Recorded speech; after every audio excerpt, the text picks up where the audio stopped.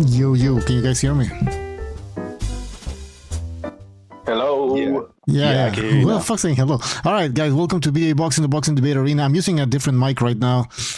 So in the chat and on Discord as well, let me know if I sound too loud or too low or whatever. So yeah, let's get this party started, guys. This is an open lines. Anybody can join. The link in the description, link in the chat, and yeah, that's pretty much it. I'm gonna probably leave in a little bit, but I'll be back.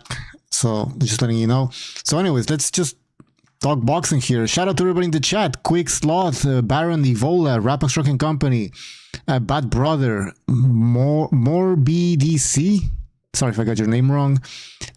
Team Badman Boxing as well. Guys, welcome. So yeah, I wanted to start with like what we want to see for 2026, like a wish list. Maybe we can write it down as well. I think we do this every year. We have a BDA boxing wish list. I don't know if somebody wants to begin with a wish list, a fight you guys want to see in the chat. You can also participate. Somebody said, yes, go ahead. Not really a fight. I want to see Shakur Stevenson get his ass beat. Like a Mhm. definitive win, and it's not even because of Teofimo. I just want to see these guys take a loss so we get better fights. Yep. I mean, That's what happened. I hope so. I'm not sure with the Teofimo. Are you one of these people? Are you guys one of these people that think that Teofimo Lopez has an extremely good chance of winning? Like that he's a massive favorite? Some people see it like that. I really don't. I think it's closer than... I don't think he's going to because of the referee, because of the clinching. Go ahead. Yeah, he's not going to get the nod on the scorecards. Yeah, exactly. Oh, this is Jesus Christ, Godspeed. What the fuck is your other name? It's apology, man. Long time no see. Yeah. How you doing? What's up? It's been like it's been years. I saw you in the chat a few times. By the way, you sound a bit low, so why don't you boost your volume a little bit? Well, Bucho, yes. I think it looks like the media and a lot of fans already have their scorecards filled out when talking about Tio and Shakira. Mm-hmm. Yep. They're saying it's going to be a whitewash and this guy's a generational talent. So and then when we have the discussions, you need to replay what they've been saying. So that if it's a close fight and we're arguing about it, it's like, bro, you already said he's going to whitewash. So I know you're not going to give us a genuine scorecard. Exactly. I mean, that's what I'm saying. I'm saying like I know how the boxing works. I know we've seen it multiple times. The guy that's on the back foot gets a decision. The referee doesn't implement the rules. And like you said, they're already telling you this, like, oh, Shakur. Like, this is a fight where Shakur is the main character, right? Can he do it? Can he win a belt in another division? It's about him. It's not about Teofimo Lopez defending his lineal title. It's about Shakur. That's the narrative. I don't like when they do that. It's fishy. That's an excellent point. Yeah, no, they want to coronate. This will be his coronation as the next fraud May runner. I mean, they're trying to do this, right? It's been a long time. It's been for a while now. They've been trying to crown him as the next Mayweather, the next slick boxer, and I mean, he this is the next step. This is the next. Actually, like you said, this is the step. The next level. This is what's going to take him to the next level. The Teofimo Lopez fight. If he beats Teofimo Lopez, the crown is on his head. Yeah, because they'll put him number one. Don't be surprised if they put him number one pound for pound. They're talking about top 5 because now that Snackford left, if he beats Teofimo, you're going to see a lot of pundits and critics go, "Oh, he's number one."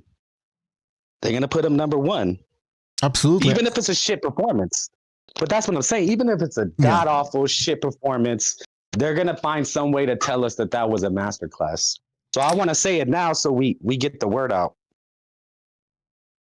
Yep, exactly. And even if it's a shit performance, and we saw that in the Haney fight, in the Haney Norman Jr. fight. In my opinion, the performance from Haney was shitty. And nobody cared. I mean, these pundits and so-called experts, they didn't care about the performance. All they said was like, "Oh wow, Haney won. He's back. He's a champion again." Blah blah blah. And like, why don't you talk about the performance? The performance was garbage. Yes, he outclassed Norman Jr., but we didn't really know who Norman Jr. was. And some people in the chat, I remember saying, "Oh, but some people were picking Norman Jr." So what? That just tells you how low they thought about Haney. It's not they weren't picking Norman Jr. because he was a great boxer. Nobody really knew who Norman Jr. was, but they picked some people picked him because Haney had been looking like shit. You know, he lost to Ryan Garcia, even though it's unofficially he didn't lose, right?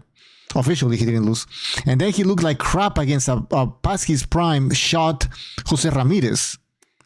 Right, so some people were like, "Well, you know what? Based on his past performances, I think he's gonna lose to Norman Jr."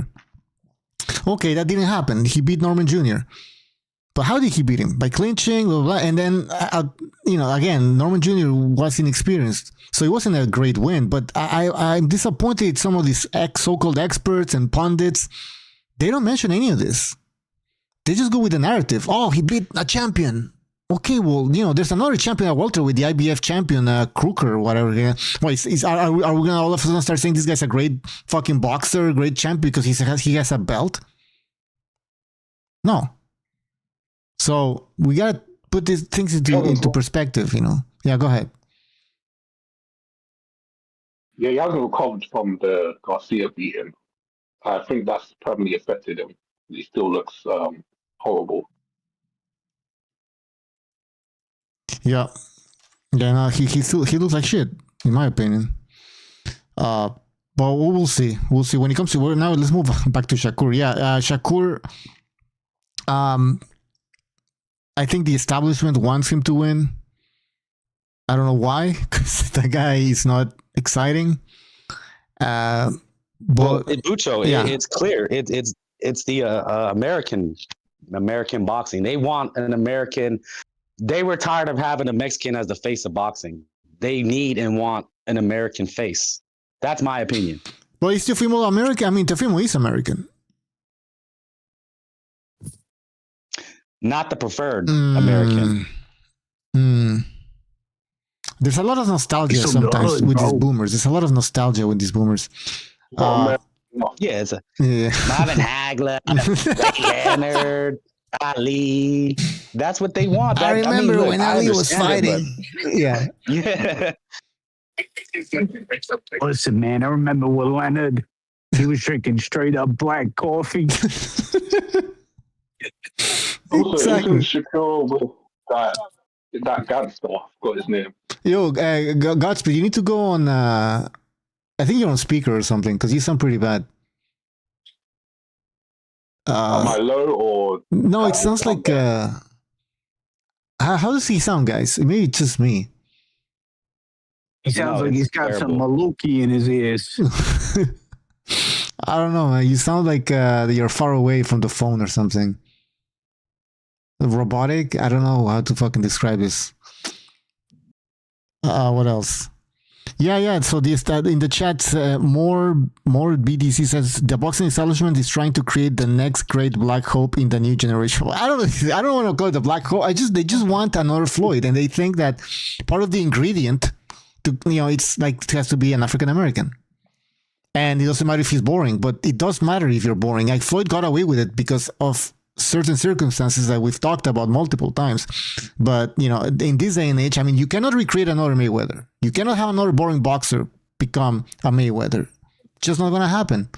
And I don't know when these people are going to realize this. I mean, Jesus Christ, Turkey had to tell fucking Shakur to fight differently. And after the Cepeda fight, Shakur said, "I'm never doing this again." Something along those lines. Don't, I'm paraphrasing, but he doesn't want to do it again. So we're going to see the same Shakur, guys, against Teofimo Lopez. Don't expect him to be on the ropes or anything like that, unless Teofimo Lopez pins him on the ropes. But that's not his style.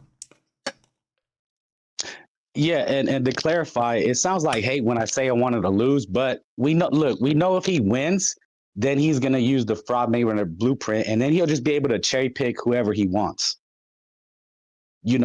We seen when Tank Davis struggled, now the fans are putting pressure that he has to rematch this guy.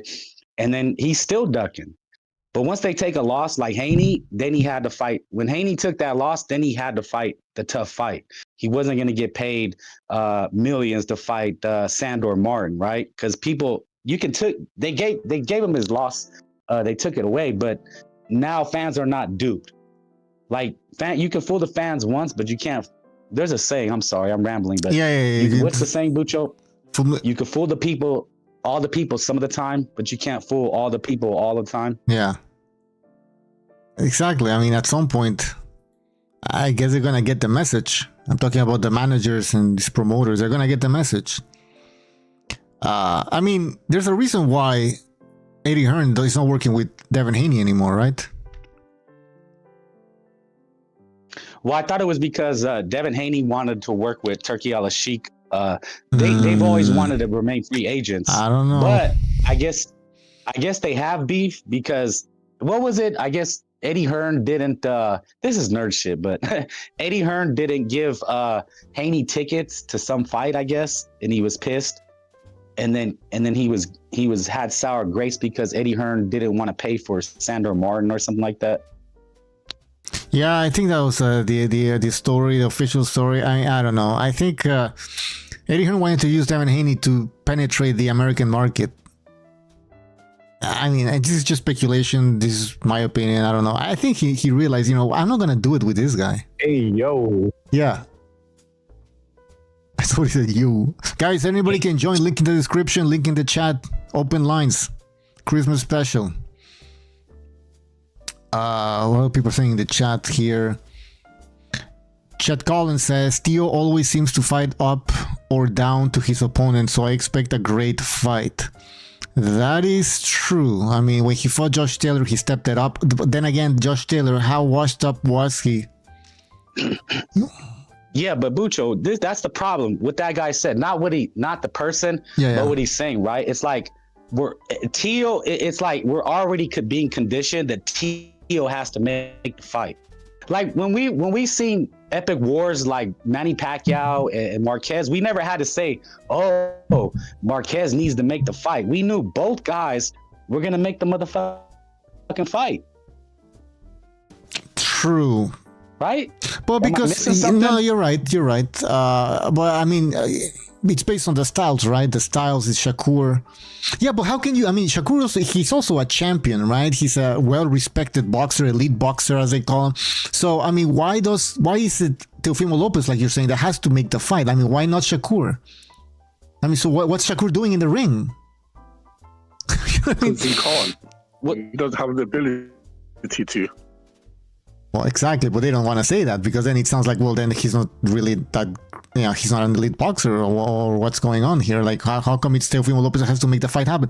No, both of the guys have to be the one looking to fight.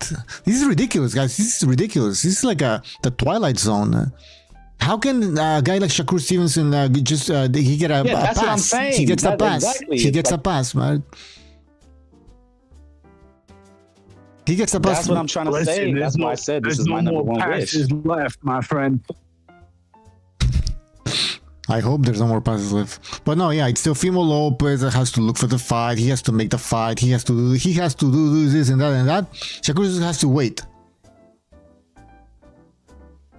Move around the ring. Listen, man. Yeah. Shakur better hope that punch goes straight through that big gap tooth because that's his only chance of not getting knocked in the mouth. I think he fixed that though. There's no more gap. The gap He's is gonna gone. get it fixed. He's gonna get it back. He's gonna get it fixed. You ever heard of Invisalign? Teofimo's dad invented it. Left hook. Yeah, we'll see, man. I hope so. I really hope so. I'm not, guys. Don't get your hopes up because I really think that the referee is not gonna do his job as they always do, right? They never do. They never do their job, and the judges forget about it.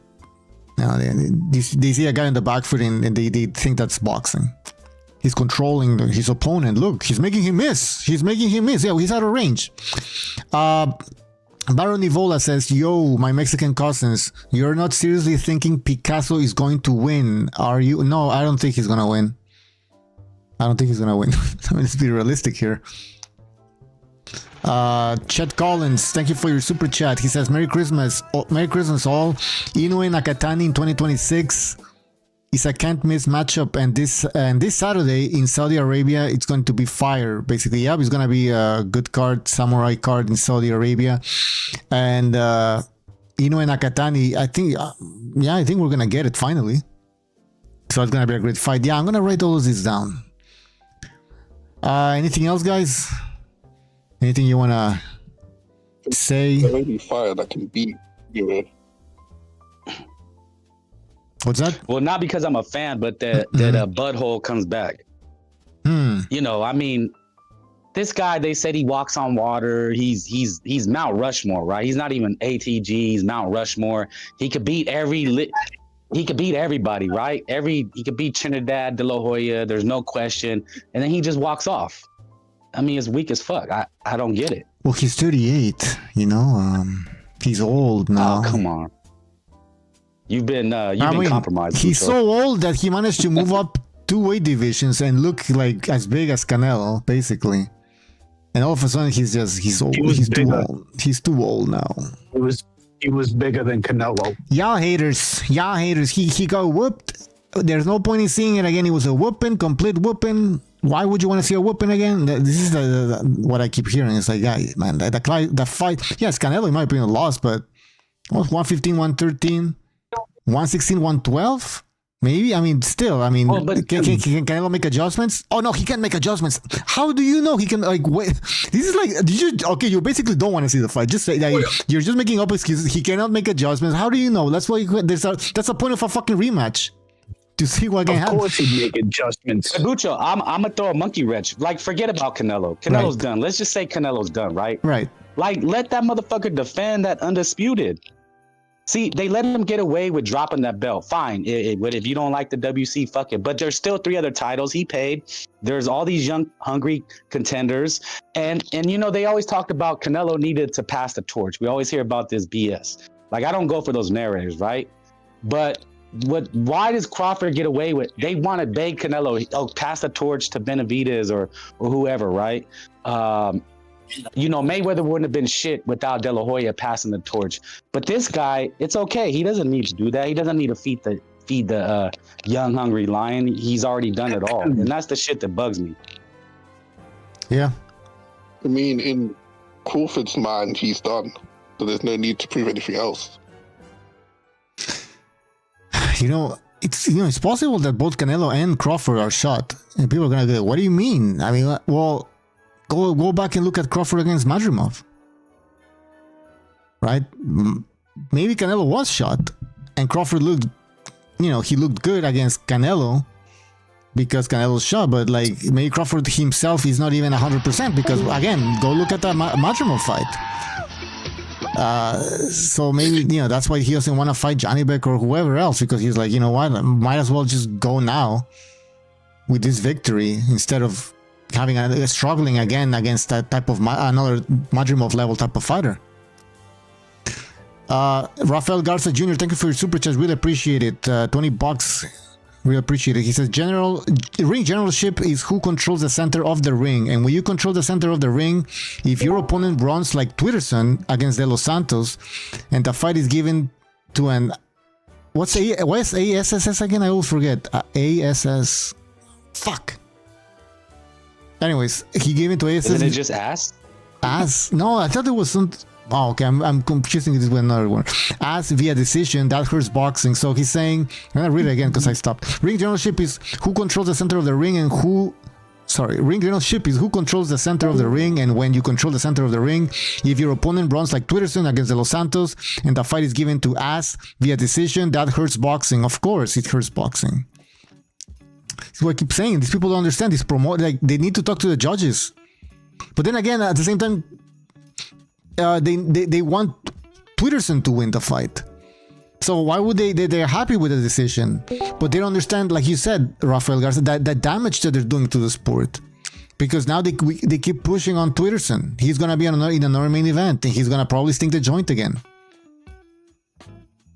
This guy's not gonna become Mayweather. These people need to wake the fuck up. Best thing to happen to boxing is for Teofimo Lopez to win. That's the best thing that can happen.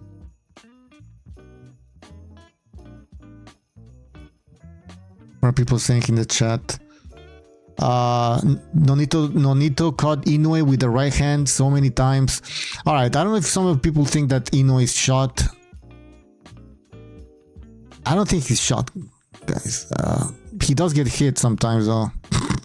But I don't think Picasso is gonna be the one, guys. Picasso will give Inoue a good fight because Inoue always comes to fight. That's why he gets hit. He could easily just outbox and get a decision like he did in the MJ fight. Yeah, exactly. He can also outbox you. He wants to decide, man. He's the monster, so that's why the fight plays out the way it plays out. Yep. Al Cuerpo says I'm actually going to the fight. Which fight? I got Shakur by TKO, says Retro Gamer. Alright. I don't know if this guy's joking. But you never know. It's boxing, but I don't think Shakur's gonna stop anybody.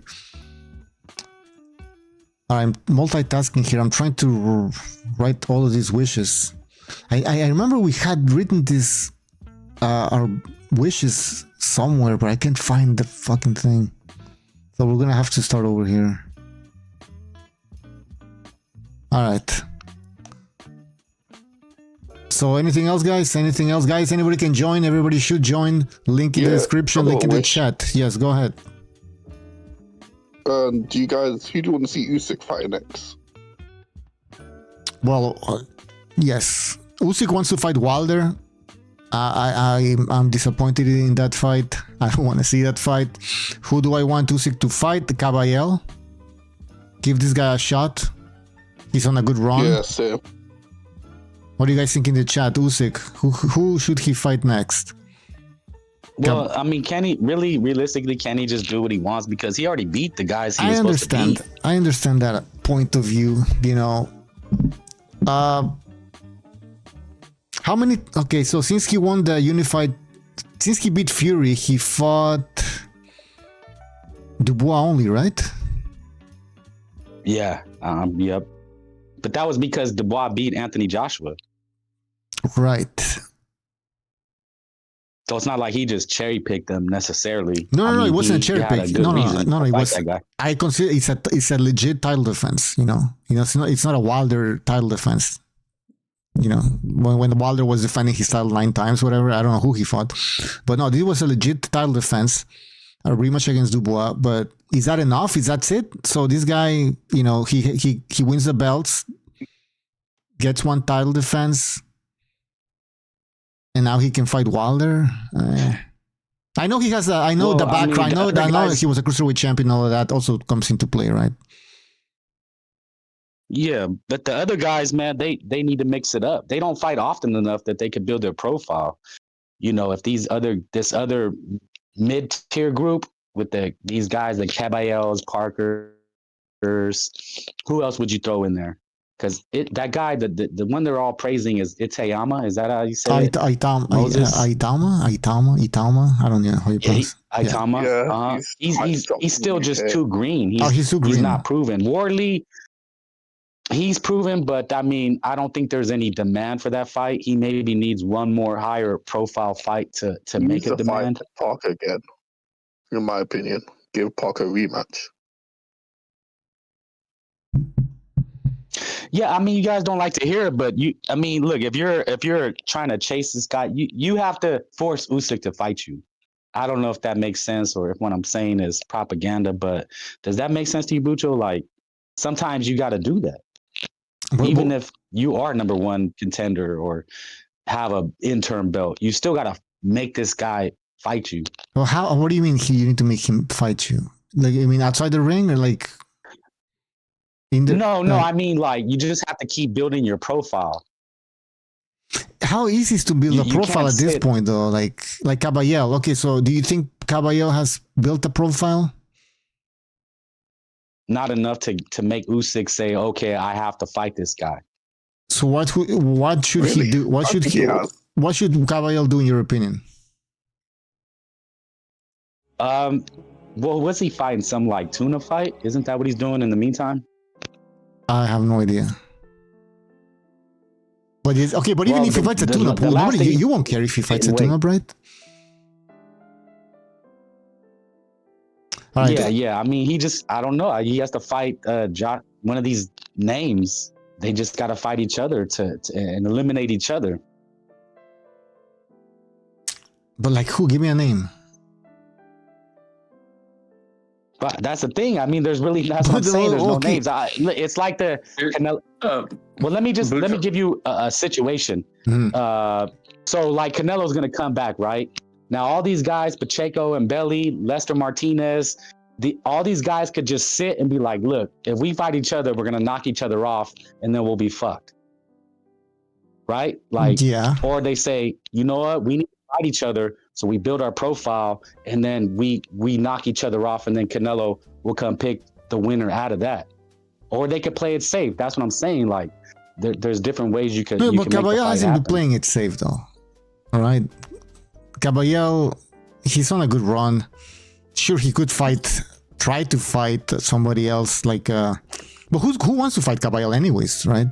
Like Caballero's relying on the rankings at this point. But Caballero's, I mean, he's relying on the rankings. Like, okay, well, you know, that's how I'm gonna get my big fight.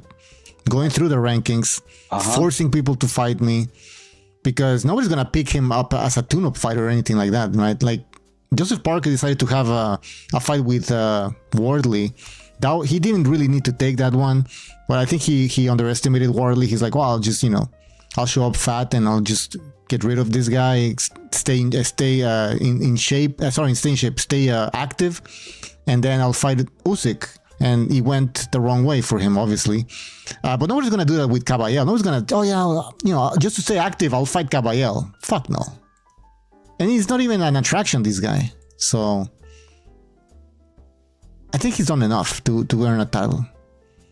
But I also understand that Usyk, he can do whatever he wants, but.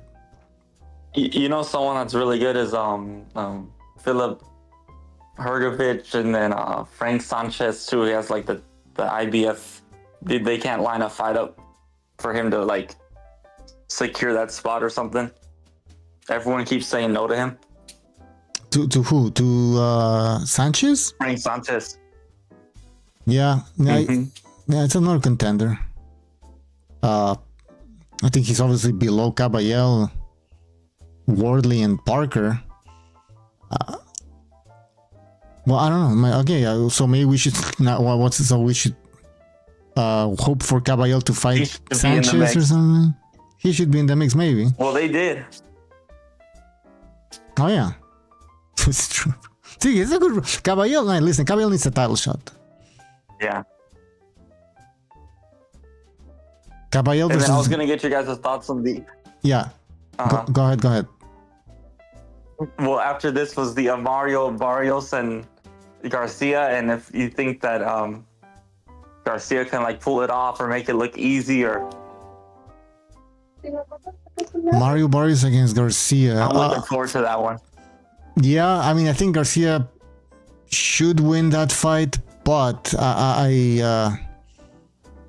Ryan Garcia, you know how this guy is. Sometimes he doesn't show up in shape. He's not psychologically okay, or we saw it against Rolly Romero. I don't know what the fuck happened in that fight.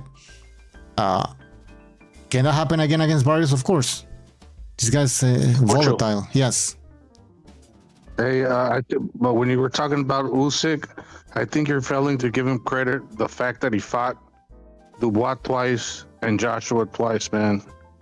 That's like four fights, man. You can't just lump them up and, he beat Joshua, he beat Dubois. You know what I'm saying? Yeah, I mean, he's not having any breaks. That's true. I mean, he fought Dubois. No, he fought Usyk. Sorry, Joshua, Dubois, Fury, Dubois. That's a run, a big run. But the thing is, he's saying remember, Dubois was on a tear. No, I understand. He lost the first time. Yeah. No, They were trying to get those belts off him so bad. They wanted those belts off him so bad. Who does so many rematches at the top? Like, they usually take an easy route right after, Mm-hmm. They were trying to get those right back to the States or something like that. At the same time, I think Usyk enjoyed those rematches. He got a lot of money for that, you know what I mean? And so, Yeah, and he was fighting big names, so I mean, maybe rematches were warranted. You know, but yeah, he's in a good run. So yeah, maybe he should fight. Well, the thing is, he says he's ready to retire pretty soon. So I'm like, I hope he doesn't retire without fighting a Caballel or. Well, at that time I went to see him fight Parker, but now Parker lost. But Yo, guys. Yesterday I decided to have some fun and rewatch the Tyson Fury versus Usyk second fight, not the first one, and I rescored it again. And you know, as I said, I have a video. I said time. I didn't title my video "Time Reveals All" because sometimes when in the heat of the moment, you know, people could say something, and then, you know, your mind could be swayed one way or the other way, the commentators or just the audience themselves, you know. So I rewatched the fight, man, with no emotion, no nothing. I'm like, I'm gonna rescore it. Clearly, okay, Fury lost. We'll see how it is. Guess what? I scored it 8-4 for Fury. excuse me. Wait. 8-4 for Fury. 8-4 for Fury. Yes. 8-4. He won that fight, my guy. Man, what the hell are you talking about? What the fuck? First fight, he lost the first fight. I watched it multiple times. I agree the first fight he lost, but the second fight he won. They robbed his ass. That's why that fool wants a third fight. Now he can't handle the third fight, so he wants Wilder now. I'm telling you right now. All right, you know what? We gotta rewatch it. You know what? We should rewatch it off the air. And then I'll post it on Patreon, and I'll post it on Patreon because we can't post it on YouTube because copyright. But we can post it on Patreon. We can watch it. We've done it, so for free. By the way, guys, Patreon is free. Go check out Patreon. It's free content. What's that? We still gotta watch Betterbit versus Bibble 1. I'm down to watch that again. We'll watch that and the other one as well. Do you not think the first fight was close though? What's that? I can't hear you. Yo, Jose, please mute because you can hear you, man. All right, hold on. I'm gonna disconnect this guy. Yeah, go ahead. Yeah, do you not think the first fight was closer? I think the second fight was close. No, wait, which one was closer? Really? Yeah, the first fight he got dropped. No, not dropped. There was a TK standing 8 count. Yeah, but the first part. First fight was close, but definitely closer. But the second one was not close, and they just favored the shit out of Usyk. You know how many times he shoe shined that fight when he was actually hurt? He shoe shined just to make it look like he's in the game. And me being a dumbass at the time, I'm like, I could give him because he threw some. No, that was just shoe shine punches. He was actually hurt, trying to make it look like he's in the game. I don't know, man. Hey, we gotta. Okay, hold on. Before we continue, I promise you with everything I believe in, God Almighty up there. But he lost that fucking fight, man. Jesus, that's insane. All right, I don't know, man. Okay, we gotta rewatch it. Super chat. Oh, just quickly before I forget, Rapper's Rocking Company, thank you for your super chat. Really appreciate it. Keyshawn Davis dogged De Los Santos by missing weight on purpose. A slick dog. Usyk versus Wilder and 2026 Wishlist. Boots versus Murtazaliev and Benavides, the Vegas fighter. the Vegas fighter against Arthur Beterbiev. That's a great fucking wish list. So again, let's go. Usyk versus Wilder. Well, actually, that's I don't want to see that fight. Well, I mean, Wilder's gonna get knocked out, so that might be fun.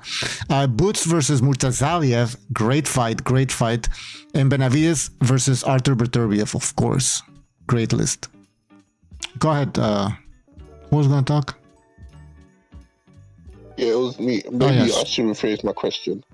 I thought the first fight Fury did a lot better, despite the down in count, so that's why I'm a bit confused that he scored the second fight for him. He looked a lot better in the first fight, a lot sharper, and I believe he hurt Usyk in the first. That's what I thought too, bro. I thought like, he came in too fat and too heavy, but then I rewatched it. But the thing is, there was another guy that he has his own YouTube channel. He said, I thought clearly fucking Fury won, but I'm like, I when live wise, I was like, it's either a draw, like AJ had it, and or it's like slightly in the favor of Fury. But I wouldn't be upset if it's a draw. That's how I was The looking at reason it. why Now I mentioned that, watched it. I watched it live. I watched it yesterday without any, like, obviously there's no emotion, there's nothing anymore. Just watched it with just clear cut as best I can. Bro, it's 8-4, and you can arguably say 7-5 because the 7th round was there was an incident where he threw Usyk threw punches from an angle. It looked like it touched him, but it didn't touch him from a different angle. When they show the camera, it didn't even touch him. So I was like, okay, those punches didn't land. So he didn't win that round because I was going to give him that round, the 7th round. So he didn't win that round. So when I calculate, I'm like 8-4, bro. He beat him, and he is crazy as Fury is and contradicting he is. He's right on that one. He actually beat him, and he was better in the second one than he was in the first one. The first one he clinched a lot more. No, he clinched. Hold on, listen. I'll tell you why. Clinched a lot more. He clinched a lot more in the first one. He didn't clinch as much in the second one. He pushed him back more in the second one than he did in the first one. The first one he was on his back foot trying to box him out. Well, listen, we'll talk about that another time, I guess. We'll rewatch the fight of the year. We'll just gotta set up a date, a watch date. Yeah, I'm down. Usyk too humble. He knows he's the greatest of all time, says Mayos Miso Dionysian. Usyk the greatest of all time. I mean, he's up there in my opinion. He's up there just on the what he accomplished. I can't believe that Usyk's accomplishments are somewhat now overshadowed by what Crawford did. It's just, I don't know. I don't know what's going on. Baron Nivola says, "Are we really supposed to take that seriously?" Yeah, we're gonna move on. Well, we're gonna look into this Fury versus Usyk, the rematch. Anyone remember, guys, like Mark from Undisputed Boxing Talk, Get This Smoke, or D Jefferson from as well? Anyone remember, guys? Like, yeah, that was a long time ago. Long time ago. Like in ancient times, BDA ancient times. So yeah, guys, anybody can join. Fun time. Yeah, good old days. The good old days. Before we became corporate, you know. Now we have like the shareholders and executives, and it's pretty bad. By the way, guys, hit the like button. Hit the like button if you're enjoying the show. Anybody can join. It's an open line show. Link in the description and link in the chat. Let's continue here with a wish list. What do you guys want to see in 2026? Or maybe what don't you want to see in 2026? That's also a possibility. Let's see. I'm trying to write this down. Fuck. Let's do it.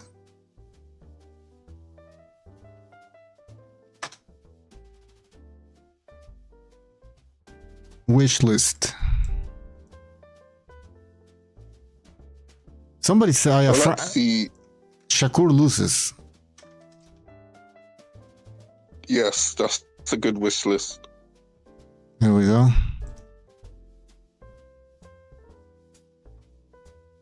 Shakur. I would also like to see the mid. What do you want to see? Joe fighting thing. Famous. Ortiz versus Boots. Yeah, of course. Ortiz Ennis. Yeah. Finally. I would like to see the whole midweight division do a tournament to crown the winner, like the #1 champion. The what? Which one? Which division? Like middleweight, all of the divisions from 1 to 6. So everyone fights each other at 154? Basically like a tournament style. So you have the guy that knocked out Mutasalia. Yeah. You have Ortiz, Boots is moving up now. And you still have Rodjumov there. And you have the other Ukrainian. All right. What else? Crawford docking Benavides. I mean, I don't know. I don't want to see that fight. Usyk knows Crawford is the GOAT. Yeah, I doubt it. Dionysian says, I have a feeling that the fight between Teofimo Lopez and Shakur is going to be the worst fight of the year. It could happen, I'm telling you. Because don't expect the referee to break the clinches and the judges to... Well, I mean, the judges, we know how they work. They love the guy on the back foot. The guy's on the back foot, it's like, they call him the boxer. He's dominating. Dionysian says, I can't wait to see Usyk flatline Deontay Wilder. Yeah, that's the only positive thing about that fight. Like, we're gonna get to see Wilder get knocked the fuck out.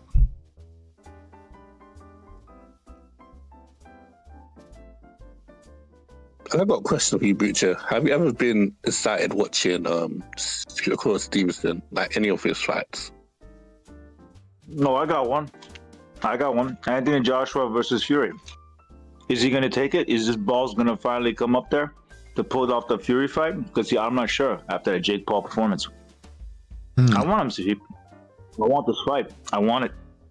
I want to put AJ in his place because he deserves to be. Well, why do you hate AJ so much? Because AJ is a full of shit type of. You know what he did with Fury's career? He intentionally, when he got back, intentionally prolonged it to fuck up his prime years, after he beat Wilder the second time. At least that was at his like second peak. His first peak, his true peak, was in Klitschko. The second best peak was after he beat Wilder the second time. He wanted to prolong that shit by prolonging the fight with Usyk. It took Usyk's second fight took 1 year by the time it happened. 1 whole year. He wanted Fury to pay step-aside money so he can get Usyk instead of himself because he was too afraid to fight Usyk the second time. Remember, Usyk played with this dude. Usyk in the first fight just played with him. He didn't even want Usyk the first fight because he knew he was going to lose. So he was trying to make the Fury fight, knowing full well Fury's in the fucking arbitration clause with Wilder. He can't fucking do that. Fury took the bait. He went with it. Maybe we can pull it off. And now, where is he at? He's thinking about fighting a kickboxer. That's his next goal. What kickboxer? What are you talking about? I heard something about him fighting a kickboxer. Which kickboxer? By a bunch of people. Which kickboxer? I don't follow kickboxing. Dylan White? I think you're making shit up. Fight Dylan White again? Some kickboxer, bro. I don't know. I never heard about that. Yeah, Dylan White. To get his confidence back is the whole storyline. But I mean, isn't Dylan White a kickboxer? Maybe Dylan White. Bro, he was ducking Dylan White too at some point because he beat him once. He was afraid because when he beat him the first time, Chisora knows this. He had a shoulder injury. Dylan White. He took that as he went by chance. Like he took a chance of going up because it was a title. It wasn't a title shot, but it was his route to a title shot. So he took a chance. Chisora told him, "You're an idiot for taking this fight with a shoulder injury. You shouldn't have done it." That was like the best version of Dylan White at the time. And he went around, did it, got his ass beat up. But the second time when he was calling him out because Wilder was nowhere to be found because he was terrified about Dylan White, he still is. He called AJ out, and they were about to make the fight, and AJ lowballed him. So they're gonna make that fight. And same promoters, by the way, Eddie Hearn is the promoter of both Dylan and AJ. Okay. So, but who took that fight? Fury. As soon as he finished Wilder off for the third fight, he took that fight. He gave him that shot that he always wanted. Put him away. So that's why, I mean, there's many reasons. He's a quitter too in the ring. That's why I also don't like him. The only time he didn't quit was against Daniel Dubois. All right, let's move on from this heavyweight bullshit. More BDC says Crawford was terrified of Fundora, Murtazaev, and Ortiz. Do you guys think that's true or not? Yes, I think that's true. Gypsy. I don't know about terrified. I think more like he didn't want to take a chance. That's I kind don't think he was of. terrified. So what's the Maybe difference? What's the maybe more- difference? Easier fight. No, difference is like what Wilder was with Dylan. That's terrified. He was scared. But taking a chance, like maybe I'll lose this one. I think maybe Murat Bakram, he's probably terrified, but not so much Boots, not so much Virgil. At the time, I agree with things that. change. At the time, yeah. Fundora is difficult, so at the time maybe he would have. There's a little level of fear, no matter what. It's a little bit, no matter how talented or good you think you are, or how many years of experience you have. There's a level of fear of losing, but not like terrified. Terrified, maybe Baccarat was probably that guy, probably. Eric in the chat says Fundora versus Bud at 154. Wish that happened. Bud didn't stick around 154 too long. That division is always a crapshoot. That's true. I would have liked to see more of Crawford at 154. Now some people are going to say, well, he's 38. Okay, well, when he was 36, 37 at least, he could have fought more on 154. He decided to only have one fight against Madrimov, and he didn't look that great. So I would have liked to see him fight again at 154 to prove everybody wrong and prove to everybody that, that the Madrimov fight was, a bad night or something like that, but he didn't. He just basically ignored the whole division. He fought once a year since 2020. He's been fighting once a year since 2020. I don't know, man. And then after Spence, he fought Madrimov. Before Spence, he fought... Who did he fight before Spence? I forgot, man. David No. Alvanesian? Yeah, he didn't look that great. Crawford. Wait, and after Spence... All right, yeah, I think you're right. No, before all Spence, he fought Avenesian. Right, that fight, he was getting tagged, but then he knocked the other guy out. He's not that great of a boxer. He's a contender. That fight where he loaded his glove. Oh, yeah, contender. Yeah, the glove exploded. Then he fought Errol Spence Jr. 2023. Then 2024, Madrimov. Then 2025, Canelo. I would have liked him to stay at 154. You can't say this guy was a 154-pound champion because he didn't beat that. He's a titleist at best. He didn't really dominate the division. He didn't unify. He didn't beat he should have given Madrimov a rematch at least. So people ignore that. It's just like it's like as if he went. He cleaned up 160, 147, and then he cleaned up 154. He didn't. And unfortunately, he was only fighting once a year since 2020. Again, one fight in 2020, Kell Brook, one fight in 2021, Sean Porter, one fight in 2022, Avanesian, then Spence, then Madrimov, then Canelo. I don't know. I take that into consideration when they want to compare him to Sugar Ray Leonard and see some of these other guys. I'm like, oh, we want to do that. We got to break down his record, what he did. And then he says he's better than Pacquiao, basically. So, okay, we got to do it. It's not hating. You're a hater, Bucho. You're a hater. Boy, because I'm breaking down his record and I'm pointing out... At least Manny Pacquiao defended his status as a champion, right? And he gave a bunch of rematches. Bud Crawford, even though he got undisputed, he never defended it at any weight class. So he's not really an undisputed champion, in my opinion. Well, you could say that. He's got a paper tiger resume, and people are just afraid to say it. Let's just be real.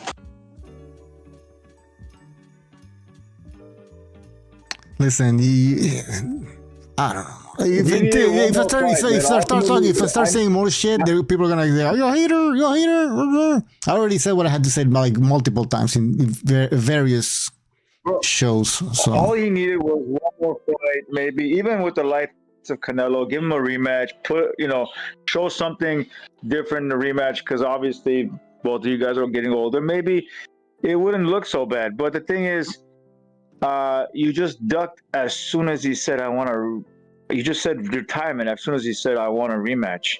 He said, I want a rematch. Your ass is retirement. Like, come on, bro. Like, that's sus. That's like super sus. You know, like if you said it before, and before he even said anything, I'd be like, okay, all right, I get it. You want retirement, but you said it right after he said that. I mean, like the day after, I don't know. That doesn't look right. No, but at first he said he wanted 100 million or no fight. So let's that's what he first said. So he said he didn't say he was gonna retire or didn't want it. He said, but it had to be 100 million, and Canelo needed to take like whatever he wanted to give him.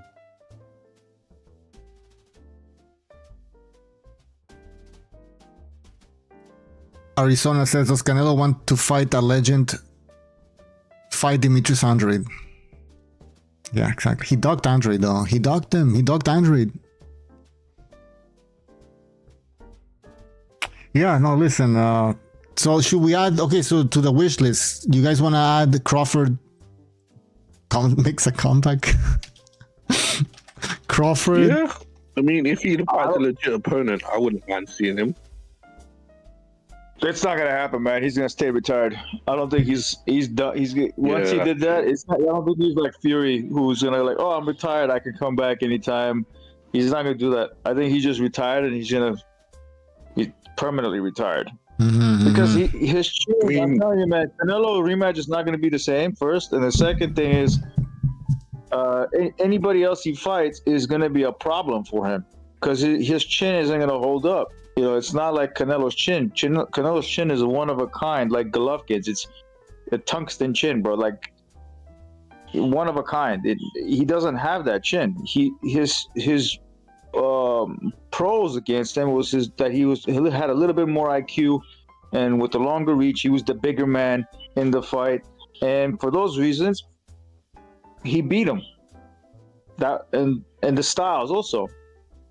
But that's it.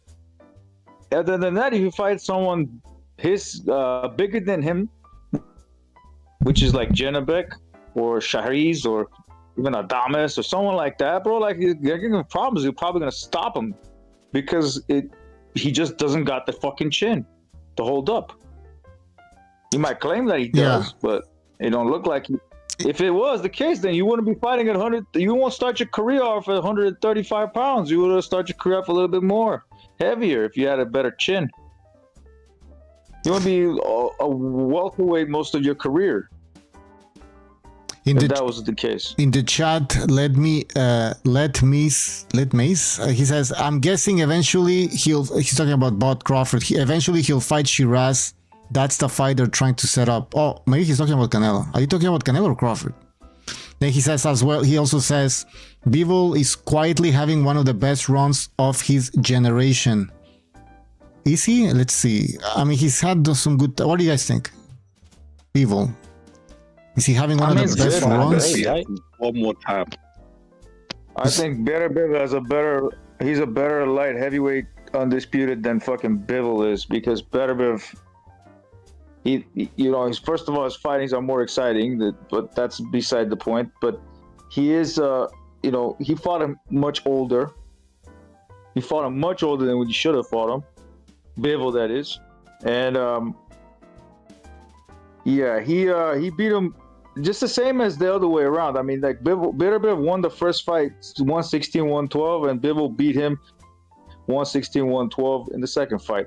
So, there should be a third fight, but since he technically broke him, and his back is gone, like, who really is the champ in that division? Because Benavidez hasn't fought any one of these guys, so I would lean more towards Beterbiev than I would Bivol, because he broke you. He got more in the tank, and he's a 40-year-old man, bro. Shame. That's shame right there. I mean, but then again, there's no, some people are genetically different than others, I guess. Wait, Chipsy, who did you have winning the Bivol Beterbiev, the rematch?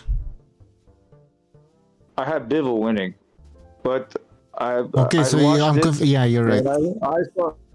I saw that Beterbiev at round 7, his age. Well, I won't say his age. I think he needed more time to recover from the first fight, because he's an older guy, and and because of that, he kind of gassed out on the 7th round, and he was getting outboxed because of the fact that he was tired from trying to catch Bivol the entire time.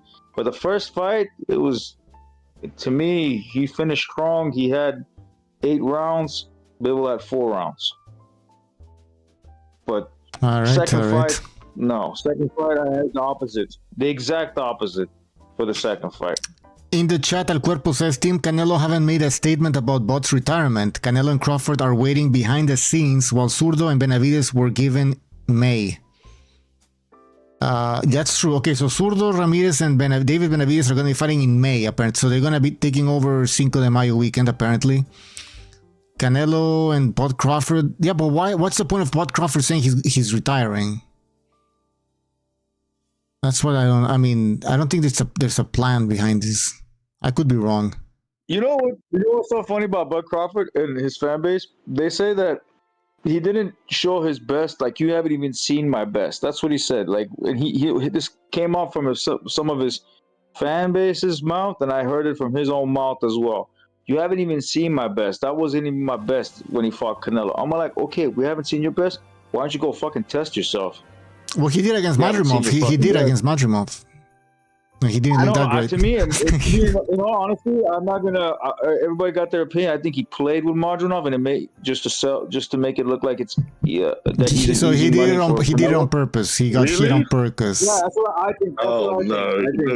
You're crazy, man. But that doesn't necessarily mean. Doesn't necessarily mean. I know I'm crazy, but I feel like that would be the case with that. But that doesn't necessarily mean he beats Virgil. So he played with Madrimov, and he on purpose made it a close fight.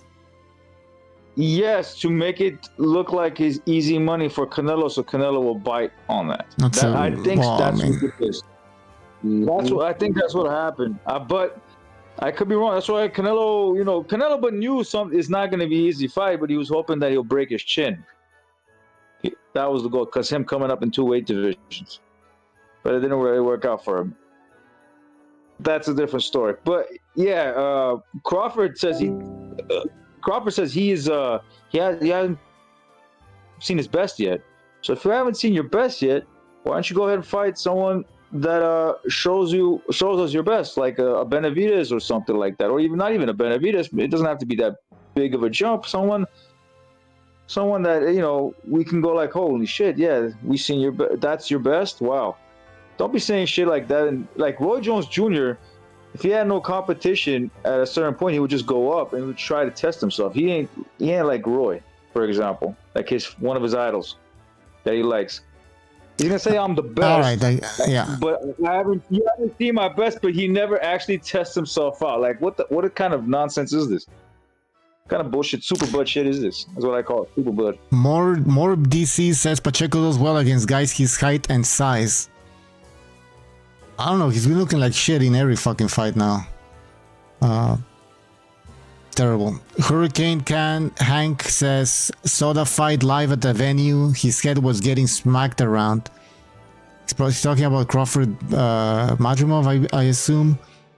He looked terrible in that fight. Again, I would like to see Crawford at 154, but he just took that one fight, took a year off, then fought Canelo, and that's it. Wrapped it up. Best of all time. Or right up there apparently now. Apology Man says, I'm off Bucho, try to catch more lives in the future. Peace. Yeah, man, jump in anytime you want. More DC again. He says Berlanga beat Damon Nicholson in better fashion than Andrade. I didn't even watch that Berlanga fight. Typer Dandy 33 says Canelo will beat Benavides, Bivol, and Crawford in 2026. Go Canelo. Yeah, exactly. I don't think Canelo has long left. He's getting all these surgeries. His leg is all fucked up. He's still, to me, he's still the face. Like it or not. I still think. I mean, after him, there's nobody else. Not yet. Nobody has beaten him as the face of boxing yet. They're just trying to put Crawford up there. No, he's not. He ain't no face of boxing, bro. Well, they said that Snackford was, but that's also a twofold problem for him coming back, is because this is just my opinion. But if he comes back and he tries to put on a big fight, it'll flop. Other than Canelo, so I think that's another reason why he wouldn't, come back against some of these other guys that you guys mentioned. Even the Janabek fight, it didn't never seem big. He's not going to do Allegiant Stadium. He's not going to sell pay-per-views, and that would hurt his marketability as far as being this face of boxing. But back to Canelo, he's washed, Bucho. That's what everybody's saying. Well, in the chat, BBC Ingenuity says Bomnello looked horrible against William Skull. I think William Skull looked terrible against Canelo because he just ran, basically. Canelo could have done more, maybe, but the guy, all he did to win the fight had to walk forward. When it comes to Madrimov against Crawford, it wasn't that Crawford looked bad. It's Madrimov looked good, actually. It's supposed to be the opposite, so it's a completely different fight. Got boxed up, man. William Skull got boxed up. William Skull. They were also saying bullshit ass rumors that William Skull was he was told to take it easy on Canelo, some nonsense like that was hilarious. But William Skull knew he couldn't hang with Canelo in the pocket, so he decided to fight going around and around. I haven't actually watched his fights before. Is that how he normally fights? If that's how he fights, it's a sad spectacle right there. But that's not how he fights. That's not how he fights. Yeah. He got outboxed. He got outpointed. He got outpunched. He ran. Maybe one round, maybe against Canelo. Maybe one round or something like that, where Canelo just was taking it off in that round. He sucked ass, and they're saying the dumbasses out there that think they know boxing. They're like, oh, he schooled Canelo. That was a close fight. That wasn't close at all, bro. That wasn't no Usyk. No, this is why This is why I get some people saying like, "Oh, you picked Canelo over Crawford. You don't know shit about boxing." These guys actually said that Skull beat Canelo. So whatever they say is irrelevant. They're gonna pick because they're gonna pick against Canelo. They're gonna pick the black guy. So these people are stupid. So yeah, of course they got this prediction right because they always pick the black guy. Yes. Well, and Bucho, I'm gonna do my best gypsy impression. What if? And this is the tinfoil hat thinking, what if they did the Skull and told him to run, so that when he fought Crawford, it made Crawford look like he stood in the pocket and traded? Yeah, exactly. Snackford did a lot of running, right? Because if you take that Skull fight and then you've been conditioned seeing Canelo chase, right, a guy actually running, and so when you watch Canelo Crawford, it made it look like Crawford was just standing there and trading all night. No. Is that a good one? Maybe it is. Maybe it is. Yeah, bro. you condition people. It's convincing. I would say that could be a case, but Crawford, he did engage here and there. He fought in spurts. He did a lot of running. I don't care what anybody says. There was at least 15, 20 seconds that he just was moving constantly, especially at the end of the rounds. You can count 15, 20 seconds. He did nothing but go run around. I'm telling you, watch the fight again. There was. Yeah, he did. He moved around 15, 20 seconds at a time. The majority of the fight without throwing. I can tell you this much, bro. That was still more exciting than watching Skull fight. That shit was just fucking lame, bro. That's what I'm saying. They conditioned people to. That was part of the conditioning program. If you watch Canelo, if you watch Skull run and then you watch Crawford, it doesn't look like he's running. Yeah. I get what you're saying. They probably conditioned us to watch the Skull, and they went from Skull to then they jumped to Crawford, and they that's actually he's not running away. Yeah, it's exactly. Now you get it. Because there's no reasonable rational explanation for what William Skull did. Well, William Skull did not even throw punches. There was angles where, let's say, Crawford would throw a punch and at least one jab or something and move out the way.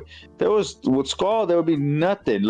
He would throw nothing and just completely move out the way. Just show his face in the corner and just laterally move out the way. That's just completely running, bro. That's not even. You're not trying to get the guy at all whatsoever. You know, that's, you know, I get it if you're like Jake Paul against Anthony Joshua, but but I don't get it with fucking Skull, who's considerably the bigger guy over Canelo.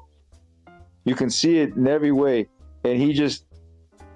It's not like he's a weak ass piece of shit. He's obviously a muscle bound dude a little bit. You can see his physique. He's built, right? And just fucking like he didn't want to engage with him because he knew he was gonna get probably popped and knocked out or something. That's why he didn't want it. Even still, though, I mean, that was the same. I think that was the next day after Davina Hanke ran around the ring. So it actually made Davina Hanke not look so bad because they were trashing that guy. What he did against Ramirez, and then when William Skull did what he did, that's when that guy Turkey Al-Sheikh said, "No more Tom and Jerry," and everybody, you know, was like, "Oh my God, thank God, that was awful," and this and that, you know. All right, let's. But then, like you said, some people actually. Yeah. Go ahead. No, go ahead. It just came back. I don't know. Oh no, but no, I mean, William Skull was probably the first time that I ever seen everybody agree that was awful. I've never seen anything. I mean, just look at Turkey's reaction. You know. Yeah, but when has everybody agreed on one thing in this boxing sphere? It's never happened. Not everybody. Not everybody. Wait, you were saying there are people that condone what William Skull did? They think William Skull won the fight. Oh yeah, that they didn't say that he didn't run. They acknowledged that he, like when Shakur did it. Yeah, okay, I know what you mean. They tried to condone it and say he didn't run. They said it was because he broke his hand. Like they're slimy, Lucho. Yeah, they come up with all these excuses and. I mean, if William Skull was the FBA, they would have made some kind of excuse. But because he was a Cuban, they didn't really. No. They were just like, fuck him. Because they wanted the Crawford fight. True. But again, some of them thought that Skull won the fight. That he made Canelo look bad. I don't know. I mean, I guess by running or something. For them, that's enough. You know, oh, he made Canelo look like shit. Look. He's, due to his boxing skills. If you did what Skull did, that's considered running. What you did, what Jake did, is not really running. It's more like, if you throw a shot, he's there. He's waiting for him to throw something. It's not like he was moving out the way before he's throwing. He waits for fucking Anthony to throw something. He moves out the way, and if he sees he can throw something without getting countered, he throws it. If he can't, he moves out the way, but he's still there to engage with fucking Anthony. What Skull did, that's fucking running, bro. You don't fight at all at that point. But Canelo's throwing a punch. Before Canelo's throwing a punch, bro, he's already running. He's not even. But you can't say Jake Paul was there to fight. I mean, maybe he didn't run as much as Skull, but he still fucking ran, and he clinched. He's still considered running, but what is he gonna do with a guy that if he goes in there and trades with? He's going to get fucked up instantaneously. So he's got to make it. He tried to break his ankle in the first round. I watched it again. So what happened was I think he beat him the first 2 rounds because he was running and touching him up by points, not by he hurt him or anything like that. Jake outpointed because I figured he's the smaller, faster guy. He should be able to do something for a couple of rounds until he gets stopped because he gets tired late. So what happened is he tried to ankle lock him and drop him at the same time. Double leg takedown basically. He was trying to sprain his ankle because he knew he gets tired late. He knows himself. That this was the guy was just he was just his legs fucking went out. That's what happened. That's why he was fucking tripping and falling to the ground. No. Yeah, his legs. You see this every time. Every time he gets tired, he can't even fucking stand. I don't think it was a strategy or anything like that. Come on. Oh, it was, bro. The first round. All right, we'll see. all right. Maybe. I gotta rewatch it. I haven't rewatched it because I don't really think it's necessary, but I guess I will. Sean Narin in the chat, he says, to do with all respectfully, Jake is still tougher than AJ. Low key, even with broken jaw, it just shows King Bucho how weak sauce the boxing game has become. Is Jake Paul tougher than AJ? I think Gypsy is gonna say yes. No, not tougher as in like as a physical specimen. No, I mean tougher in the like, sense of having balls, you know, taking punishment. Hey, but Bucho. Yes. Wait. Can I say something first? Because before this guy rambles. Yes. How does getting your broke jaw? How does wait? I got How it. does getting your jaw broken make you tough? Like, does that automatically make you tough? I mean, if he would have fought with a broken jaw, if he would have fought with a broken jaw, then yeah, maybe. But he didn't fight with a broken jaw. Okay. It just ended. There you go. It ended with a broken jaw, right? So, no, it doesn't. Just that doesn't make you a tough. Like these are these Jake fangirls trying to legitimize it. Oh, you see what he did? He lasted longer than Ngannou. That means he's legit. It's like I was trying to think about it. If you're a fan of Jake Paul, like that just elevated him in God status. Do you understand what I'm saying? Because, and I'm not gonna buy that. I'm not gonna take that. I'm not a fan of Jake Paul, bro. I'm just gonna say it how I feel. I think about what happened in that. If Jake is tougher, what you talking about? Mentally tougher?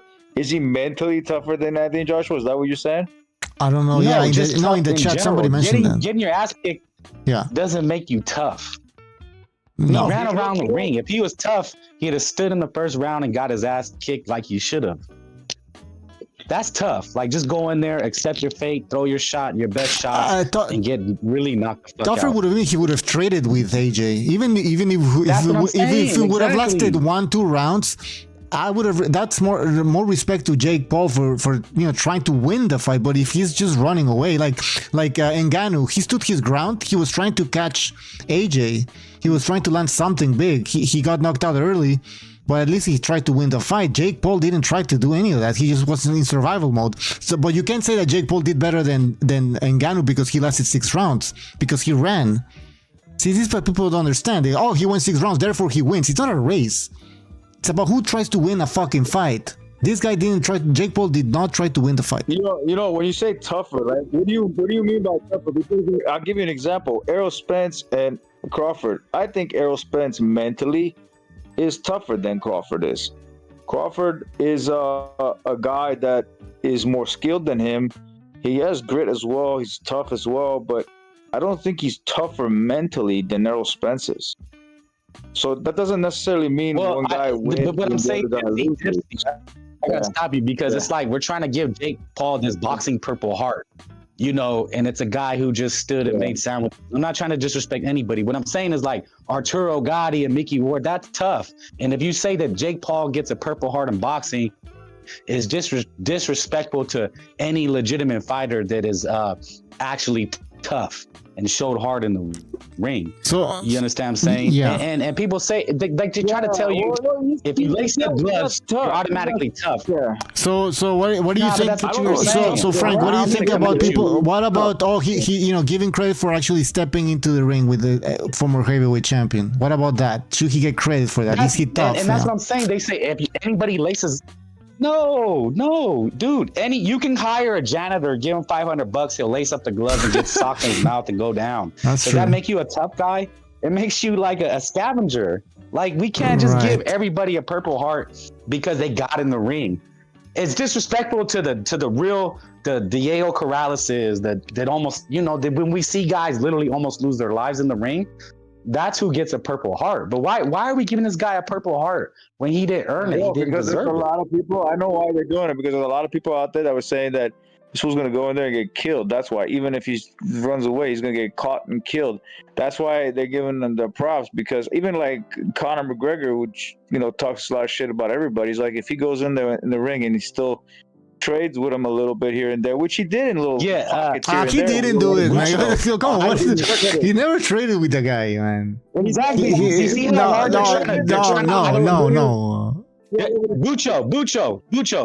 Bucho. They're trying to immortalize this guy. You understand? You see the name? They're trying to make him immortal. In the chat, get the fuck out of here. The Turkey in the chat says stolen valor. It's stolen valor. Yeah, I was gonna say Yeah, that. right. Like that's what it is. Like, come on, this guy's. We're not trying to immoralize him, bro. We're just giving him credit where credit is due. Like, Yeah, he but did you're it, making bro. shit Like, up, good for Gypsy. him. You're Like, starting to see that. You I say mean, that he traded with him sometime. Like he never traded. Like he didn't try to I fight. don't think he did a little. Well, like, you say trade, man. I don't say like he took a shot and then he delivered his own. He blocked the shot and he delivered. There was a moment when he did that. Like he in that sense, he did that a few cents. But then he was all over the canvas. After a few more of those, he was all over the canvas because he was not supposed to be in the ring with this dude. He's too weak, first of all, to even. If he was strong enough, he was big enough. Now that would have been a lot more entertaining. I think he would have probably pulled off with endurance and strength. But that's like ifs. All those are ifs. If he was this, if he's that. He just wasn't. He had the IQ. What I saw with him, he has What IQ. IQ? To able to land he able to land a jab on a guy that has a longer reach than you, much bigger than you, and has been in the fucking sport for a lot longer than you have. It shows you got IQ. Yeah, okay? but He AJ double wasn't. jabbed his face. I think AJ wasn't concerned about anything. You know when you're fighting somebody that's on a lower level, you might just try to rush in, and you don't give a fuck about what that guy's gonna bring. Yeah, he might line a little shot on you, but so what? It's a jab, guy. Calm down. Maybe. And look at the jab. He just surprised. Yeah. He almost all of a sudden lunged in and threw a. He wasn't even a. It was like an super extended arm. He wasn't even. It was a wild jab, and it landed. So what? It's not a big deal. He wasn't like he was setting it up or anything. But he landed a couple of times, and he landed a couple of times. He also landed a backhand as well in the fifth round, and a couple other rounds as well. But then again, he was not really there to be he was there to survive and thought maybe he could get something near the end or something like that because he was all over the canvas. After what was it, like the second round? Oh, even the first round, we tried to ankle lock him and try to break his ankle, like sprain his ankle. All right. He did it a couple of times because he knew that. I don't think that was the only chance he got is to get him in the later, like just to slow him down. To slow him down because he did land his massive right hand. I saw. No. Okay, stop now, Gypsy. I don't know because he threw everything he did on it. Okay, let's move on. Just one thing. Is there 200 something pounds? Yeah. 200 pounds hit you like that, you're gonna feel it. All right, so that's what I'm saying. He felt that. So give him. So you're saying give Jake Paul a Purple Heart, the Medal of Honor. I'm just gonna give him the amount of credit that he deserves, no more than no less. Just he got in there. He got paid. Obviously, both guys. So he gets credit for. And move on and. Okay. I don't give him credit for Mike Tyson, for instance. Fuck Mike Tyson's fight. That was ridiculous. I actually give him no credit for that. And but this one, I give him credit because it's. You could say it, yeah. Oh, it's great. I'll get, I'm gonna get the money, but we can get in there. But there's a lot of people that will never get in there out of fear of getting fucking their head ripped off from their body. You know what I mean? That's not everybody would do that. So is there a wish list? Is there a wish list regarding Jake Paul? Anybody in the chat as well? A wish list regarding Jake Paul for next year? Should he retire? Is that your wish list, or should he fight somebody? Jake Paul, any wishes? I'm gonna say he's gonna be out over a year, isn't he? He's not coming back this 2020. Maybe at the end of the year. Not even. I don't know. How long does that fucking take to? No, he's gonna be out. He said he wants time off, and then with a broken jaw, wired, you're right. Yeah, with steel plates or whatever he claims, there's no way he comes back this year. People are saying he should. People are saying he should retire. Ngannou in the chat, they're saying let me. Retire from what? Ngannou. What about the Ngannou fight? Jake Paul versus Ngannou.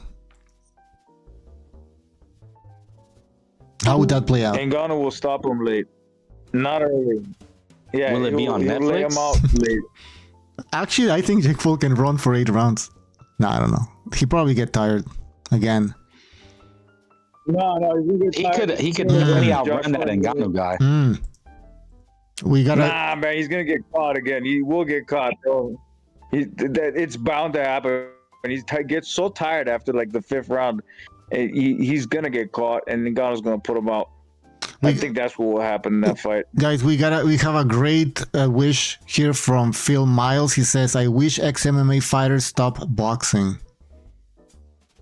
I agree. It's over. I mean, we've seen it. I mean, Mayweather against McGregor was enough. That's where they make the most money. You can't blame them. I'm just saying, you know, like I don't want to see that shit. Yeah, but it's them who call out. They're the ones that call out these guys.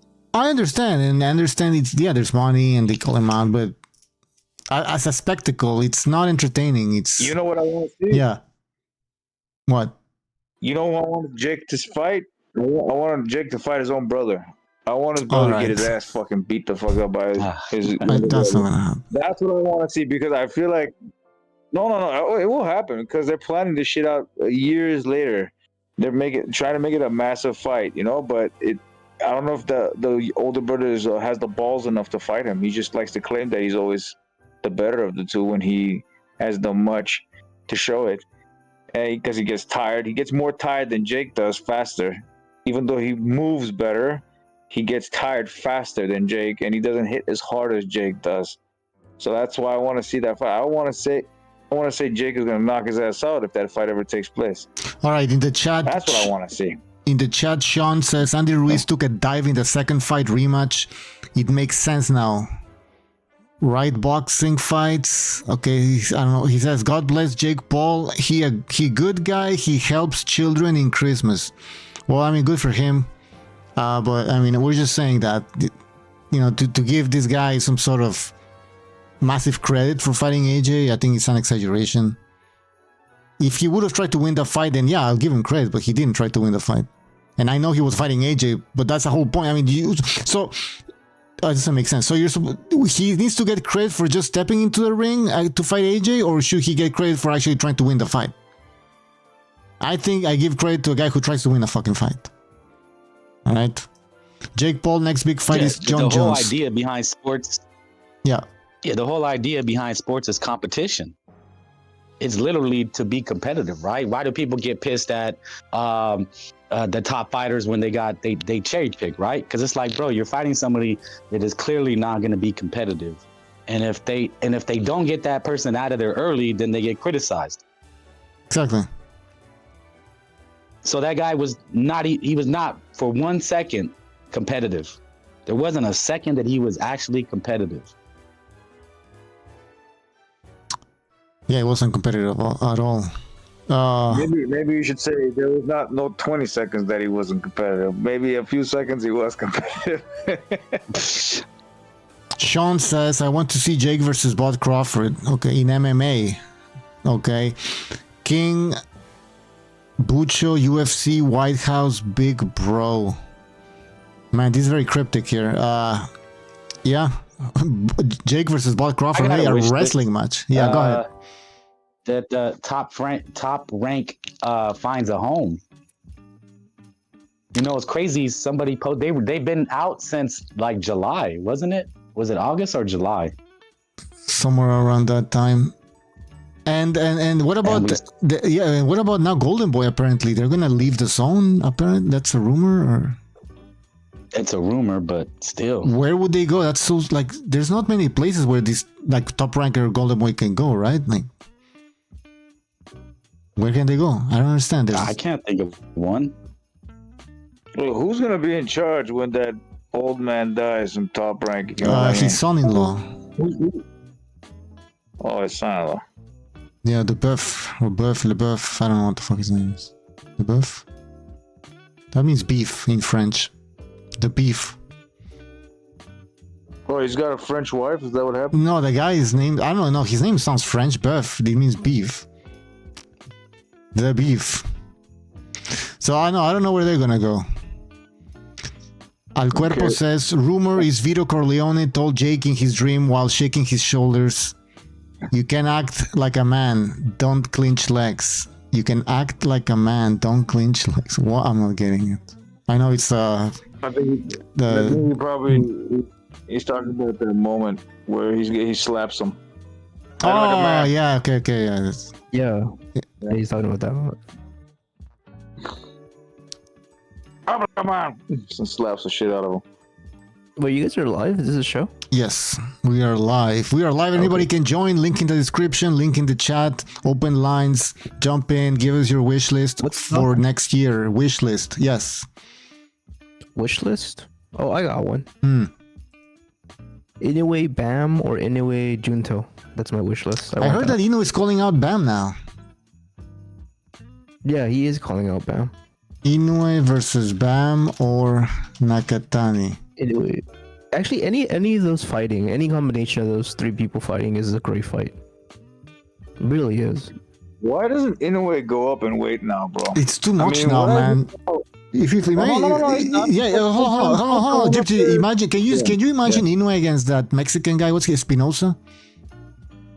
Oh man, that would be a nightmare matchup.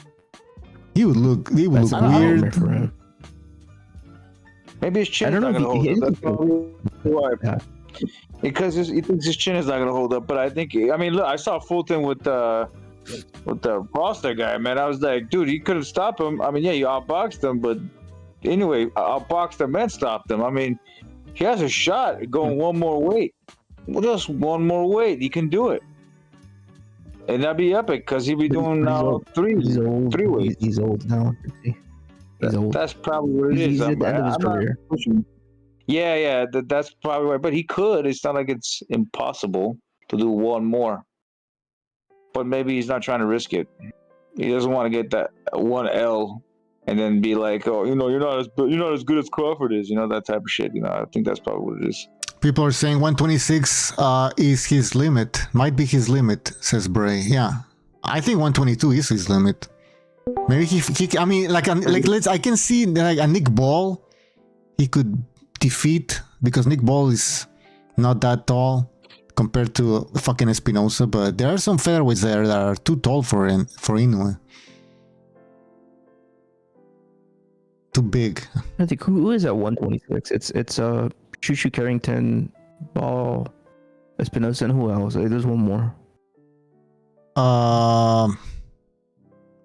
That guy that lost to the American guy. Raymond Ford? Yeah. Oh yeah, okay. Well, I think Inoue beats all those guys. Yeah, he does. He beats some of them. Espinosa's just a bad matchup, man. That guy's huge. There's somebody else. Because Carrington's kind of bad. I don't think he's good. Ford has demonstrated that he's good at times, but he has lapses in judgment a lot of fights. But I don't know if that's because he's still kind of young or not. And I think Ball would give him a tough matchup. Oh, Leo, Angelo Leo. I think he beats him. Angelo Leo. Fulton should be coming back down, but he already beat Fulton. Lopez, he knocks him out. Cuello, Figueroa. Yeah, that's a hype job. The Cuello kid, the Argentinian guy. Not good. Well, you know what? It's only. I guess it's only like Espinosa. He's just fucking big. Even Figueroa might give him problems, just because of the size. That's true. But I don't think so. But he's technically obviously not. Just duck one of them and then fight the other ones. No one's gonna give you a hard time for that shit because obviously you're a guy coming up. Gypsy, he did say he's only doing like 3 more fights. Like he said that recently too. And if he's doing 3 more fights, then go ahead and finish up with Nakatani because I want to see that. Manos. Yeah, I think that's what they're aiming for. Manos de Dinamita saying, I think Inoue can go up to 130, but he'll have to be matched carefully. 130. What about that guy that beat Fulton? What's his name again? Shaki Foster. Shaki Foster. Shaki is big, man. Shaki looks like a fucking welterweight, man. Yeah, but the thing is, though, he just doesn't have enough power to do what Inoue can do to him. That's all it is. That's true. And that power is he's gonna feel it. He might be good, but he's not like with Foster. Like what I saw, he needs to like warm up. He needs to like to like I guess He's getting into a the rhythm. fight, get in a rhythm, and I think Inoue would be a horrible matchup for him to get in a rhythm with. Yeah.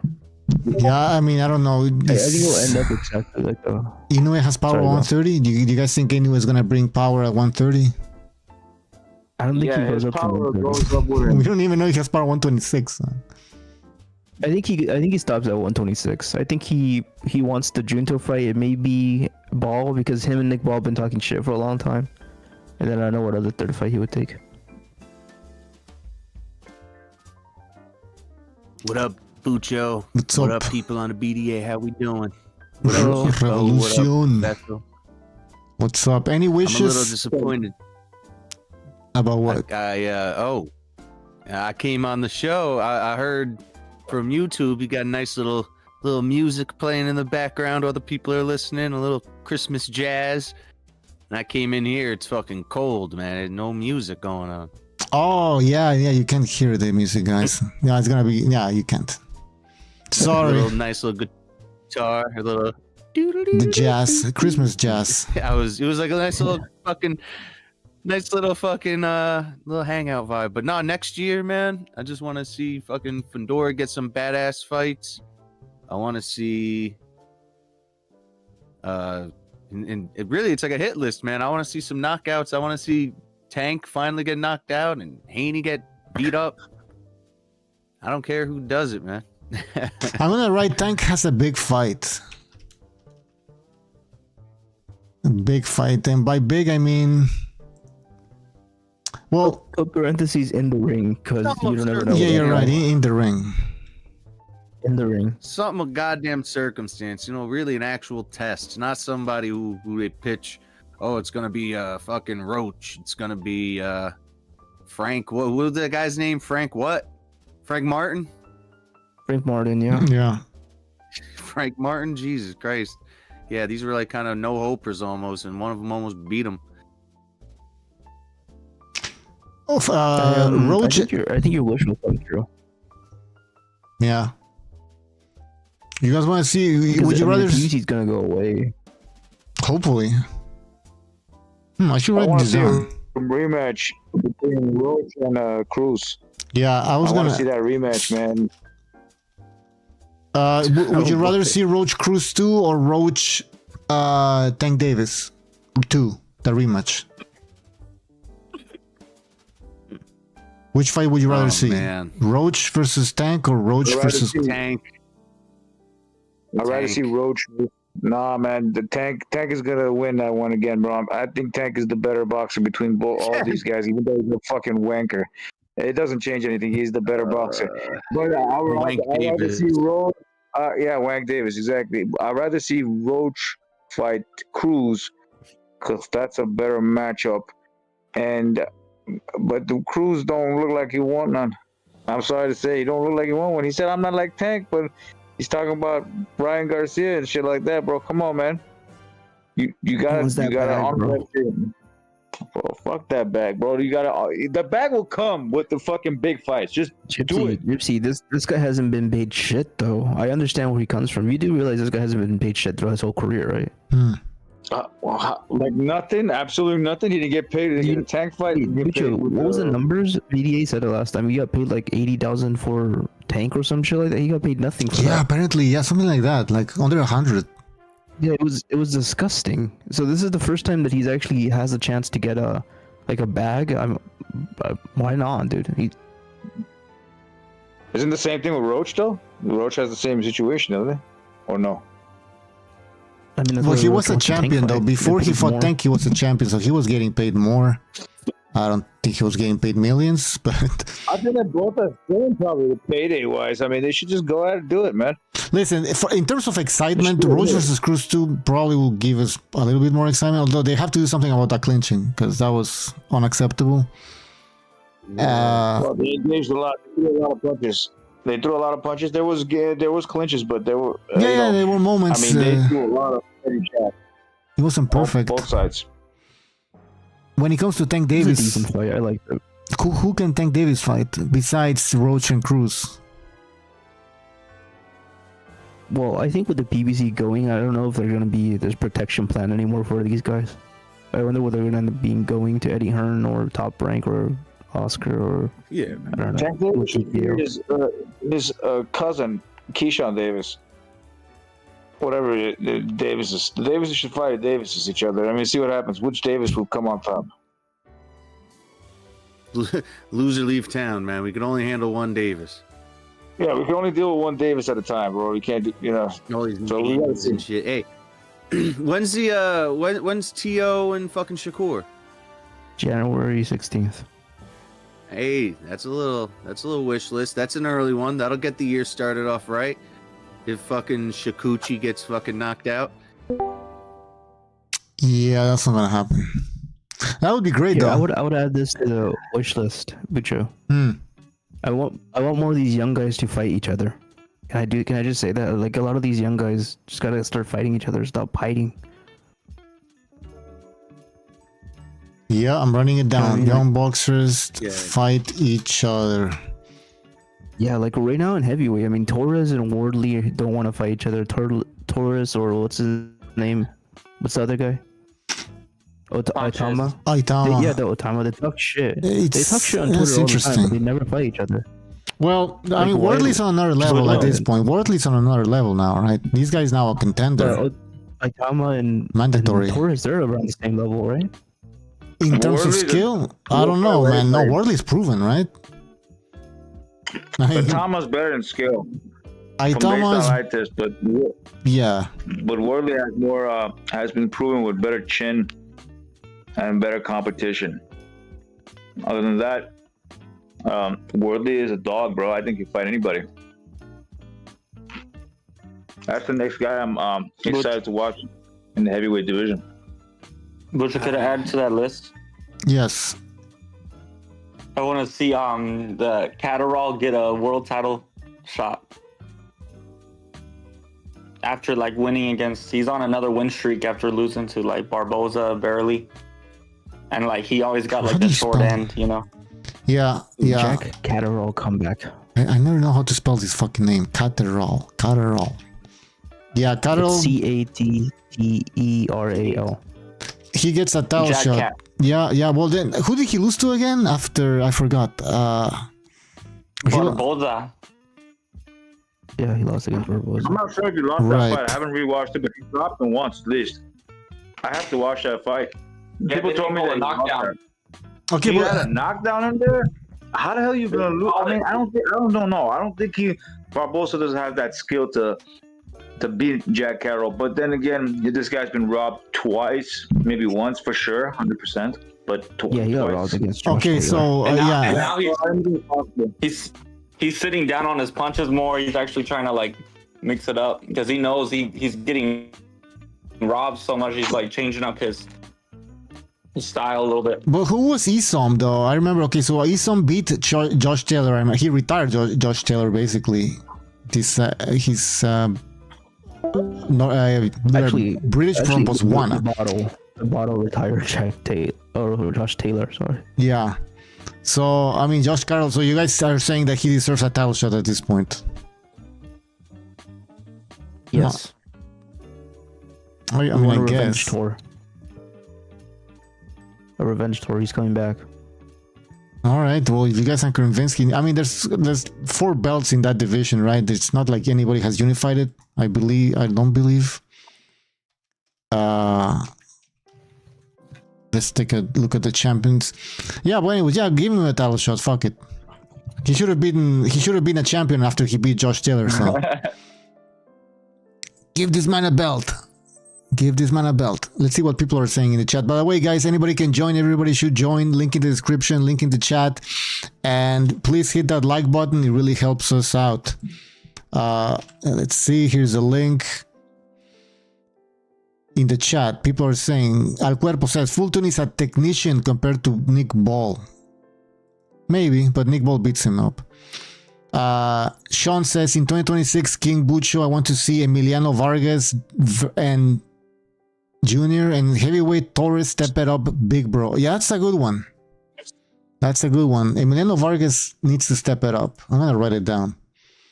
I'm gonna write that. Emiliano Vargas and Torres step it up. Emiliano Vargas. I know this is a long shot. This is a long shot wish, but can we get better referees, please? I'm tired of the clinching. I'm tired of the dipping below the waist. I've been really. This is what turns me off from the sport. Yes, we talked about it. I mean, the referees, they need to start doing their job. Clinching is illegal. Clinching is against the rules.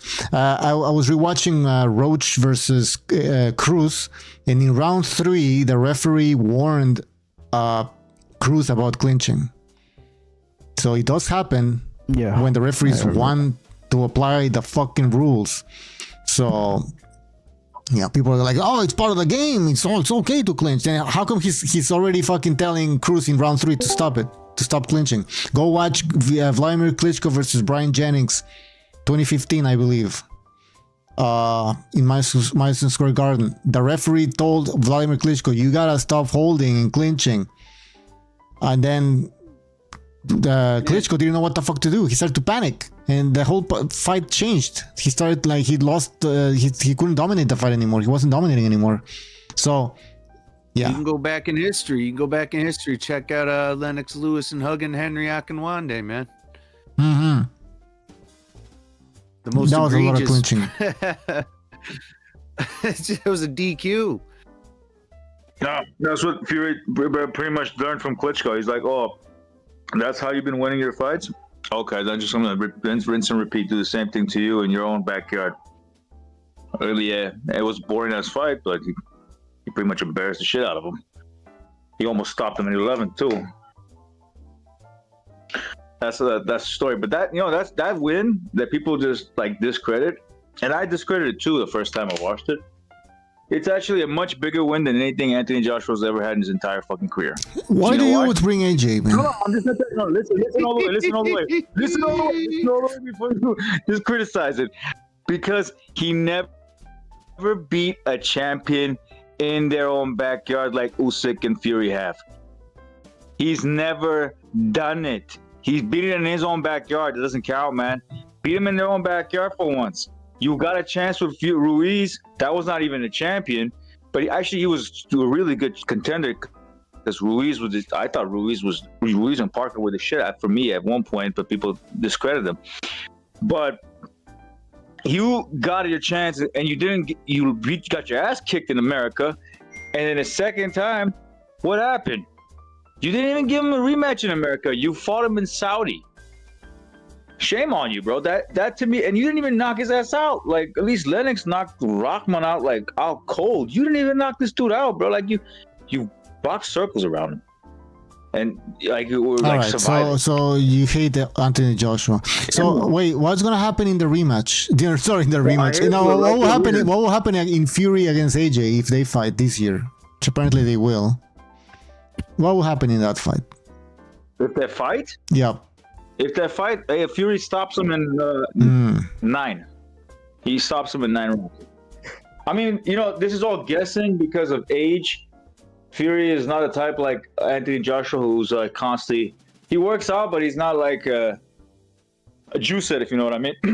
But so who knows? Maybe AJ lasts for 12 rounds. Maybe AJ doesn't get stopped. He survives. But one thing for sure, I know. That AJ is the one getting outboxed.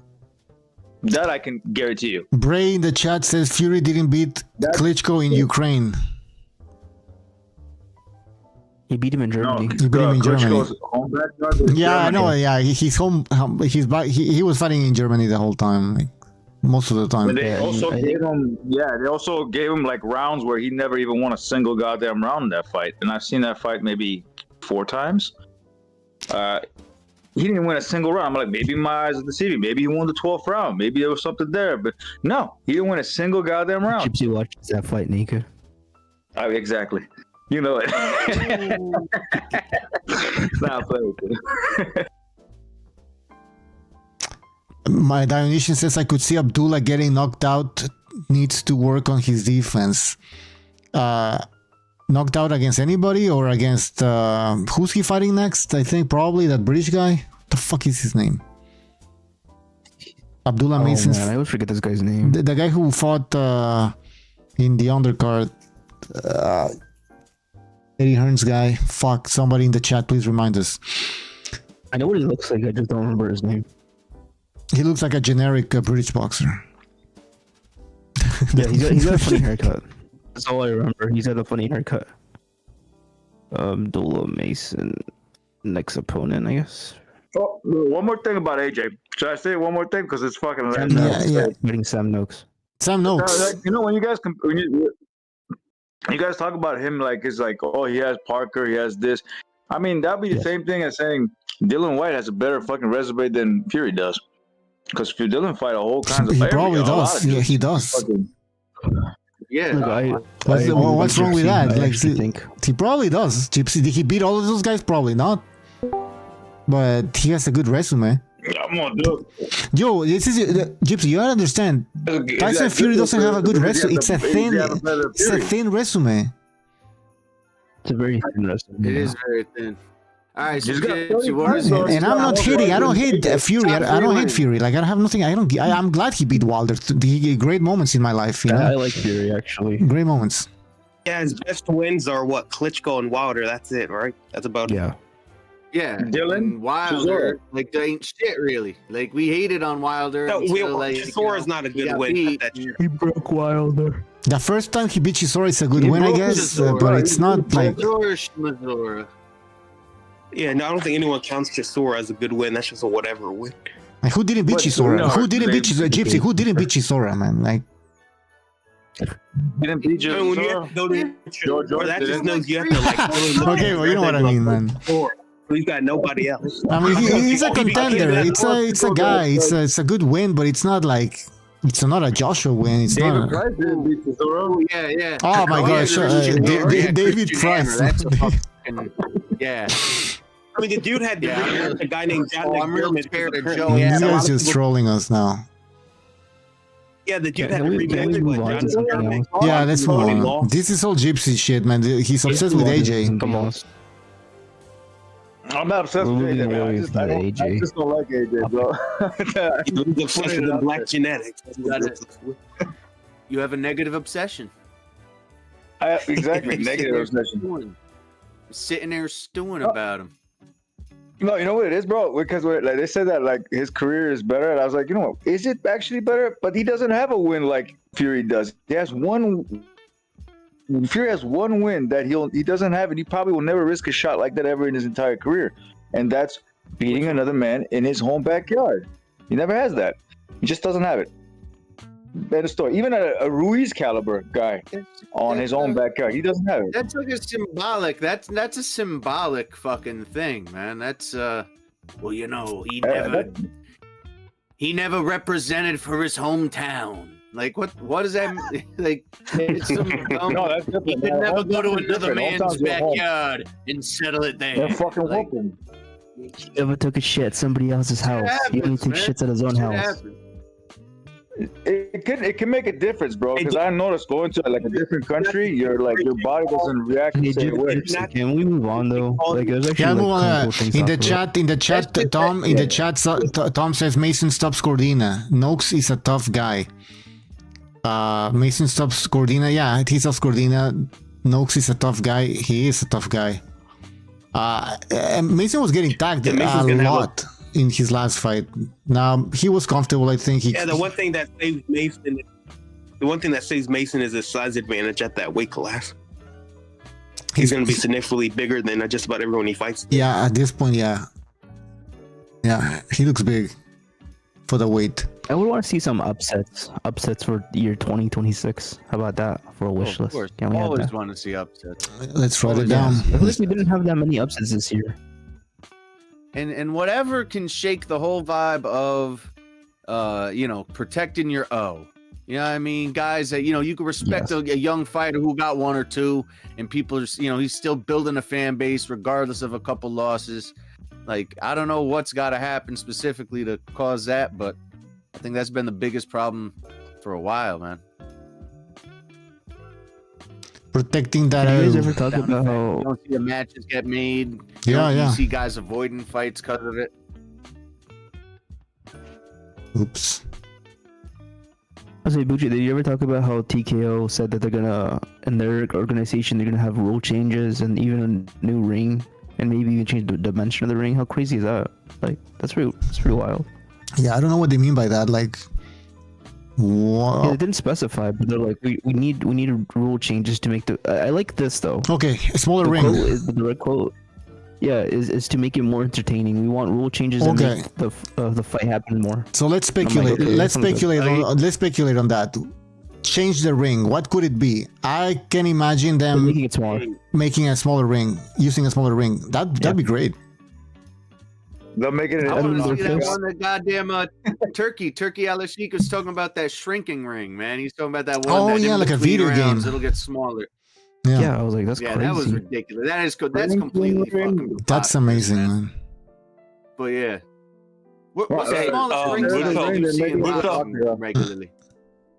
You guys, you know what they should use as the ring now? They should use the Versace podcast where they do the podcast. That should be the new ring. The Gucci temple. They should. Yo, Yeah, that was that was what's a like the weird blade. Like smallest that's like a size of video game ring? stage. It's like Yeah, Yeah, there's a video what's game the stage, and there's like a smallest part size two. ring You you break see for the. it's like Street Fighter. You see Wow. somebody like yelling and moving. Yeah. Yeah. I like the Street Fighter one. When you win, there's like a guy making chicken in the background, and he offers you a piece. Oh, in Chun Li's fucking. They probably will. Yeah. Yeah. They probably will. The They're gonna Gucci make it He a offers theme. you a piece of chicken. Yo, what's the like smallest size ring you see like on 18. like big events? Well, by the way, 18. talking about rings, did you guys know that the ring size for Jake Paul against Joshua was 24 by 24? Like that's beyond the Yes, I heard it was 22. That makes sense. I always heard it was 22 because they said it in the press conference. They asked AJ, "Do you want it? Are you okay with the 22?" He's like, "Yes." Yeah, well, that doesn't mean they can't change it up to the Yeah, it looked big. It looked big as fuck. I mean, AJ looked like a lightweight in there, like a bantamweight or some shit. Body fighting in the ring was big as I'm gonna fuck. go by millimeters. 20. I'm gonna go by millimeters, bro. You remember this conversation we had? I'm gonna go by millimeters. I'm gonna go with. And someone knows this conversation. I don't know what you're talking about. Somebody knows. Somebody knows. Oh yeah, well, somebody knows this conversation. No, we don't. Dionysian says that Versace guy tries too hard. Yeah, I don't know who he is. He's the president of Ring or some shit. But now he's doing interviews. He's dressed like a drug dealer from the 80s. Did you see that guy, Yes. Bucho, who was doing the CEO of MVP? No, what happened? They were doing interviews during that Jake Paul event with the Joshua fight, and the guy looks like a bad guy out of Call of Duty Modern Warfare. He looks like a terrorist. You know what I mean? He has like the scar on his eye. You know what I mean? He has like a big scar on his eye. Look like someone slashed him in a fight. Give me the It was weird. codes. It was weird. It was weird hearing them The interview him. codes. Give me the codes. He's like, what? What code? He's got Yeah, aura, bro. exactly. He's like, he has a bomb called Anarchy 99 stashed somewhere.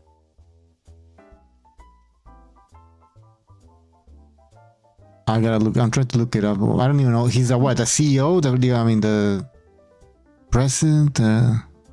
Fuck, I don't know. Of MVP, yeah. I'll look it up later. You guys don't know that Jake Paul's an Illuminati member? I mean, it clearly he has a shit on his chest that proves that he is. What, like what? Like was an eye or something? Damien.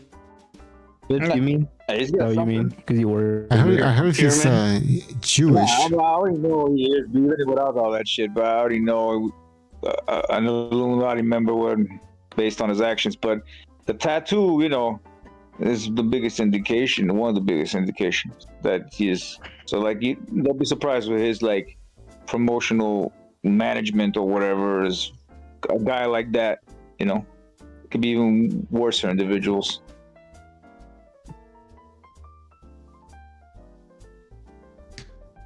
All right, guys. Anybody can join. Everybody should join. Link in the description. Link in the chat. Jump in. Let's talk some boxing. Let's talk about your wish list. I think. Oh wait. Yes. I think since like TKO is actually finally starting up operations next year, I think we're gonna see a lot better fights because of they're actually gonna see the threat manifest into a real thing. The other, boxing people, promoters. They're like, oh, this guy's actually serious, and they're actually trying to make good changes. We should make these fights happen. Like right now, they're like being assholes about the Virgil or So Woods fight. they're gonna put And pressure you can't on. do that They're when- gonna put pressure on. It's gonna put pressure for sure, bro. Like you're gonna see them actually like make good fights and have to start stack up cards because Dana's not a fucking idiot and he knows how to make money, bro. Like this guy's not an idiot. He's not lost money on anything. People say, "Oh, the UFC's in shambles." That's retarded. They're not. I mean, what they disclose publicly and what they have privately is different. That's how all companies work. Yeah, hopefully you put pressure on these old school promoters and they start making the big fights, or because they're not doing their job either, right? Like that if they were doing their fucking job, there wouldn't be no MVP fucking shit company trying to change the sport or save the sport, right? If everything was fine, there wouldn't need to be any big changes. But unfortunately, there needs to be big changes because we're not getting the fights that we want. The sport is dying. So I'm trying to look for a picture here. The CEO of MVP, yeah, he does look like a bad guy from Call of Duty.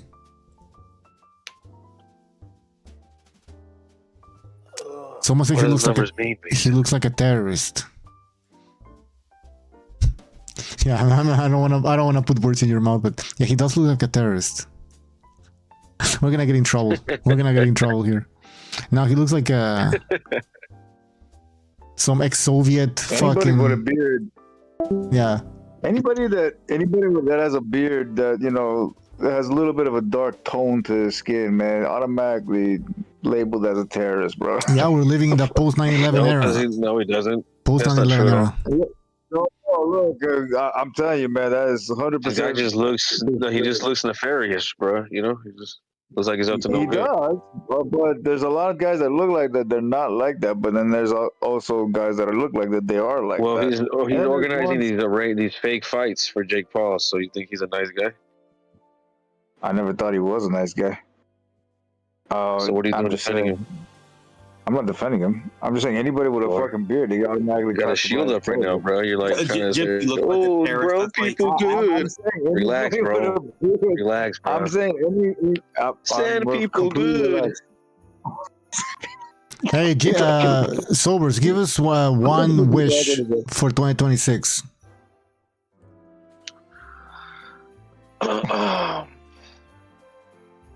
One fight I would like to see next year. Or something like good referee, like not having shitty referees. We already wrote that, but anything, something you want to see next year. Okay, bro, you gotta give me a second on that one. All right. Anybody else? Somebody saying low-key racist.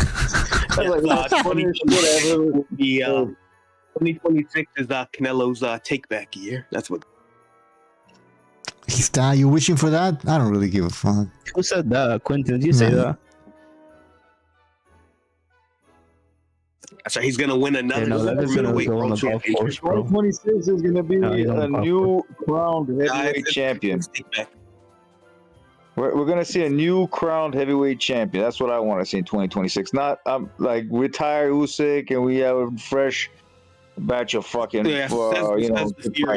says the Fury fan. No, even Fury, bro. I don't want him to get back. I want to see a new batch, like a new batch. I like Wardley a lot. I'm actually a huge fan of Wardley now. I want to see Wardley go out there, but even though I don't, I don't think he has the best of skills, but hopefully he improves on that shit because he does have a fucking hell of a chin and a good power with different varieties of punches he can deliver that power. I want to see that guy excite the shit out of me, bro, because he's got the goods.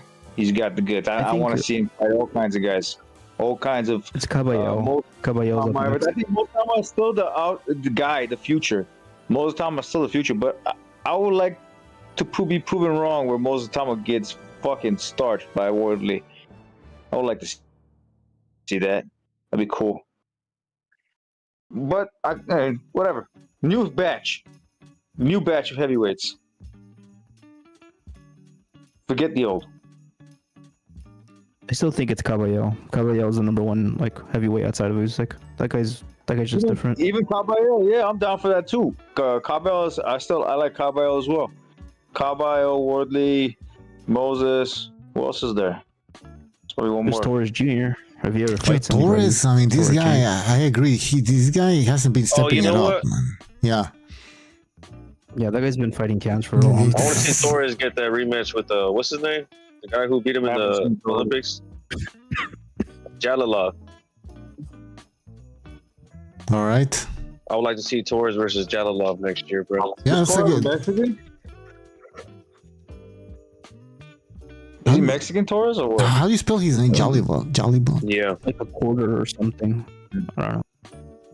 Jalobov. He's one of those Mexicans that can't speak the language and don't really know the culture, but they look like it. It's kind of weird. He speaks English. He doesn't speak Spanish. He's on the farm, bro. That's pretty Mexican. He looks like him. Yeah, he doesn't speak Spanish. He's a farmer. He's a farmer's boy. He's pretty Mexican, bro.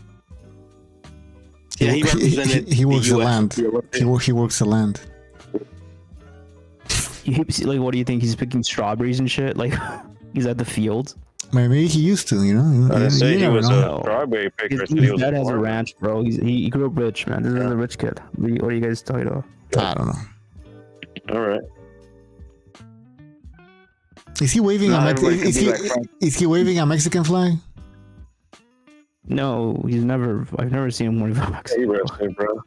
She's Veslick is mad because I don't know. He's more Mexican. He's full-blooded Mexican, and he's messing with it. I don't know what's going on there. Junior Mexican flag. I want to see if I can find one actually. Let's see. Is there a picture of him with a Mexican flag? Dionysian says he's Central Californian. Central Californian. Let me. I can't even pronounce his name. Let me. And his dad is Mexican American as well, so it's not surprised he doesn't speak Spanish. Yeah, I mean he grew up in the U.S. So. I mean, that's what happens with he represented Chicanos, right? After a couple generations, they start losing the language. Yeah, Chicanos start speaking English. Yeah, So that's what you call a Mexican American, not just a full-blown Mexican. I'll call that a Mexican American. What do they call it? Paisas? That's what they call them? Chicano. No, Paisas are. Chicano or Ocho. The other one, yeah. Yeah, I don't know. I think he considers himself American because everywhere I see it says American professional. So Yeah, You remember this is what- literally an interview with him that he had recently. He's like, I have Hispanic heritage, but I'm American. Like, come on. I mean, he's born in the He's U.S. kinda So. He's kind of like Bam Rodriguez.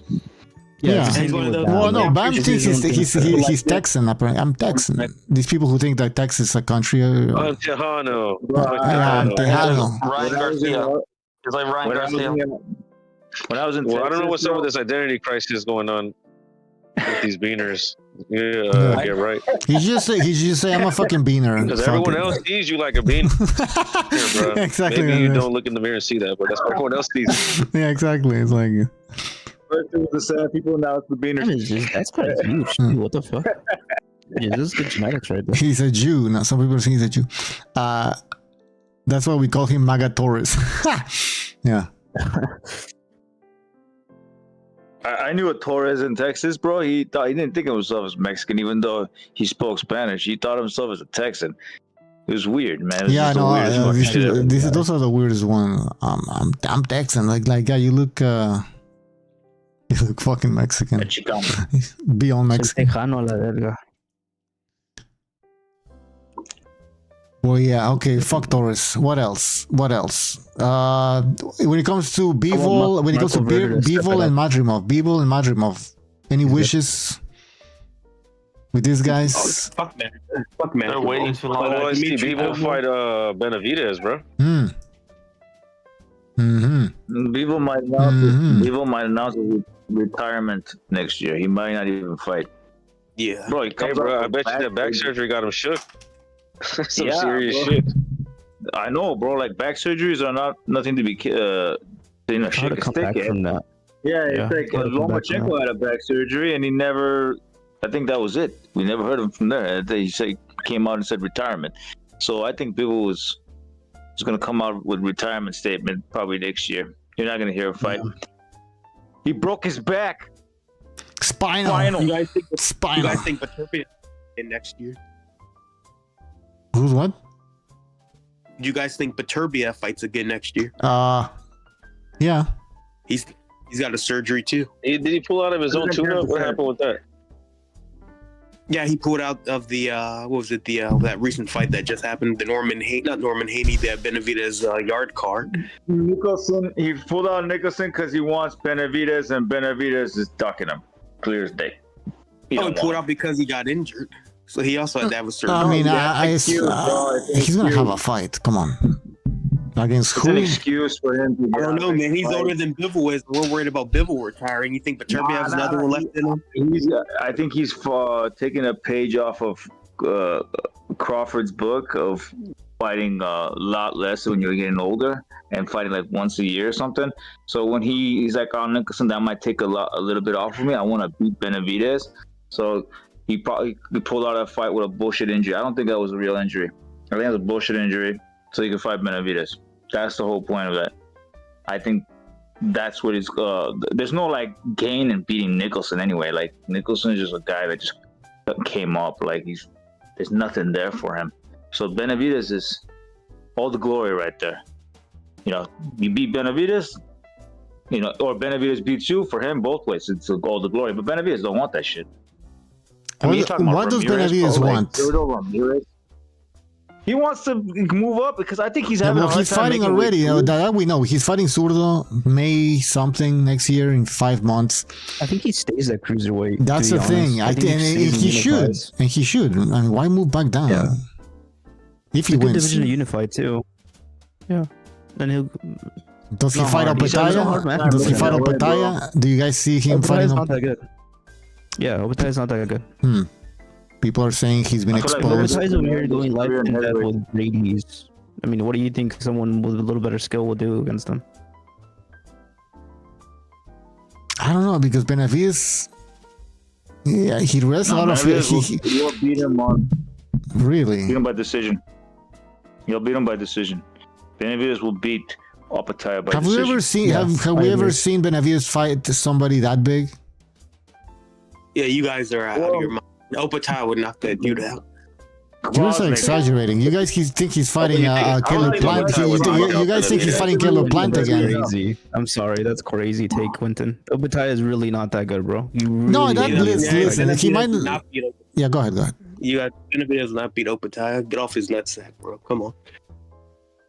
I mean, you're liking Opetaya a lot, man. Opetaya, I like him too. Yeah, dude. No. I'm just using like factual evidence. Like, Opetaya struggled with Brady's, with fucking Brady's, bro. He needs to stay. There's no return to welcome cruiserweight. But I wouldn't suggest for Mr. Benavidez to jump automatically and fight Opetaya. I think fight Ramirez like he's going, and then fight one more guy to get used to the weight, and then jump in with Opetaya and take him out. Because he's got to get comfortable in that weight division. You just can't just go up there and fight Opetaya because that's why it's a perfect weight division. But it'll be he beats Ceruto, he gets those 2 belts. He beats the Armenian guy, he gets another belt. Then he beats Opetaya and then unifies. That's it. It's very simple. Yeah, that's how it should go. That's how it should be. That's how it's gonna go. And during that meantime, Opetaya is gonna be can crushing, not preparing for this fight, and then he's gonna get his ass beat. Yep. He needs to fight someone good enough to really challenge him to beat someone. Actually, I bet that as soon as they see that Benavidez stays in that weight division, Opetaya is gonna run up. He's gonna go. Oh my god! No, I bet the Armenian guy. Then was that guy? You see, Opetaya's gonna fight the guy who just beat Badu Jack. He's gonna fight. Yeah, McKillian. That's an excellent. McKillian. Opetaya should fight McKillian to give him. Yeah, that would be a given. That will give him an idea how to brush up on some of his mistakes defensively that he does. Because that McKillian guy is pretty good. I don't like how he looked against that German dude, bro. That German cholo. Mm-hmm. The thing about Opetaya, he fights to the level of opposition, and I think we're going to see him in his best form against McKillian. Even though I think McKillian's going to give him a good fight. I thought McKillian won the first Badu Jack fight. There was no need for a rematch, but it seems like he beat him pretty easily the second time. He's not black enough, bro. That's a problem. You need to give him he's got to be black. If he was black, he would have won it automatically. They wouldn't give it to him. What? No, the tone situation. I think it was a Muslim thing. I think Badujak is Muslim, and the other guy's not Muslim. Nah, it's not a Muslim thing. It's a tone thing. Look at the Muslim. Well, he was with TMT for a while. They probably saved his ass a couple times. In the chat, more BDC says Beterbiev pull out because he needs more time for the PED cycle. Bucho, I got a good one. It's gonna piss some people off. Yeah, that might make some people mad. My wish list is Ryan Garcia becomes champion by beating Mario Barrios. Okay. That'd be awesome. So why is because it's good for boxing or what? Yeah, I think it's good for boxing, and then Manny Pacquiao beats Rolly Romero, and we get maybe a Ryan Garcia Manny Pacquiao unification. It's good for boxing. I agree. No, I agree. Okay, 100%. so let's throw something on there. I want to see Ryan knock out Devin Haney. That'd be good for boxing. Absolutely, I'm gonna write it down. And become undisputed. 147 undisputed Ryan You Garcia. gotta write it down for Santa Claus right there, bro. We want to see that for Santa. Just write it down on a letter, send it out to Santa Claus, and make it happen. It's gonna happen anyways. But how crazy is that? Ryan Garcia, welterweight champion. I wanted to punch him right in that big ass fucking nostril, bro. Yeah, just for wearing Mario Barrio needs to get knocked out for wearing what was he wearing? Feather earrings? Just for that. He's straight What the fuck is that? That's like Native American Pull it up. Oh yeah, you're right. It just Yeah, looked yeah, funny. yeah. I don't know. Yeah. He's trying to do both. He's trying to do both. Olmec and shit. It's like, Yeah, he was a skateboarder. I think he was like a skateboarder when he first started. He wasn't all in Aztec Power Hour. He should have hit that Rockero angle, right? Because that would have been more believable. Now he's trying to be like, yeah, I'm always that proud brown kid. I don't know. yeah, that's shtick. He does have that Aztec nose, bro. He does have the Aztec nose. I can give him that much. He does. He does. The crooked Well, I mean, he nose. does look native. Yeah, that is the crookedest. That's how the Aztecs' nose used to look like. Yeah, That's they have the original. crooked like hook nose. They have a little hook nose. So native people have that a lot. I think he's Jewish. I know. I'm not saying he's Jewish. I'm just saying that's what they do. He's a racist. He's Racist. Turns racist. out to be Jewish the Racist. whole time. No, You no. know, no. it'd be That'd be funny, really, really hilarious funny. if all the Aztecs were actually Jews and we didn't know about it. Black, bro. Secretly Jew. Secretly all Jewish and we didn't know. I would like to see another Ryan Garcia crash out. Could I add that to the list? I think that's always really funny. Yeah. I mean, that'd be I funny. wanted to say crazy shit again. Yeah. That's good for boxing too. I mean, that brought a lot of eyes to that fight, to the Haney fight. Him going crazy and saying all these like Illuminati Yeah, stuff. he was and at then, the Bohemian Grove. I was there. I saw him. He was like, I what the don't think fuck? anybody. You think that shit gonna work a second time, Bucho? Bohemian Grove. This shit. Was that? No, you know what it is? You know why he got You fucked think that shit'll over? work a second time? Yes. Against Haney, of course. Maybe. Dude. No, I'm saying the whole Bohemian Grove. Oh, they made me watch. Oh no, it's over. I mean, no. Why not? Why you think he can Look, pull it bro, off again? you know, whether he No, I joked around don't. or That's what I'm saying. No. I don't think so. Look, whether it was joking around, and we know he's a liar, but whether if it was real or not, It's not real. whatever he was saying, I'll tell you this much: it had a backfire because we never had anybody getting their the decision overturned. This guy's him saying that shit gave the Haneys more power because of the higher up, the positionings of the pyramid, if you know what I mean, and because of the statements he made about they did this, they made it possible for that to happen because the side that the pyramid sided with the Bill Haneys, if you know what I mean. they fucking they sided with him. That's why he got his fucking shit because of that big ass mouth of his. He said all this kind of shit. And whether that shit was real or not, that's a different question because those type of things do take place, even though it's okay. But what are you trying to say? Okay, yeah, okay. Well, I'm so confused.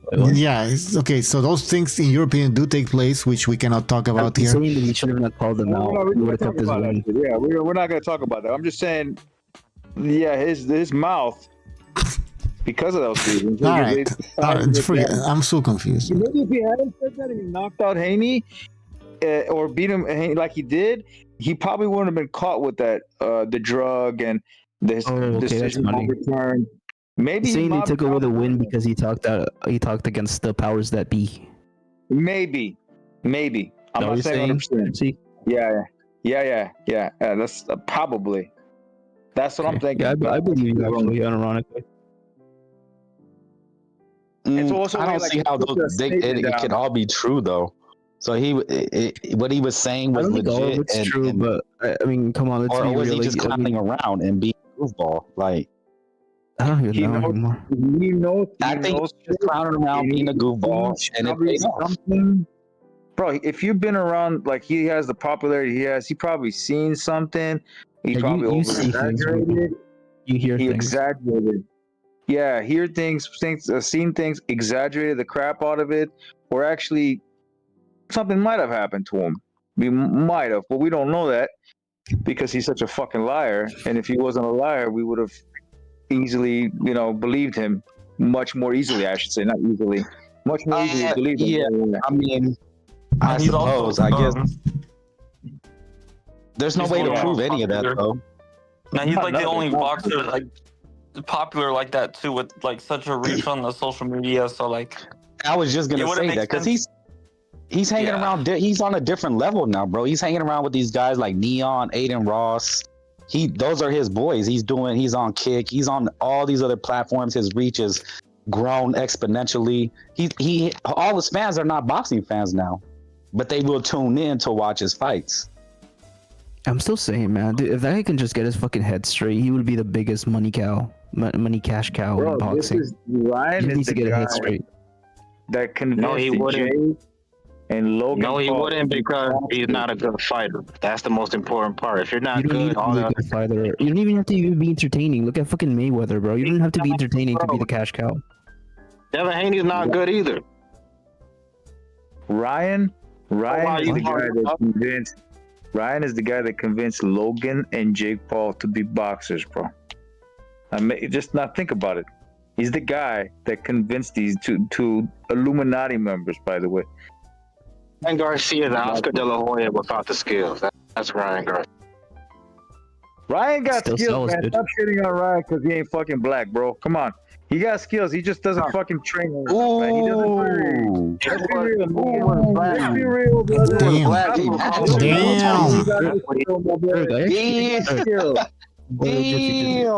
actually don't think I ever heard you praise a non-black fighter. If he was black, we would call him a cornball and a cone. Motherfucker is a Trump not supporter. True. No, I disagree. No. Trump supporter. He is suing people, and you condone it. I can't speak for everybody. I speak for myself. Love it. Shakira beats women, and you love it. That's your favorite fighter. So explain that one. Man, Shakur outside the ring, I can't condone none of that. But inside the ring, no. That's what you're saying. That's what you're saying. You said you'd call him a cornball. That's not what you just said. Call Inoue. He likes Trump. Shakur is a narcissist. The motherfucker is annoying as hell, but at least he can fight. And Garcia can't do any of it. Like inside the ring, Shakur. I mean, I don't know about that. There's coping. Ryan Garcia is damn near a YouTube fighter, bro.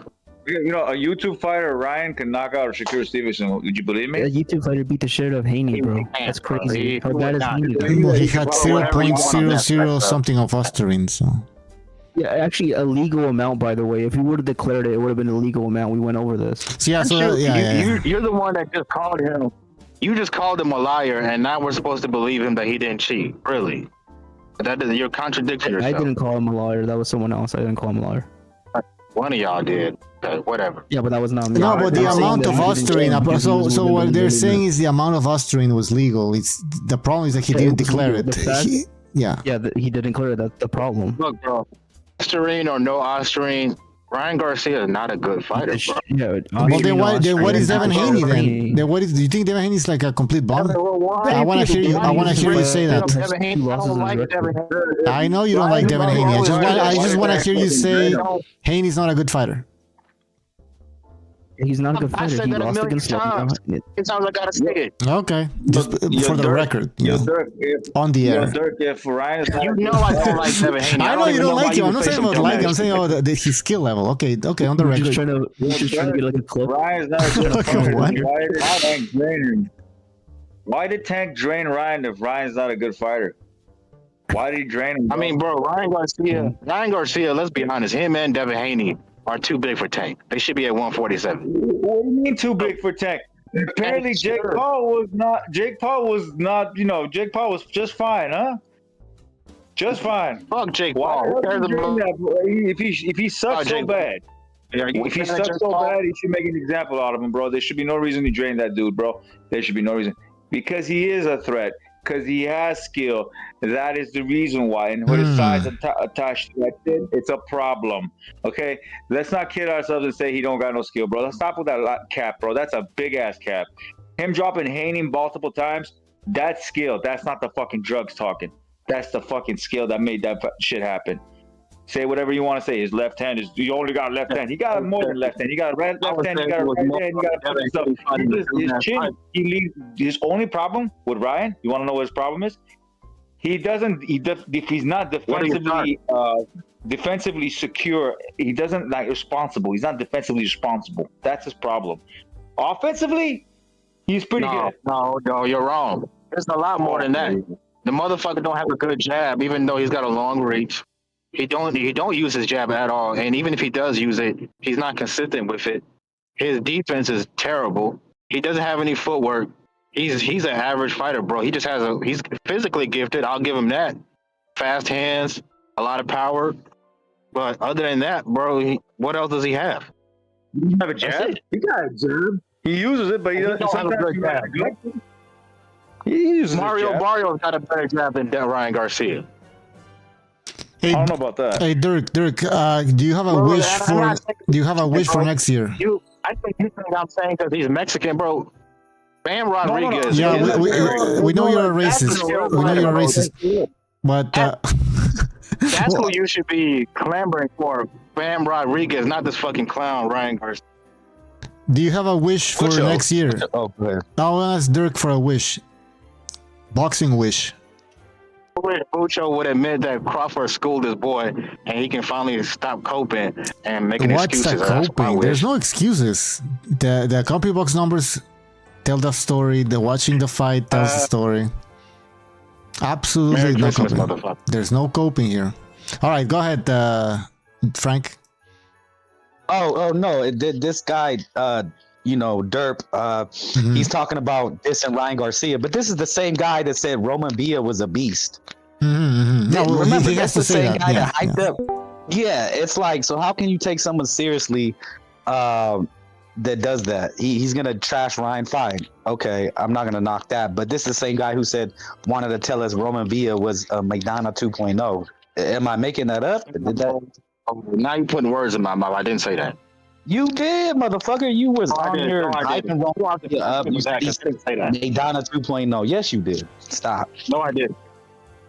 There are some similarities with him and Madonna, though, but he's not Madonna. Okay. No, you said he was a beast. I would actually be a hard fight for somebody like Ryan Garcia. I would like that version of you. Well, you're gonna have to call him champion if he becomes champion. I think you should quit watching boxing. You might have to stop. I think him and Barrios is a 50-50 fight. Okay. Yeah, but he has the opportunity to become champion, and you're all about he's gonna be a champion. Cool. You know who else you have to acknowledge him. Holy was a champion. You say you're a boxing.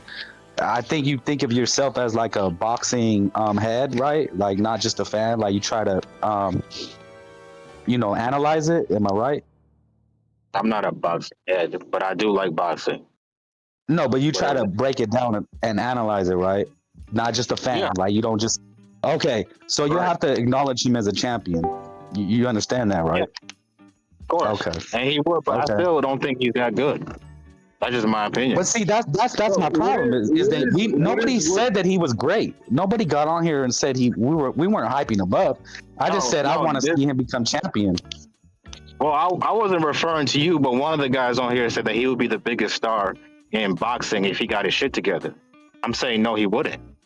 If he had because he's not that good, right? In your opinion. Exactly. Like if he had everything else that he already has, the looks and all that other stuff, the skill, then yes, he would be. But he doesn't have that.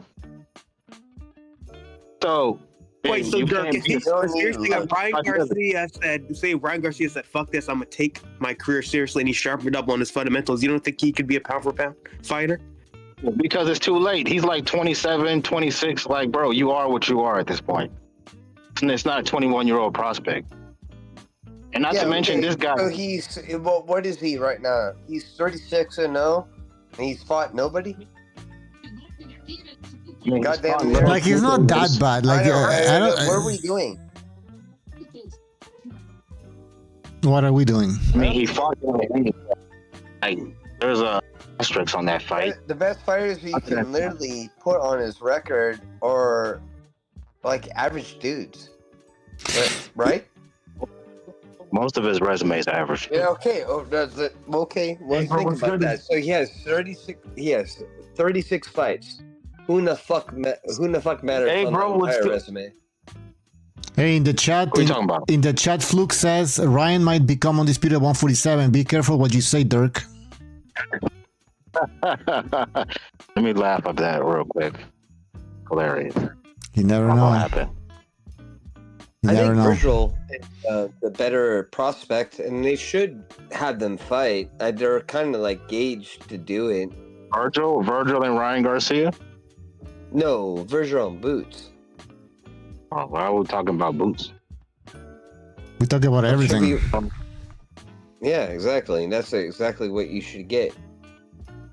I mean, they would, but you heard Golden Boy. They're the ones holding the fight back. Apparently, Rick Merrigan and De La Hoya can't come to some sort of an agreement. In what regard?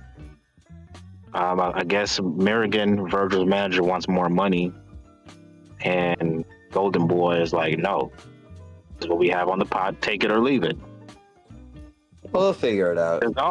That's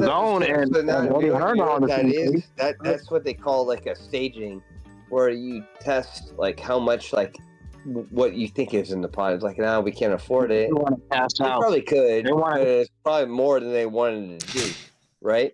So you have to retest it. See if people are gonna. God knows, like nobody's gonna buy this. I find hard to believe that Ortiz is avoiding Boutsanis. I mean, I think both of them want to fight, and they want to fight each other. But does De La Hoya want to fight? Because De La Hoya didn't want Zepeda to fight Shakur, but Zepeda wanted to fight, and that's the only reason that fight was made, because Zepeda asked De La Hoya to make the fucking fight. So it's up to Virgil to make the fucking fight. No, I think the fight eventually happened. Cepeda and Shakur fought eventually because it had to happen, and I think at that point De La Hoya said, "You know what? It's time." That's what happened. Probably. Just to rebut what Dirk is saying. Real quick. It's the same thing with Earl Spence and Crawford. The PBC did not want Earl Spence to fight Crawford. Earl Spence had to go to Al Heyman, make the fight happen. Go ahead. Yeah, but why did Al Heyman say, okay, yeah, now you can fight him? What changed? Why did they allow the fight to take place? Because if two fighters want to fight, bro, there's not so much you can do to stop it. Okay, so now you're saying Ortiz. So now you're saying Ortiz doesn't want to fight him, because you're saying if both fighters. I think Ortiz does want to fight. Oh, I think Ortiz does want to fight. Let me rephrase that. Because I don't know. Adrian Broner going on about this nigga, and it got paid out for like his Pacquiao money. He did say my dream fight. Trust him. He did say my dream fight is Earl Spence. I don't know what Ortiz wants. Tell me. I don't know. It seems like it's a bag of shit. Well, think about it. I don't know. It doesn't seem real. That fight's gonna happen, guys. I think people are freaking out too much. That fight's gonna happen. There's They're no. going to try to marinate this fight, like Wilder and Joshua. And what have we learned when you try to marinate fights too long? I know. I'm against marination. They spoil. That's what I think. This is not a Triple G Canelo type situation, man. Like, let's get it on. I agree. I want to see the fight. What else? What else I is agree there? with them too. Like, there's no point in waiting. What is the benefit for them like putting this off further? Because, bro, when you lose in boxing nowadays, when you lose, you got to go 100 steps back. Especially if you're Virgil Ortiz. I don't think that's true, man. Okay, I think that culture maybe this is our fault. I think we're slowly getting out of that. Yeah, we're culture getting where out of It that depends shit. how you lose. It depends. If it's a great fight and it's like competitive, okay, nobody really takes a real L. But if one of these guys gets dominated, yeah, you're taking a step back, bro. Don't deny that. Yeah, but I mean, yeah, they would have to rebuild, but I mean, that's boxing. I mean, it is what it is. You're just gonna have to go out there and fight some cans to get your confidence back. What's your point? You could have a bad night. That happens all the time, or people just are not feeling it, dude. They get in the ring and they're. Well, the thing about Lubin, he stepped up at like too early, and then he got knocked out in the first round. It was devastating. That's different. How He's long it meant took him to, to get back he was where he's meant to at. get knocked. That was different though, Quentin. He was Yeah. meant to be knocked out. Yeah, but I'm He just was saying, enough you're the one that brought up Lubin. I'm just saying Lubin stepped up way too early against Charlo. Both of these guys got like what 25 plus fights. I think you're forgetting the kind of hot streak Lubin was on back then. He was considered this hot prospect. Yeah, he had Olympic pedigree. Yeah, he did. But at the end of the day, that still doesn't You get have to you ready understand for. why he was like prospected so high because he was out of Philly. That's it. You have to And it's look not at like. Go ahead. Well, I guess my point is that he wouldn't have been as high of a prospect, or he wouldn't have had the notoriety that you're literally telling me about right now. Because if he was out of California, nobody would have cared. I'm telling you that right now. I know that for a fact. Nobody would have known he fucking existed. But he came out of Philly, and they had the whole program for him, like, oh, he's a Philly shell fighter, and he's from the projects. Okay, they sold it. What did it get it? What did he get? What, in all seriousness, what the fuck did that get him? He's been like pieced up by everybody. He sells out in Philly, no? Or what? Where did he fight? No, not Philly. I don't know. Who uses the Philly shell defensively and survives at this rate? Nobody. That's Well, no, actually nobody what does correctly, anyways. I don't even. it's stupid. It's like it's a dumbass technique, and now I have to look at these other boxers. I know I'm taking over. Who does it decently is Shakur on the ropes, but all these other guys. He's not even using the Philly shell. He doesn't have to. He doesn't. He's a fucking southpaw. You do know that, right? So if he's a southpaw, you're not gonna roll. You're gonna roll the hook. You're not gonna roll the right hand. Yeah, it's gonna be straight in your face. He's ambidextrous, so he actually can. But He's he not doesn't do it. ambidextrous, and you fight any other fucking stance. What are you talking about? He is not one. He's mostly a southpaw, but he's mostly a southpaw. But I The have only seen thing him fight. that kid does with his other hand is pick his ass.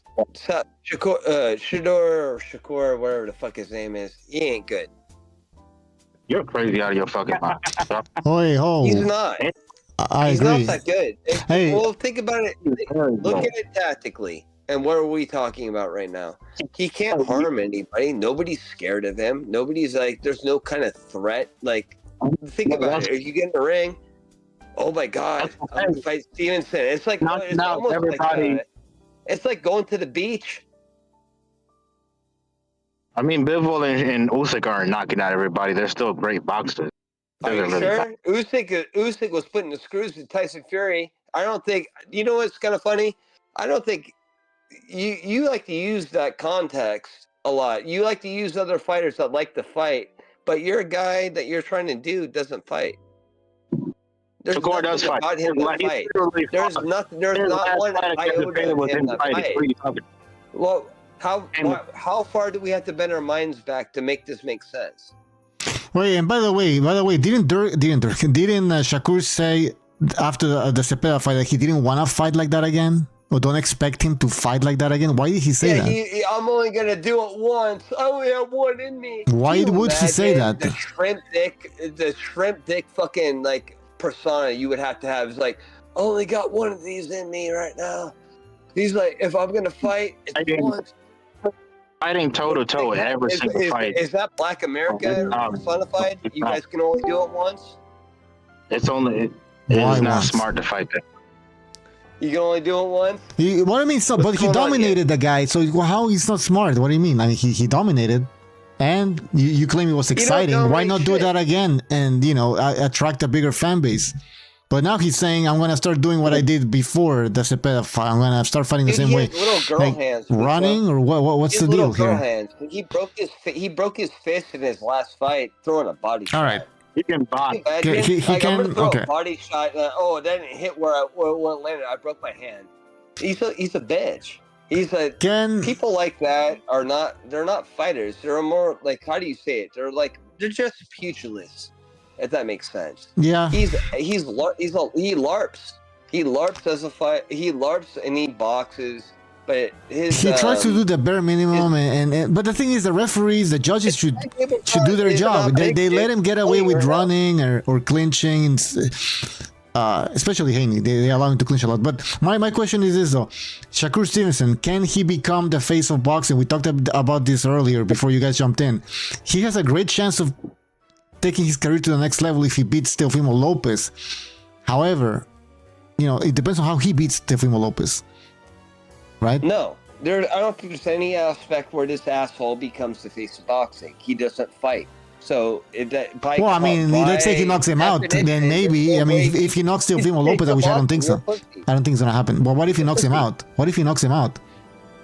Well, that'd be different, but he doesn't do that. Okay, I have to I'm not gonna wrap my mind around the shit that he doesn't do. Right. If he puts on like a Floyd Gotti type of beating, but he doesn't get the stoppage, that still would be great. Okay, fair enough. That was quite a beating, but do you think that's possible? Likely? Do you think that's likely, Dirk?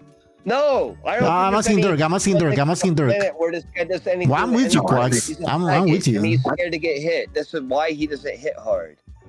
I think he'll win comfortably. He's afraid to get hit, so that's why he's gonna make contact. He doesn't want to be in there. You know what? I mean, I don't know. It really, with Shakur, it depends. Like, if he feels your power in the first round, and he feels like you're not a threat, he will engage with. If he feels like you are a threat, engage with shit. So now you just said he literally did. Bro, like you've been talking this whole time. All right, Dirk, go ahead. All right. He literally engaged with Zepeda, and let's not act like Zepeda was not the highest volume puncher in the sport. That's not an easy fight for anybody. Core showed you that in that fight, he knows how to fight in the pocket. You've never seen Devin Haney engage with anybody the way Shakur did against Zepeda. Tell me I'm wrong. I don't think that. I think I'm not going to tell you you're wrong, but the context of what you're fucking arguing is like Shakur doesn't clinch. Somebody to death. Shakur doesn't clinch. Yeah, okay. What a great fucking argument you made. You literally figured out a way to make a dude that throws one shot or two in the pocket, and then you compared it to a guy that hugs people to death. He did not throw one. He was getting tagged though. How about? Go ahead. Because he's sitting in the pocket, Ucho, of course you're going to get touched. That's how it works. Well, now, the thing is, though. How would you fight in the pocket? Listen. Why would I need to tie you up? What is the game? One fighter who has no inside game. And by the way, I think Cepeda managed to put Shakur on the ropes. I don't think Shakur wanted to be on the ropes. But he could have maybe tried to clinch himself out of there. But he was thinking about the money. He was thinking, Turkey told me not to fucking run. He told me not to do Tom and Jerry. He wants me to do an exciting. So he did something he didn't want to do, basically, and he won't do it again. He even said it. So he's not good enough to fight in the. He's not good enough to fight in the pocket. I'm saying now. But he beats Cepeda. All right, he beats Cepeda, but. Cepeda, in my opinion, he looked smaller. I mean, now he's moving up in weight, and nobody's saying Shakur is fighting a bigger guy in Teofimo Lopez or anything like that, because this is his natural weight. As a matter of fact, Shakur might even be a welterweight. So, and nobody's talking about Cepeda being big for the division for lightweight. So the weight was a factor. I would like to see Shakur Stevenson fight like that against bigger guys. He'll never do that. He's not stupid.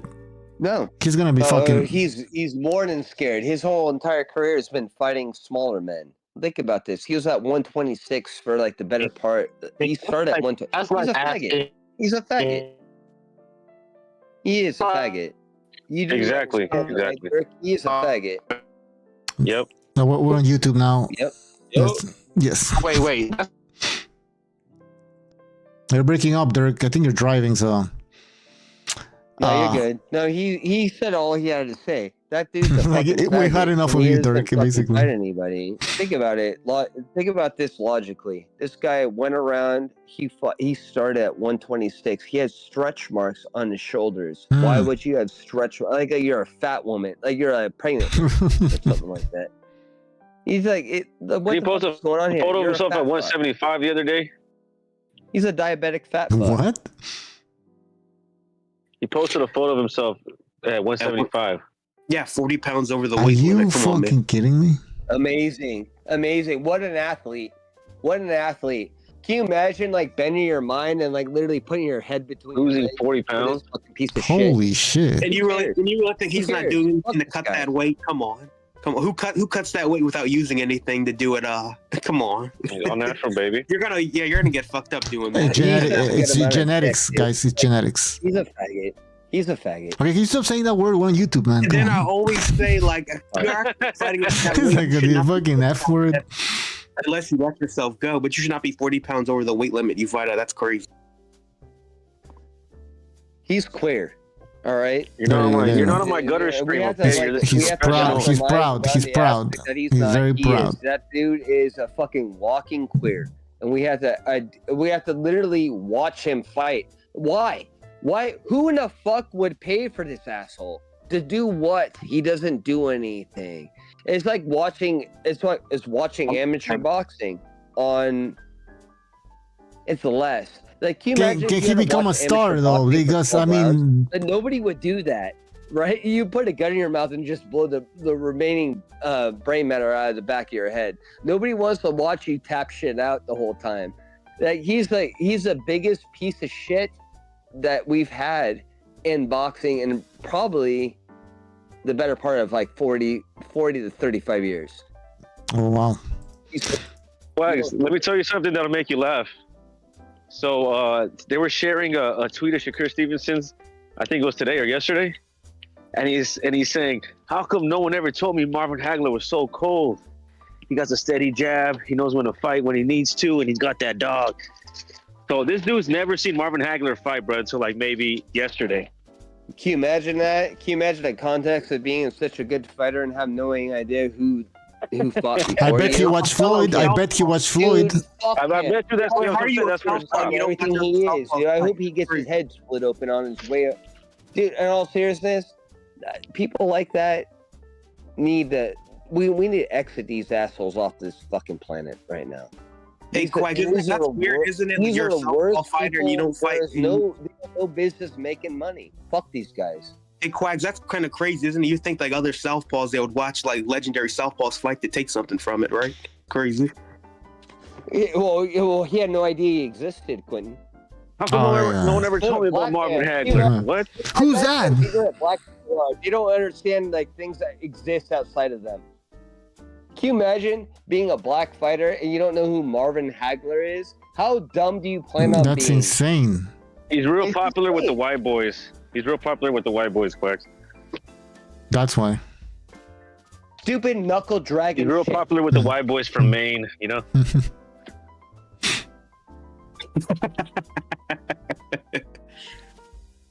Yeah, that's crazy. I'm telling you, I'm pretty sure he was a Floyd fan though. That's the thing, though. For sure. That's who we saw. That's who we watched fight. Yeah, I mean, we forget now. 2010 was 15 years ago, so a lot of these guys have been growing up watching Floyd. Like that was their, when they were teenagers, they were watching fucking Floyd. All the racist Tatum. Dude, it's a faggot. Jesus. Can you say it louder? Stream flags. You gotta clean it up here, man. This is a professional. This is corporate. stream, Corporate. It's an unbinary institution that's ran by queers. You got sponsors here, buddy. Yeah, we got. This is the most queer shit that you ever seen in your life, though, in my opinion. Can you imagine a bunch of people said his favorite fighter was Andre Ward, didn't he? That's like his favorite fighter was. Just say weak, Quags. You don't have to. I'm sorry. I'm trying to figure out how to negotiate this shit. Just say I'm weak. saying all the wrong crap. All right, take a deep breath. I will. Yeah, correct me if I'm wrong, but I think didn't Shakur Stevenson say his favorite fighter is Ward, isn't it? He grew up watching mainly Andre Ward, I believe. Yikes! Can you imagine? You want to be in an Andre Ward when a sport with hagglers in it? You know, like what? Like that? Why would you trust the guy after saying something like that? You're like, dude, that's just one of the worst fighters. Like, that's who you like? Well, guess what? Nobody likes you by proxy. Why? I'm dead serious. Why can't we just do that? It's like, you suck. Why can't you just suck? There's some people I don't have to like you. Who cares if you're black? Oh, you're a struggling black dude, or you're Puerto Rican, or where the fuck it is. He doesn't even know. This is what I don't like right now. He has like every single Quack. What's on a roll? He's got a half U.S. He's got a half U.S. Cheering you on, bro. He has every single. That's what really riles up Quags. It's the black part that really riles him up. You want to be Puerto Rican? He's a faggot. He's a LARPing faggot. Oh my God! I'm tired of all these blackies in the sport. We need to get rid of all of them, right, Quags? Well, I don't know. I know. Eventually, it Okay, depends. buddy. If you guys Maybe you can watch more, and you want to sit there and put your head between you your should legs, watch a different sport. Hey, if everything's gonna be an amateur competition with you, yeah, get the fuck out. You can leave. Well, that's too bad, buddy, because they ain't going nowhere. Maybe you should watch a different sport. I don't know. I think you're really more upset at the context that you guys don't fucking fight. I think And you're the everybody's one who's upset. No, they are definitely going somewhere. They're definitely going somewhere. Out to you. You don't like it. Tired of the blackies, my pussy hurts. Shakur is boring, though. Let's be honest, man. No, we can't deny that. They can't deny that. There's trash. Now, okay. Let's say that Shakur had a good, an entertaining fight against Cepeda, because some people want to say he was fighting in the pocket like he was like some sort of like an exciting fight. It wasn't that exciting, but Shakur already said he doesn't want to do that again. It's over. We won't see that. So I'd rather watch rabid dogs fuck each other than watch. What are we gonna watch? What's next for Shakur? What's next for Shakur? Can this guy? He's gonna get fucked by something. Dirk. What are you talking about? Maybe he goes to Why should he? What you want? Fine. Why should he? The next thing that happens to Shakur, like Shakur in Thailand. What you wanted, and here you are. Listen. I'm gonna be tuning into Teofimo Lopez Shakur. A lot of us, all of us are gonna be tuning into Shakur Stevenson against Teofimo Lopez fight. And we don't want to see Shakur Stevenson fight like that. Dirk, you don't care. You're fine with it. I'm not fine with it. I want to see a good boxing fight. I want to see a box. I want to see a boxing fight. I want to see a boxing fight. Exactly. That's what they don't show up to fight. They don't buy tickets. They don't do. But I just want the black guy to win. You know who else is going to tune in? Quags. And he's going, and nothing he can do about it. And then you're gonna complain like you always do, and nobody gives a fuck, motherfucker. Well, we do give. I mean, I give a fuck. I want to see an exciting fight. Dirk, you don't want to see an exciting fight. That's fine. Exactly. But Quags watch fights. I know. Man, you want to show up and pay money. You don't watch fights. That's why. Look, that's why the last couple of weeks you've been MIA, because no FBAs have been fighting. You know what I mean? Right? No. Ain't no black dudes been fighting. That's why we ain't seen you for a couple of weeks. Nah, bro. I mean, some of us have lives. You know what I mean? Oh, please, don't give me that. Don't give me that. Don't give me that. You made time today. You made time today to come stuff Shakur's dick, though. You motherfuckers right? You made time today to come get on your knees for Shakur Stevenson. Negligence. You do understand that. Nobody. Wait, what'd you say? You made time on a Tuesday to come suck off Shakur Stevenson. That's what I said. 50% of the No, I'm talking to Quags. What did you say? I said you made time on a Tuesday to come suck off Shakur Stevenson. No, bro. I actually had time off today. Yeah. I'm not working. Yeah. I have been busy. I'm not making that up. But regardless, Well, listen, Dirk. Okay, hold on, guys. Okay, Dirk. I know you're a Shakur Stevenson fan. Do you want to see an exciting fight on January 31st? I think that's the date when he fights Teofimo Lopez. Yes. Okay. Perfect. Perfect. Your name is not Dirk. Can you sit the fuck up for 1 second? That's his idea of a good fight. He's like, when you watch something, yeah. What's your idea of a good fight, Dirk? Yeah, what is Seriously. you want to sit there and That's like, a good. like die inside. It's like, You almost got me. You almost got me, Dirk. But what is your definition? Define what a good fight is. Let's be real. Let's be real. Let's be real here, bro. There are two counter punchers. Trying to. Let him talk. Damn, shut the fuck up, bro. God damn. Yeah, there is two counter punchers, so most likely is not going to be a super high level action fight. Let's be honest. Those two combinations usually don't make for those type of fights. Why? Your bitch, are you listening? Your bitch boy is like literally probably like a 68 pounder. I mean, bro, okay, yeah, he's a bitch, but he's a professional fighter. He'll beat the shit out of you. So who's the real bitch? All right. Ho ho ho! Merry Christmas. Let's worry about the context of what he doesn't do. He's 36. He's 36-0. Who in the fuck has he fought, dude? And you have to sit here and shove this shit down on my throat. And your argument is nobody. You're gonna watch the fight and you're gonna shut the fuck up like a good little boy. Little Oscar Valdez, Tiny Valdez. Nobody cares. We're thinking about boy. Nobody cares about your little black fatigue. Nobody cares about your little black fatigue. Don't suck a dick. No problem. Yeah, we'll never have check. How about that? How you gonna wait for, boy? All right, go ahead if you say. You're gonna wait. Nobody cares about your black fatigue. Go suck a dick, motherfucker. Everybody. Merry Christmas. This is BDA Christmas. You do understand. Yo, getting cold. Nobody answer him. Shut the fuck up, bitch. All right, guys. Getting cold. Guys, let's switch it up. The fatigue before Christmas. Yeah, that should be the title of the video. I know you got fatigue, Mr. Canelo Dick Rider. Oh my God! No. We're going. This is a family show. This is a family show. Family show. This is a family show. Dumbass motherfucker. I'm talking sober. This is like a Christmas family Christmas gathering. Family Christmas gathering. What happened to that shit, bro? Take a break. This sounds like a BLM rally over here. What's going Come on? on, guys. Have some holiday cheer. You were going on a little live stream marathon. What happened to that, bro? What are you talking about? I'm talking to sober. I'm live right now. You want to join the He's stream? live 24/7. Yeah, you're on it right now. Yeah, do you want to join the stream? Why are you before? He's never not Canelo. You didn't know that, Before Canelo Crawford, it was all day, every day, bro. Where do you think Quack's came from? Where do you think he got so lit at? That's where he pregame. How dumb do you feel? That's where Quack's pregamed at. That's why he's so fucking lit right now. His pregame was at Source. It was. I'm ready for pregame for the party. You dumbass motherfuckers. He's right. Quack doesn't care. Was it tailgating? How's it called there? What is this fuel? I'm fueled up. I'm ready to go. Dude, you don't even do math. It was Quacks was.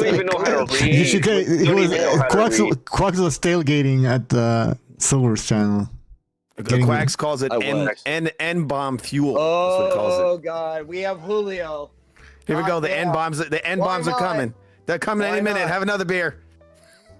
Why not? Yeah, coming. Yeah. We had the F word. Now the N word's coming. The N word's coming. F word's always. Yeah. It's always welcome. The F's always welcome. If you, do you have a wish for next year? We wrote some already. Any wishes? Shakur Stevenson gets laid out. We already wrote that. You got it? Wait. Boots Ennis fights Ortiz. Already have that. And gets his skirt knocked over his head with an uppercut. That's definitely not gonna happen. You know that's gonna happen. That's probably definitely. Get his skirt pulled up. Yeah, he hits him with an uppercut so hard that Boots flies up like Rocky. He's down ass up like Anderson was. Hopefully, Virgil Ortiz finds his nuts and signs that contract, bro. Oh yeah, Ortiz isn't afraid of that guy at all. He ain't the one asking for tune-ups. Fuck, you keep going on down that road. Virgil Ortiz is the only one who wants that fight. Doesn't make Virgil sense. isn't asking for tune-ups, bro. He's not the one asking for tune-ups. It doesn't make sense. He's asking for a whole bunch of money. He's gonna beat that ass. The one guy that wants to fight, you're literally taking the piss out of him. That doesn't make sense. I mean, Sobers, you said the same thing about Canelo Crawford, bro. So yeah, we'll see. Okay, well, why is that pussy ducking the rematch though?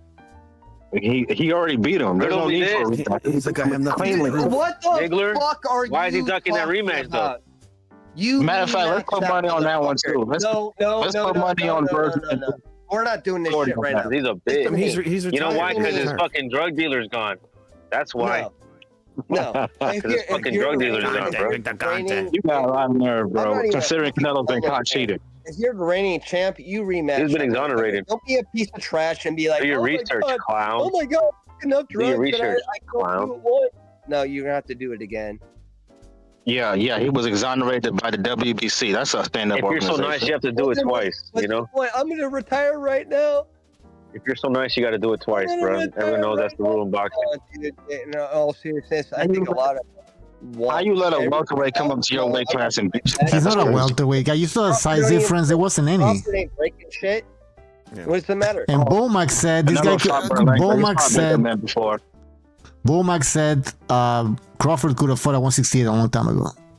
Oh, he should have, or something like that. Like, so, he called it. He called it his weight. His weight. That motherfucker's 5'8", walking It's his around weight. 180. Can you imagine how much of a?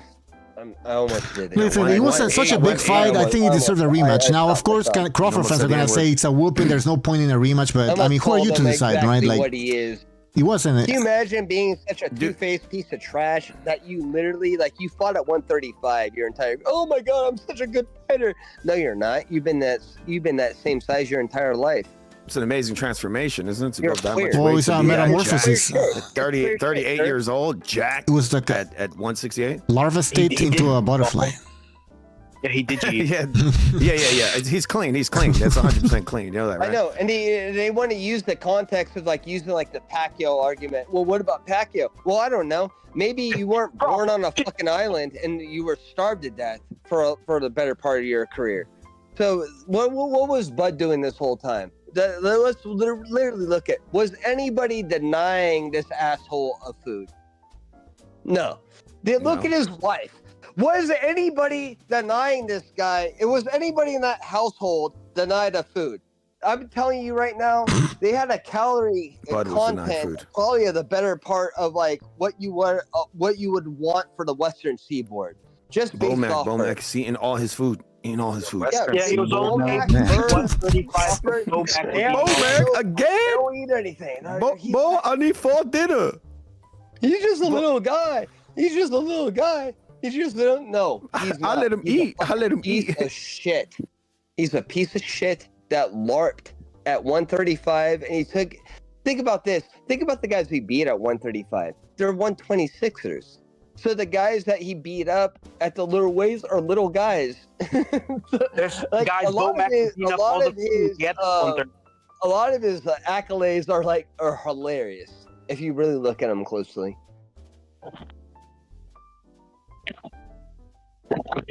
All right, Quacks, take a deep breath. Take a deep breath. He's a fuck boy. I gotta ask Quacks a question, because listen, Quacks, come on, have you ever had a trainer that would eat up all your food to where you're forced to make 135? Never. I can't. I've never been that. Fuck, man. Probably high school, maybe. How's that weight? Yeah, no, there's no way. 135. It's like cutting a leg off. That's insane, this transformation. That's got to be one of the most amazing transformations in boxing history. If you do that one last curl up, boy. Nope, it's mine, boy. I was surprised about how Crawford looked. I factored in a guy that was one year layoff, 38 years old, smaller, and then I'm like, whoa, this guy's he wasn't even. To make this square for everybody. Who in the fuck moves up 30 pounds in an endurance sport? In an endurance sport, nobody does. No, I mean, no. Nobody does that shit. Yeah, there's solid muscle. He went up solid. It's muscle. You remember when Duran moved up in weight? Duran looked like sometimes he looked a little bit flabby. Sometimes they're usually soft. Soft. Not flabby. Yeah, soft. That's the word. He keeps building solid. Yeah, it takes time. It takes time. Lean. Yeah, and at 38. That quick? In a year? Less than a year, maybe? It's insane. Oh, excuses. No, you can't say that. You can't quite, people get all defensive. I'm like, it's legit. Why? It's legit. Why and by the way, why? yeah, Quack said why, and then people, why? You're not allowed to say that. But then again, then Crawford is allowed to question Pacquiao in his career, right? He might have been on PED, so it's very suspicious. Pacquiao is more legitimate if you look at it.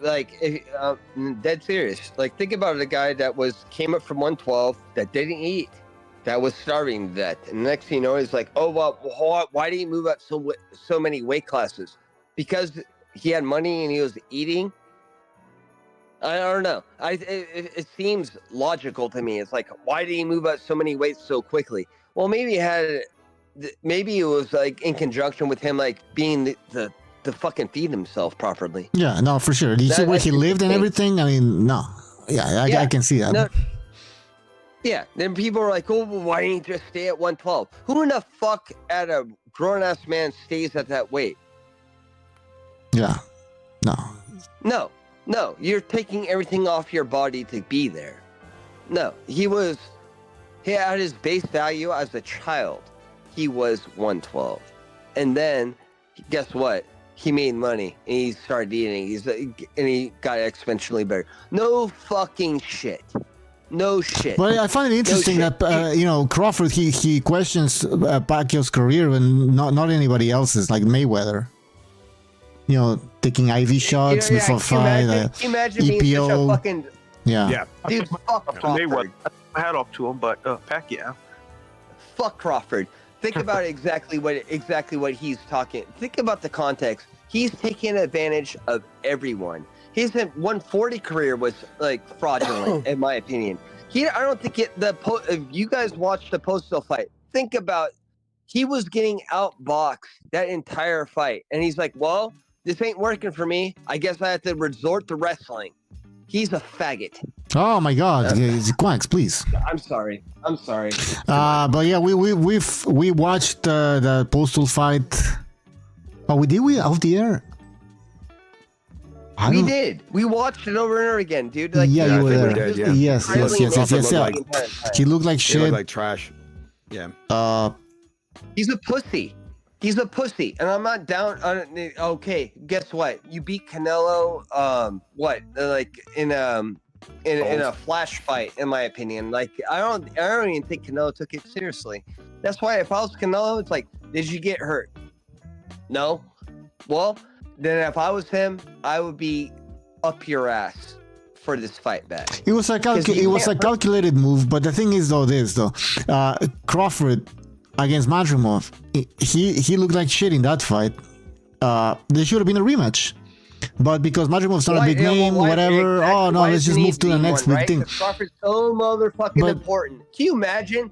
It's like, I fucked this fat bitch for the better part of like a decade. It's like, I'm really important. No, nobody cares about you. There's nothing you do that's actually like that good. What does he do? But exactly, listen. Like Marvin Hagler or like Mike Tyson. Like, if you think about it, like he's a broke dick version of them. He can't fight. He can't go back and forth. Let's compare.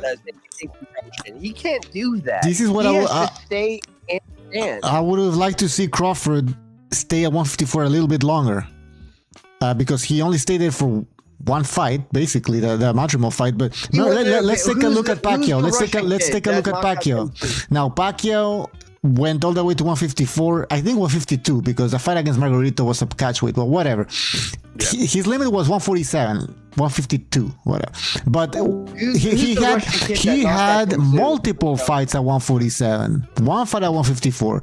So see that Pacquiao was testing himself against bigger guys for a longer period of time. In multiple fights, he tested himself against bigger guys. Crawford moves out to 168. Doesn't even look that big. He doesn't even look bigger he doesn't even look smaller than Canelo. Has one fight only, and then he retires. They're like, oh, he's a 168 champion. I'm like, in my opinion, you have to like stay there for a little bit. You have to stay there and then defend the title. Exactly. You should. At 154, the same thing. There were so many interesting fights there, and he didn't even fight any of them. And now I'm supposed to, he's a four division champion, 3-time on dispute. I'm like, yeah, let's calm down. Those are just titles. You're throwing buzzwords here and there. Let's break it down. I'm dead ass serious with you right now. I think Crawford's a LARPing. He's a LARPing queer. If you're gonna take a championship and not defend it, you Wait, did you see the way he held Turkey's hand? I don't think he's LARPing. You should put a gun in your mouth and blow your brains out the back of your head at this rate. Like he's doing nothing for. I'm dead serious, dude. Think about what they're doing in boxing right now. And then why should he fight again? He's 38. Okay, fair enough. But since 2020, he was fighting once a year. So it's not like he was fighting 3 times a year, dominating divisions, and all of a sudden, well, now I'm 38. I can retire. It's like no, it was your career was sort of incomplete at the very end. Not only, I mean, I could go back and also break it down, but let's rewind this. I think what I heard you just say. His career was completely incomplete before Canelo. Yeah, no, for sure. It was completely incomplete. There's nothing that makes sense outside of this. He needs the rematch, Canelo. If Canelo wants it, he should grant it. How much of a fucking I'm not gonna call him that. I know I'm not allowed to say it, but you know what you know what the fuck I'm thinking. A fairy. Whoa. How much of a piece of trash you have to be to somebody grants you to fight and you're not gonna do it back? That makes no sense. That makes no sense to me. Just say you're scared and you know you can't do it again. In the chat, somebody's saying that. Where is it? Oh, Eparakua says Bud was fighting once a year to cycle without being tested by VADA. Hey, listen, I don't know about that. But he's a big drug cheat. It's obvious. Once a year only, and like, listen, Pacquiao was fighting like 2 times a year. Miguel Cotto, then he fights Mosley, then he fights this guy, he fights the other guy. Like, but that was 2 times a year regularly, Bucho. Like he had like actual syndicated contracts where it's like you're gonna fight like in March and you're gonna fight like in fucking October, right? That was like lined in, and then he would have another fight in between. He would fight 3 times a year, easy. Can you imagine having a marquee fighter that would literally like well, I'll fight 3, maybe potentially 4 times a year? You cannot do that now, and this is entirely the problem. We have to sit here and look at these worthless pieces of shit that don't fight. They don't fight. So what the fuck am I gauging? Yeah, it's true. I mean, exactly. Gauge. That's the correct word. Gauge. You need to have multiple fights in order to be able to gauge a fighter. If you're fighting once every year, we're not really gauging your talent. It's like a queer class, dude. Crawford should have 3 fights at fucking 154. Crawford should have 3 fights at 154. 3 fights to gauge how good he is. No, he has 1 fight against Madrimov. It looks like shit. Has a fight against Canelo where he beats Canelo. But now Canelo might have been shot. That was just the way he fought, like throwing 1 push at a time. And even then, it wasn't even a whooping. People claim that they're ridiculous. I watched that fight, and that's it. Alan was the one that got me to rewatch that thing. When I watched that fight the first time, I had it a draw, and I got all kinds of flack from everybody. How the fuck did you have it a draw? I'm like, well, you didn't. Because these people were listening to the commentators. They're listening to the commentators. They're listening to the commentators. Well, there you go. He clearly lost the fight. We gotta rewatch it. Like I just write it down. So like when it came out at the end of it, it's like I had it a draw. Alan told me Alan was on the Crawford side, and I watched it again, and he's like, what are you talking about, Alan? Alan thought that Crawford won it. He didn't think there was any. I know, but I'm trying to. I was the one who said that. I think it was closer than what they said or what they believe. I think the narrative. He got every benefit, Crawford. I just see it for what it is. I agree with you. The guy lost. I guess my point is that after rewatching again, I gave maybe Crawford 7-5. Yeah.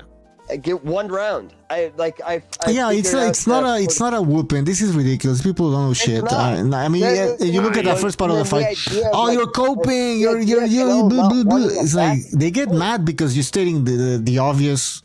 It wasn't a whooping. No, they say he had a little bit of trouble. What do you mean? He lost? They have to admit that he had trouble. Right? When you have a round where both guys land 3 shots, and you're telling me that that's a Crawford fight for sure, you're lying to yourself. If both guys land 3 shots in a round, you can't tell me that Crawford clearly dominated that round, and that happened throughout 6 rounds. Like they weren't even throwing that many punches. By the way, I asked Dirk, if he wanted to be watch the fight with us off the air. He said, I don't want to watch it with FUTV. I don't want to what? Watch it with FUTV. What fight are you guys gonna watch? Canelo Crawford. Oh my god.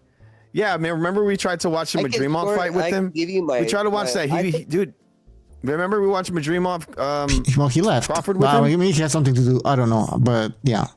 Yeah, he always does that because he knows that he's outnumbered. From that fight, I had a draw, and I know I was drinking and I was doing it with you guys, but I was actually scoring it. And I did it. I was writing everything down. I was counting punches and all that shit. I didn't think it wasn't as wide as everybody made it. No, I think it's that. I remember we rewatched Madrimov Crawford. I didn't score it the first time I watched it on TV, and I was like, yeah, Crawford, maybe, yeah, he pulled it off. I was like, yeah. But then I rewatched it. I had it a draw, and it could have gone Madrimov's way. I could have gone Madrimov's way. So, it's important to rewatch fights, guys. Well, his trainer had it the same way I did. Madrimov's trainer. He said he saw it. He saw 8 rounds for Madrimov, the same way I saw it. I think we talked about this. I had Madrimov winning the fight initially when I watched it the first time. I thought he won all the initial exchanges, and I give people the benefit of the doubt. If you're gonna assert the action and you're gonna land the punch, you are in control. So that gives I give him ring generalship in that regard. I don't care if you're pivoting back. He landed, and if you look at the Crawford fight when he was fighting Madrimov was all over his ass. Crawford was not in control of shit. So no, he wasn't. He never was in control ever. Remember, we had somebody on the last show, not the last show, sorry, like a few weeks ago. Somebody said like, "Oh, if Madrimov would have fought if Madrimov would have fought Ortiz the way he fought Crawford, he gets knocked out." And I'm like, "What are you talking about?" It's the opposite. If Madrimov he wasn't would have allowed to fight that way. Yeah, exactly. So he was the forward aggressor throughout the entire Crawford fight. When he fought Ortiz, he was on his bike. He was on the I rewatched it. I had all the because I had to rewatch it. I want to challenge you guys. Do you guys ever rewatch that fight, Crawford versus Madrimov, whatever his fucking name is? Watch that fight. Watch how many steps backwards Madrimov has to take that fight. He doesn't. He has to go forward. He's coming forward. A lot of times he's coming forward. Yeah, he's watched like 100 times. Right? He's setting the pace. Yeah, he's setting the pace the whole fight. Doesn't make sense. I don't understand. Like, so I want people get Dirt back on here right now. I want him to. I want to argue this with somebody that like get the little chimpanzee back. No, but you know what there's no point in debating. You know what I hear? I want to berate that motherfucker. What they say is, how the fuck are you tactically in control? Yeah, but the conversation then we start presenting all this information, and what happens at the end? Oh, you're just jealous. You're just Crawford won, and that's what it leads to, man. I'm telling you, I've seen this multiple times. I'm not the other guy. I just want to break Crawford won, It's like, guy, man, like, it's ridiculous. I'm gonna make him do it one way or another. I'm tired of this shit. People don't understand how. You can't have effective aggression if somebody isn't aggressing you. You do understand that, right? So like a lot of the point to make it ineffective would be the defensive part of it. If you were like extremely elusive and every shot you missed on the way in didn't hit. But it wasn't that way. That guy was piecing Crawford up. So he set the pace. He fucked you up on the way in, and then when you exit, he still hits you. You don't win. That doesn't make sense. You don't get to hit in, out, and leaving, and then win the fight. I don't understand that. That's the main criteria I want argued, and I want to hear somebody from the other side combat this with me right now. I don't get it. How in the fuck could you do nothing and be afforded everything? Well, that's how it's happening. That's the hand holding. Mm-hmm. Because he's different. He built different. Robert, come here. Let me rub you. I want it broken down tactically, though. So I want him to literally look at it. So if we want, literally think about how boxing is broken down. They break it down from accuracy to ring, I guess, effective aggressiveness to ring generalship to defense. That's a delineation of process by operation. We don't need to break it down tactically. Did you not hear Kellerman during the fight? Oh, that was terrible, man. Canelo was trying to be his friend when Crawford hits them. Guys, we know what we saw. Yeah, exactly. Well, we know what we saw. I mean, what he's speaking on my behalf. He's speaking for everyone. For everyone, right? Like this is so fucking Orwellian fucking mind fucking MK Ultra shit. By the way, yeah, exactly. It's like fucking watching Animal Farm. Yeah, exactly. Animal Farm. Crazy. At some point in the fight, I remember watching the fight, and then like Crawford's on the back foot. And then Max Kellerman, this is exactly where they said Crawford, he's comfortable right now, he's very this is where he wants to be. Like, on the back foot. Why are you putting this fucking nonsense in my mind? Like, oh my god, this is where he wants to be. He's comfortable. I'm sorry, you're not comfortable. You have to fucking be on the back foot because your opponent's coming forward. You're not comfortable. He's comfortable under pressure. Yeah, exactly. That's basically it. Yeah. You're alleviating the pressure. Crawford is in control of this. Yeah, he's in control. Yeah. They tell you what's not happening. Like, Crawford is mean. Then you look at the CompuBox numbers, and then you look at. Canelo wants to be friends. Canelo shall make friends. He's afraid of Crawford. He's mean. And then you look at the CompuBox numbers. That's a completely different story. I'll be right back. I have to go goon. All right, Max Kellerman's gonna be right back. I have to change my pants. Is that all you got? Is that all you got? Remember that? Goon break. Canelo lands a shot. Is that all you got? It's 100 words. That's all you got. Bang, bang. It didn't even hurt him. You can tell. He's not even hurt. It's okay. He's smiling. Is that all you got? He's in control. Is that all you got? Crawford's thinking, is that all you got? Crawford is. Yeah, exactly right. The only thing that was missing was Crawford, I love you. Yeah, right? Exactly. Crawford, God bless Crawford. Guys, we know what we just saw. Crawford just beat Canelo Alvarez. He just knocked him out. Canelo felt that one. Canelo getting hurt. Oh, whoa, Jim. Crawford throws like 5 punches and misses all of them. You look at slow motion. A lot of the shots are being blocked and everything. Like, oh man. Oh yeah, he blocked almost everything the guy threw. Yeah, I was rewatching and I was like, okay, what the fuck? Canelo threw a punch and slipped everything.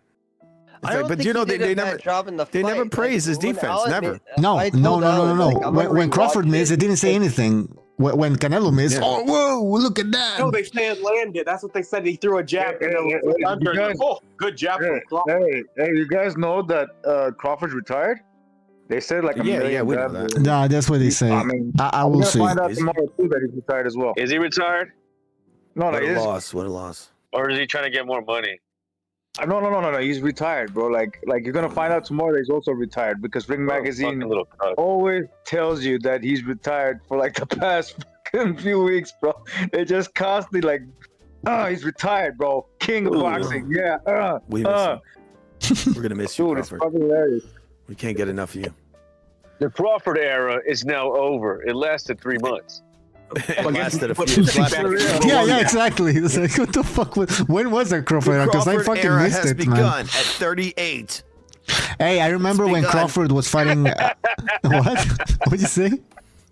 It's begun at 38 years young. At 38 years young. Crawford, he's done it. But remember, after that fight, Crawford said, "I'm the face of boxing now," just so he could retire. Yeah, he said, I'm the Canelo. Really? No, he said, I'm the Canelo now. It was like a reference to that Tom Hanks film. Remember with the guy on the ship? I'm the Canelo now. Oh, yeah. I'm the captain now, yeah. Both their last names. Yes. Both their last names with a C. So. You know what I think happened? He realized he couldn't be the next Canelo. He realized his only option was to rematch Canelo, and he's like, you know what, fuck it.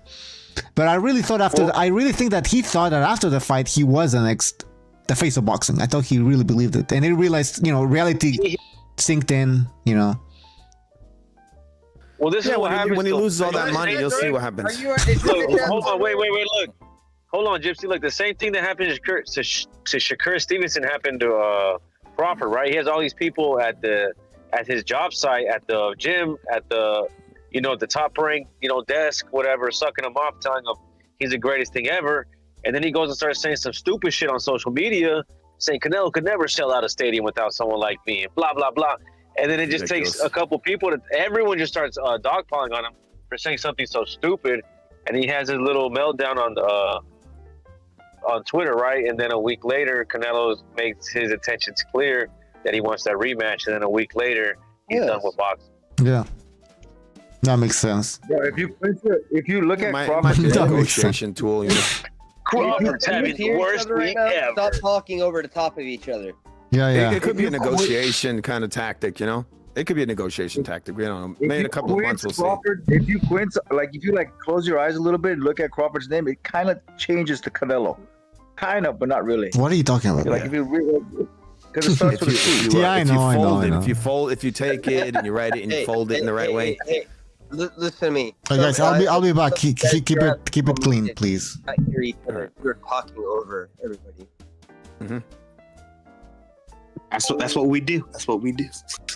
No, I'm just saying, like, you guys can't hear it. It's a fucking clusterfuck right now. All right. Well, shut your ass up, Dirk. Oh my God, I don't hear Dirk. I think he might be in your head. He's not even here, bro. Yeah. Listen to me real he's quick. living in your head. So, look, everybody, the after party will be at my house. So. Really? You have eggnog? Yes. Yes. Yes. Yeah. Yes. Yeah. Yeah. You want to see Quags uncensored, Yes. Find your way over there later on.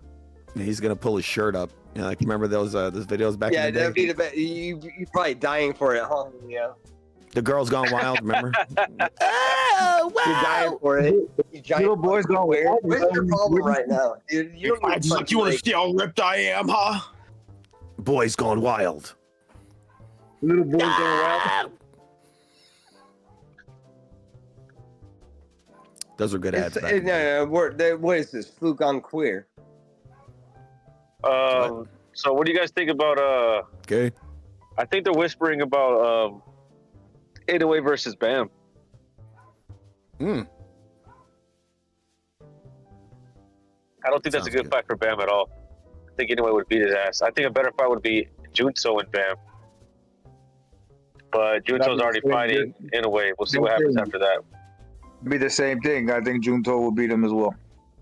I don't know. I think that's a closer fight. I think Inoue's too fast, too strong for both those guys, though. I don't know about that, but I'm pretty sure that he beats Bam. I'm like the only guy in here that likes Errol Spence, huh? Errol Spence? I like it. I like his style. No one even brought him up, dude. What the hell? He's a ball puncher. Somebody did. Are you talking about Junto? You said Earl Spence. It sounded like. You motherfuckers have everybody muted. You can't hear each other right now. What the hell? No, who brought up Errol Spence, bro? Let's see. Planet Earth. Fuck Errol Spence. Hey, Quag. Planet Earth. This is Planet Earth, bro. I'm just saying that I think some people have, some of you guys have some people muted that you can't hear each other. I don't have anybody muted. No, nobody. Everything's not about you, motherfucker. Look, the way I feel right now.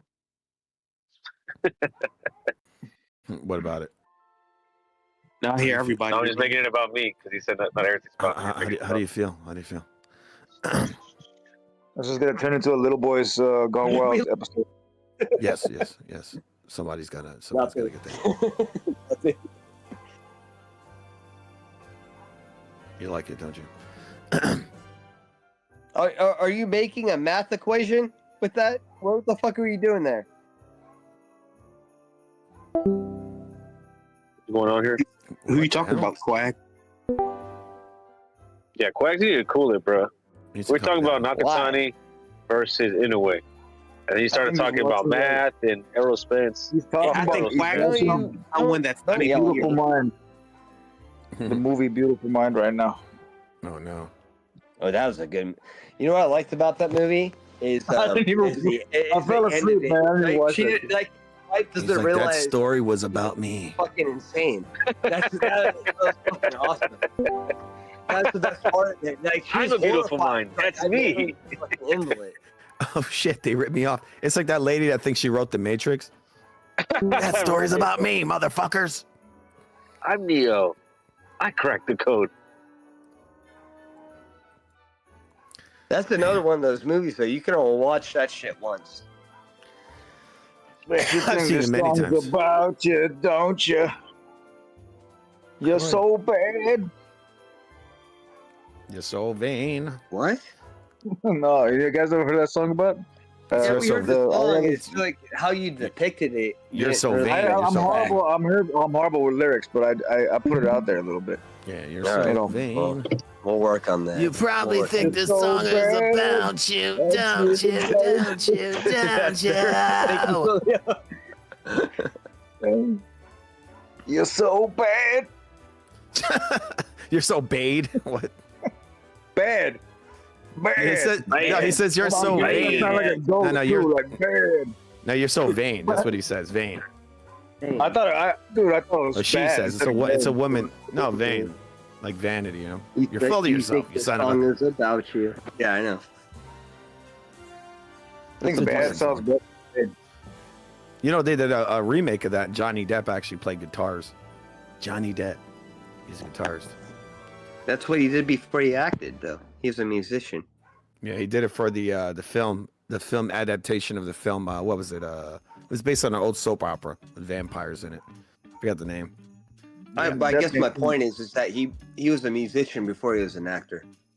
That's why he's probably... Yeah, he was. I've seen him play. I saw him. It was a hard crossover for him. That's what I saw him play live twice for the band, the Hollywood Vampires. He's one of their guitarists. It's pretty good. Nowadays, Johnny Depp thinks of himself as a mountain lion. You seen the commercials? No, I didn't see that. Wow. Shadows. I think that's badass. I think I think of myself as fucking Jaguar then. That's a we're doing that shit. You know, I'm a Jaguar. I'm a tiger. Yeah. I'm a tiger. I'm a Jaguar. Right. You know what, dude? I really appreciate him though. Like he's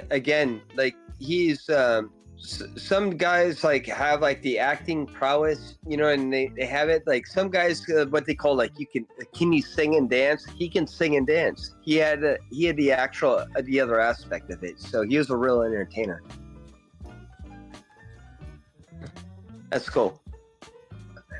Yeah, he's talented. I can't take anything away from him. Yeah, he is. Yeah. His girlfriend's. He's very good at pretending to be drunk when he's actually not drunk.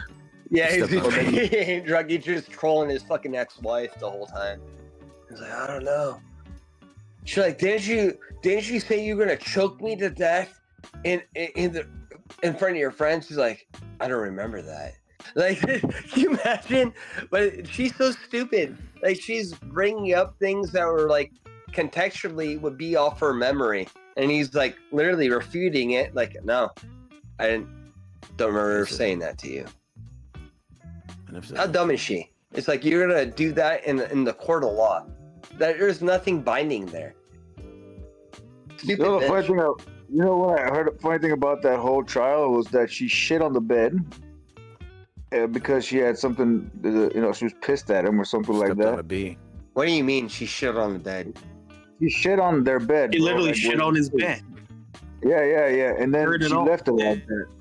Yeah, she left a little turd. Amber turd. That's what people call her. Oh, dude, bro. I was like, this bitch is... shit on the bed? Yeah. Yes, she shat on his bed, left a turd, yeah. Why would you... Why would you admit to that? How I'm did not I doing get this. I'm not doing it. Amber, I didn't know that they called her Amber Turd. I didn't know that part because I didn't go too far in the case. But that part, I was like, dude, you are one nasty ass bitch, bro. Like, you one nasty hoe. She also threw, what was it? It was like one of those really thick liquor bottles. I think it was like a whiskey bottle at his hand. He had his hand on the counter. She threw it and it hit his hand and it like cut open his hand really bad. Like it chipped off kind of like the tip of his finger. She's crazy. Wow.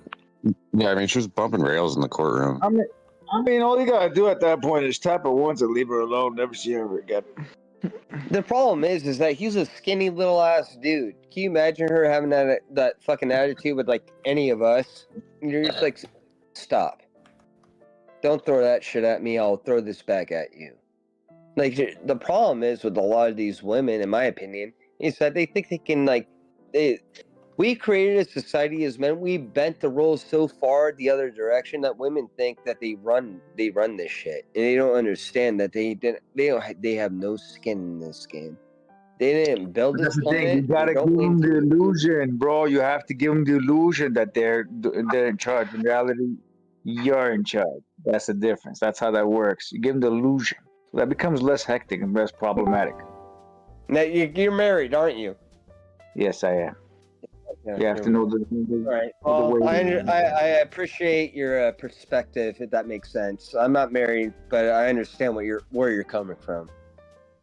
Yeah, that's the best way, bro. That way you avoid the bullshit ass talks, the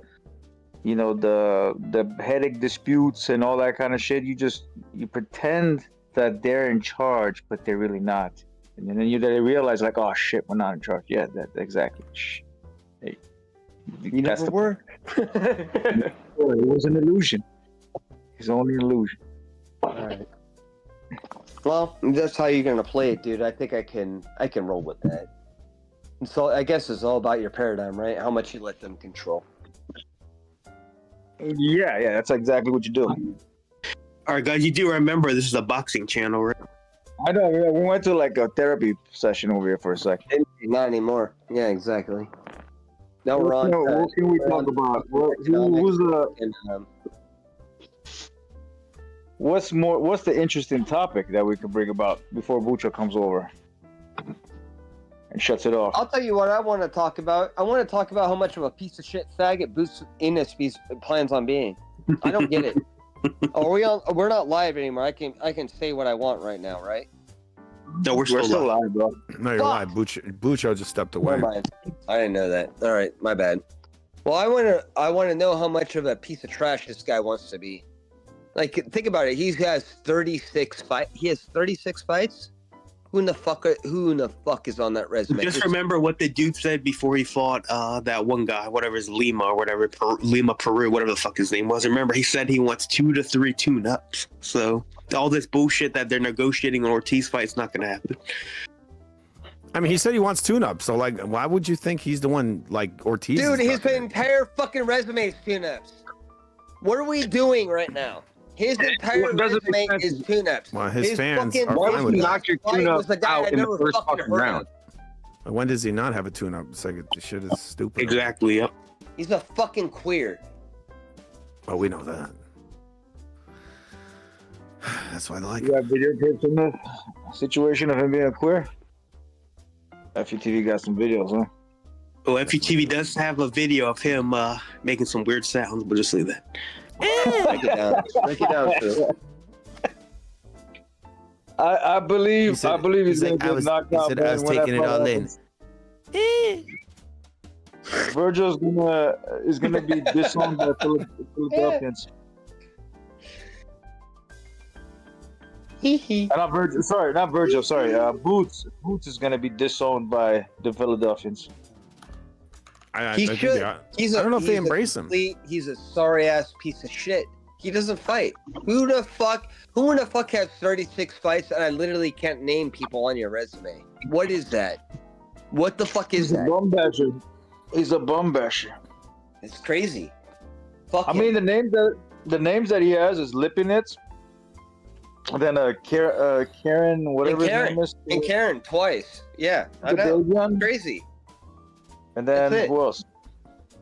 Was there anyone else? Thomas Delorme, what was the Canadian guy, Custio Clayton?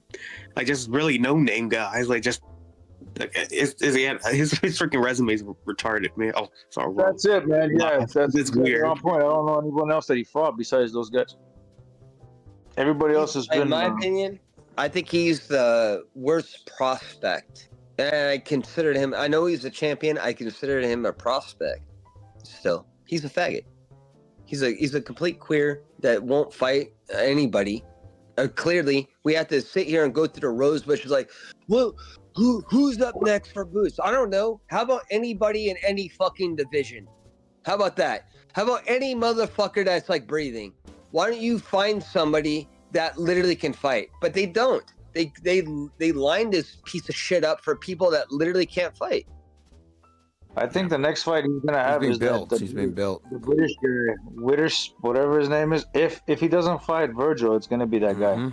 The Witter, They ain't lining him up for Virgil's Dude. gonna spoil that. I'm telling you right now, they ain't He gonna doesn't do want that. anybody at that weight. He don't want anybody at 154. Virgil's gonna There's spoil. If they put him in there with a lot of Virgil's killers. gonna ruin that fucking parade, big time. Any one of those guys could beat him. Fedora, Virgil, that other dude that beat the shit out. Even I Tim want to see Zoo could Boots probably fight beat the him. fucking Russian kid. Who is it? Mac. Murtazalia. I can't even say his fucking name. No, it's his fucking name. Aliyov or whatever. I want to see Boots fight that guy. Yeah. I want to see how Boots. I bet you that guy fucking guts him. He's got a fight schedule. He's fighting Josh Kelly, so he's already. Why? Oh my god! Why in So the he's fighting the fuck guy would that you Boots was fight supposed to Josh fight. Kelly for anything? That doesn't make sense. This is That's Russia. the guy. Boots was supposed to fight him. Yep. Josh Kelly is fucking useless. Boots is. That is a name that they did bring up, and it's fighting Kelly. Yep, that is true. Ennis he's gonna scatter through the 154 rankings, and he's gonna find someone that no one's ever heard of, like he always does. Josh Kelly. He's gonna fight some African fighter, Tutu Bapupu, whatever, and they're gonna talk about how he hits hard. Josh Kelly. That's what's gonna happen. Oh, or he might fight the guy that he might fight Danny Garcia, or he might fight Danny Garcia. Don't be surprised if he fights that, or he'll fight the guy that Danny Garcia beat. So yeah, he's kind of garbage.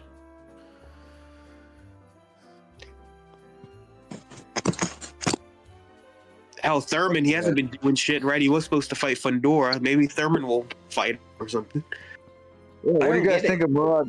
What do you think Murad Gassiev is going to be doing in the heavyweight division? Where do you guys think he's going? Is he going to get been in the heavyweight division for a while. I don't think he'll go far, but he'll be He could even Waylon, right? Everybody around him. But Yeah, he's been in the heavyweight division for a while. I know he lost the fight against Otto Wallin, not too long ago. So Yeah, he just that keep fight was cool. so ass too. Yeah. Like he's been fighting in the heavyweight division for a while. This is supposed to be his big win, but I mean, an older Pulev. And apparently he was losing the fight until he stopped him. Yeah, Pulev was doing real good for like 4 rounds or whatever until he got knocked Look, out. he's a fucking idiot. Have you guys seen how he throws like the right hand and he swings the left hook? It's like what my dad would call a windshield wiper. You throw the right hook and then you wipe across your plane, wherever you're looking at. You just wipe the hook across. He does that over and over again. It's actually annoying to watch. I'm tired of Pulev. I'm happy he got his shit. I'm happy he got his shit splat. He's a bad Yeah, fighter. dude. You guys way too big to fight like that.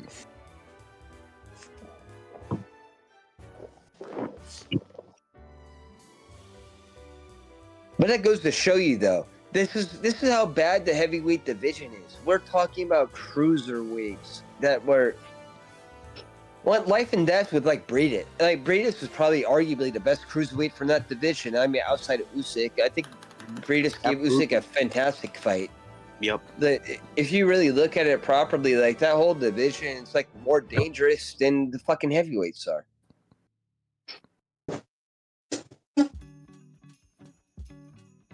Yeah, people really sleep on Usyk's cruiserweight resume.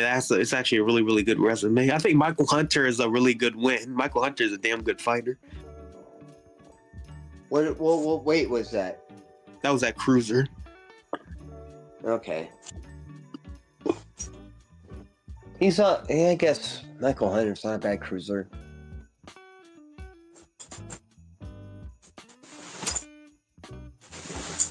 I don't know. I guess I rate cruiserweights higher than heavyweights at this point. Well, remember Hunter went up and he beat some decent heavyweights. He actually stopped what's his name, freaking the African guy, Bacoli, a while back. He actually has a win over him. Then he beat Sergey Kuzmin. That's another solid win. Can't remember if he fought Povetkin or not. Did he fight Povetkin, Michael Hunter? I don't think so. I need to look it up. Let's see. If they did, I know Povetkin probably wouldn't have knocked his ass out because that's if you look at it stylistically, Michael Hunter's bad news for some, or not bad news for Povetkin, but Povetkin's bad news for him rather. That's a stylistic bad match. I don't think they fought Quentin. Yeah, they fought to a draw. I just looked it up. Did they really? Yeah, let me see what year it was. It was 2019, so 6 years ago.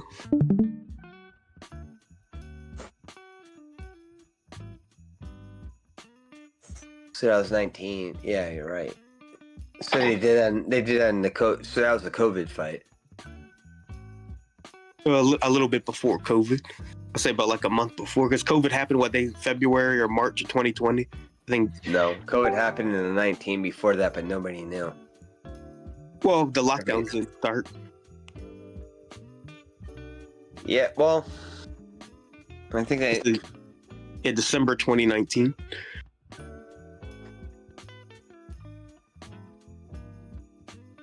I haven't watched it since it was new, so I haven't seen it. That's why I was like having trouble remembering if it happened or not. I'll have to watch that fight again.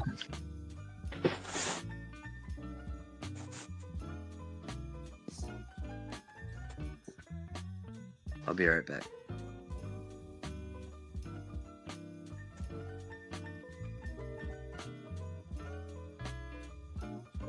What where the hell did Bucho go? He's gooning. But anyway, hey, Flu TV. All right, what's one fight that you want to see next year? Fury versus AJ would be one of them. I think. I feel like I should get that over already. It's funny how many Jake Paul fans just went crazy after that knockout loss. What does? I didn't know he really had fans. Like people. That's what I would say. There's some people that really believed he was a good boxer. I mean, he didn't believe in himself, but apparently he fooled a lot of people. Like, people need to realize that dude has like a professional wrestling type of career. Like he's there to work you into thinking he's good. That's what it is. But Jake Paul got fans, man. What are you talking about? Jake Paul is part of the machine. He 100% got fans. He's a GOAT. The machine. All-time great. It's not the Terminator. The Disney machine. It's not a cybernetic organism. The Disney machine, the Mickey Mouse machine. That's what it is. Jake is pretty amazing, isn't he? He's really amazing, bro. Especially that hair that he has, bro, that he combs forward. Yeah, Protect his you fucking balls. saw it. AJ punched him so hard that his hairline went back. Even further, bro. You ain't just his hairline. He had like a mohawk in the middle of the fight. Like in the third round, his that weird ass comb over he has turned to a mohawk. It was funny. It's all right. He's gonna get his teeth fixed. He's gonna have like an iron chin from now on. Actual iron is gonna be in there. He feels like, I got cred, man. I got my jaw broken. Oh man. Yeah, that's exactly what he did. Nah, I'm a real fighter. Ever got some cheekbones broken? Oh, I would say jaw broken by AJ. I did. That makes me cool. I got my jaw broken. I'm a fighter now. Some people are saying that we were discussing this earlier. Like, should Jake Paul get any credit? And like, for what? Like, he didn't try to win the fight. Oh, well, he stepped in the ring with a champion. So what? Like, anybody can do that, right? For money, of course. Yeah. So actually, the real credits, Netflix paid like $180 million for this bullshit. Yeah, that's crazy. Guys, I wonder if they got their money back. Canelo offered you guys $1 million. You wouldn't step in the ring with him? Well, exactly. Of course. I'll just take the money and run. I won't even step in the ring. What do you mean run? They end up in like Nicaragua or something? No, I'll drag him. Give me the money. Okay. I'm not stepping in the ring. He's one of the greatest fighters of our time. Let's go through the wish list here.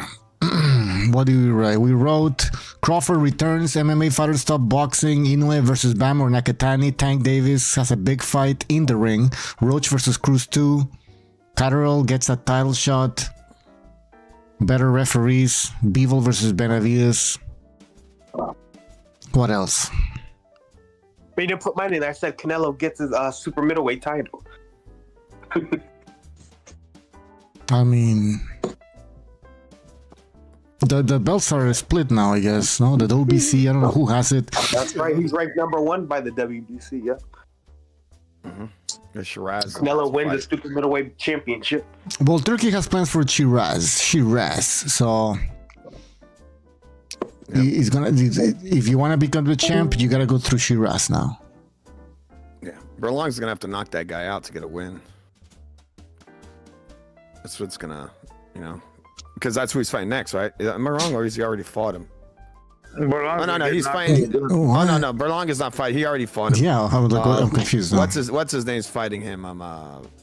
Pacheco, I heard's fighting him. What? I never heard that. He's fighting. Well, I mean, why wouldn't they? Like, Pacheco has been looking like shit. They're probably confident. Like, you can take him out. That's why they did it, and that's gonna be for that title. Damn, Turkey's dream. Sandbagging a little bit, like what? Has Pacheco been sandbagging a little bit? Trying to look a little bit weaker. Like, he looks like he another fight where he trying to like. Yeah, he doesn't have that next year, right? He stays at one. He doesn't like to fight. Like, you know what I mean? Like, he's afraid of getting engaging and stuff like that. Yeah, I mean, I wouldn't call him a bum. He's not what they told us. He was with Benavides' father and all of that. He's like, oh, Mexican style, another Mexican monster type of thing. No, he's not. Like, he doesn't have the mentality of a warrior. Like, he doesn't even have that. His boxing skills aren't even that great. He has to get his brains beat in, Lucho. No. But like, he needs to show us a little bit more. I mean, this guy, he had the best opponent right in front of him. Yeah. This African guy who's shorter, and that guy looked scared a little bit there. He was clinching. He was clinching a lot. Oh my god, that was embarrassing. That guy was rough. He was mauling him. He's like a Sean Porter type. Guys, remember, we're supposed to make excuses for Mexicans. Remember, there were moments where he was on the ropes and he would clinch. He wasn't like this guy. Okay, I understand if somebody's coming in with their head, they're trying to headbutt you coming in. You're like, okay, I have no choice. I gotta kind of clinch. I remember Kell Brook did against Sean Porter. Yeah, I really think a fighter like Shiraz would bring the best out of him. I think that would be a great fight because they're both. Yes. Sorry. They're both mid-range, long-range fighters, and you'll see the best fight with those guys. Because they're going to be trying to get snap on their punches. He's facing a guy. But it's possible. But it's possible that Pacheco isn't really that good. It's been 3 fights now. It's been 3 fights. But I'm saying he's in a while that has a similar like height and reach disparity. Exactly. So it's going to be interesting to see how he deals with that. It'll be a good fight. I'm telling you guys, and it'll be a good fight. He won't need to punch down this time. It'll be a punch normal. If Pacheco fought 160, if he fought Charlo, because I think he's at 168, that'd be a good fight. I think Pacheco would knock his block off. There's this thing that they always say it's hard fighting guys that are taller than you, but it's also hard fighting guys that are much shorter than you. Pacheco and Shiraz it goes both ways. Yep, exactly. But these guys are both like 6'4", somewhere around there. So, they're pretty much equal. So Turkey's plans are manifesting themselves, right? So now, Shiraz is gonna become a champion, or close to become a champion. Shakur Stevenson is also one of his projects, right? Or am I wrong here? Turkey is Shakur one of his projects? Looks like that's one of his boys. Yeah, I think he favors him. Mm-hmm. So that's safe to say. And if he beats Teofimo Lopez, and then that's the fight. Like you were talking about this, right, Frank? That this is the fight that can make Shakur where he can be crowned. Yeah, I mean, look. Okay, let me rephrase that because it sounds like I'm saying he'll be all of a sudden become an American star. Mm-hmm. That's not gonna happen. It's just with the media, right? The cuck media, the Coppingers, the Canobios, the Kellermans. They're just gonna glaze him until we submit. You know that he's the best, but make no mistake, he won't become a superstar in the United States. That's not gonna happen. But in our little world, you know, he'll be number one pound for pound. Shakur Stevenson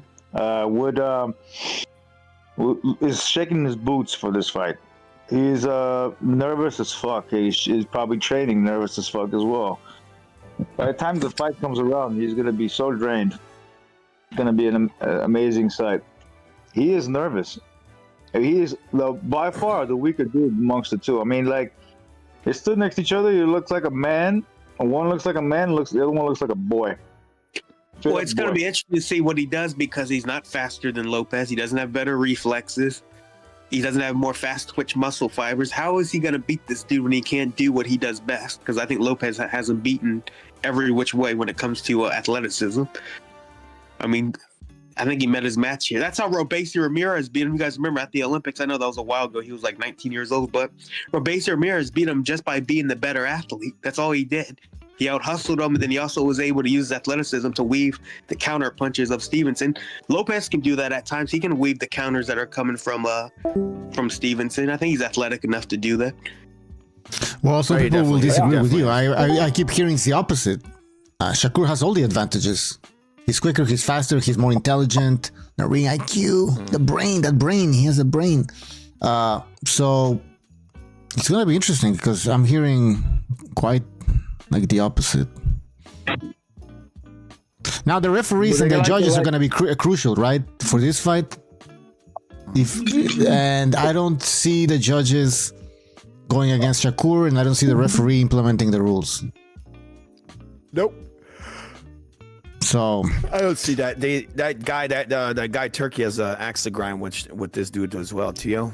Because of the stuff he said a while back. He said he was never going to do business with him. He said, I'll never do business with him. And then out of nowhere, I'll do business with him. Yeah, what kind of business now? I want to see. I want to see. They're going to try to. Yeah. Yeah, exactly. That guy, he's very petty. I could. Yeah, he did that same shit with Tim Tszyu, right? He did that with Canelo as well. He's like, remember, he's like, Canelo, he better do what he knows what's good for him. He said something like that. Yeah, and then Canelo said like, I didn't like the way he talked to me. Remember that? And he said, who are you? Like, who are you to dictate what I do? I don't want to do it. But then he offered him a boatload of money. And then after the Crawford fight, he's in the hotel room with Crawford, and they're like, "We did it." Says, I got my revenge. You know, I can talk to you any way I want. Yeah. I find Food TV's antics racist. Just well, there's an actual video. I have it where Turkey says, "We did it," and he's holding the gloves from the fight. Crawford gives him the gloves. I feel like Food does blackface. I don't know. I just have a feeling he does. Sometimes I know. We did it. What does that mean? We did it. We did it. I know. But why would you? I mean, so do you have something at stake? Like, I don't know. They got him. They got weird. That motherfucker. He didn't want to play ball, and they baited him in with the honey, and they and people look. If that wasn't a fucking Turkey promotion, Canelo most likely would have got the nod in that fight. I think. Could have been a draw, man.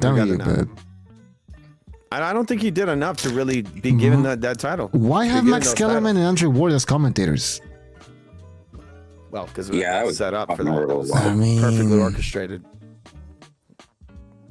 It's like, well, they're really good at peddling narratives, right? That's what they are. They're not commentators. They're people who peddle narratives. That's what they do. Yeah, exactly. That's why they're there. They'll say it so many times, you'll be like, "Yeah, that's what I'm seeing," even though you're not seeing it. And remember, we know what we just saw. Remember we had Jim Lampley in New York. What's it called? Fuck, I'm losing my mind here. The Serial Wolves fucking event. He was commentating. Yeah. Jim Lampley. Times Square. Okay, hold on. Yeah, sorry, just quickly. Times Square. And Lampley was saying this is. He was criticizing the boring fights that took place that day, and he's like, okay, Turkey's like, I don't like this guy. I don't like what he's saying. Let's put somebody else. You know. But yeah, man, I mean, they had freaking Al Bernstein and Jim Lampley both said, in separate interviews that they would be open to doing it, and they never got anything, so they got ignored, I guess. You would have thought they would have brought in these guys that are experienced for this big fight, right? Jim Lampley or Al Bernstein, or no, we got Max Kellerman, who hasn't been around for a long time, and Andre Ward, who hasn't done any commentating also for a long time. And who's a friend of Terence Crawford. Yeah, they all glaze his nuts the whole time. Max Kellerman also, yeah. You're going gaslight % on the decision, no matter what happened. Is that all you got? Seriously, come on. Actually, dude, was Billy versus Martinez on that card? Yep. Is that one of the undercard fights then? Yes, that was the chief support. Why the fuck haven't we seen that rematch? If I had a Christmas wish, I'd watch that again, dude.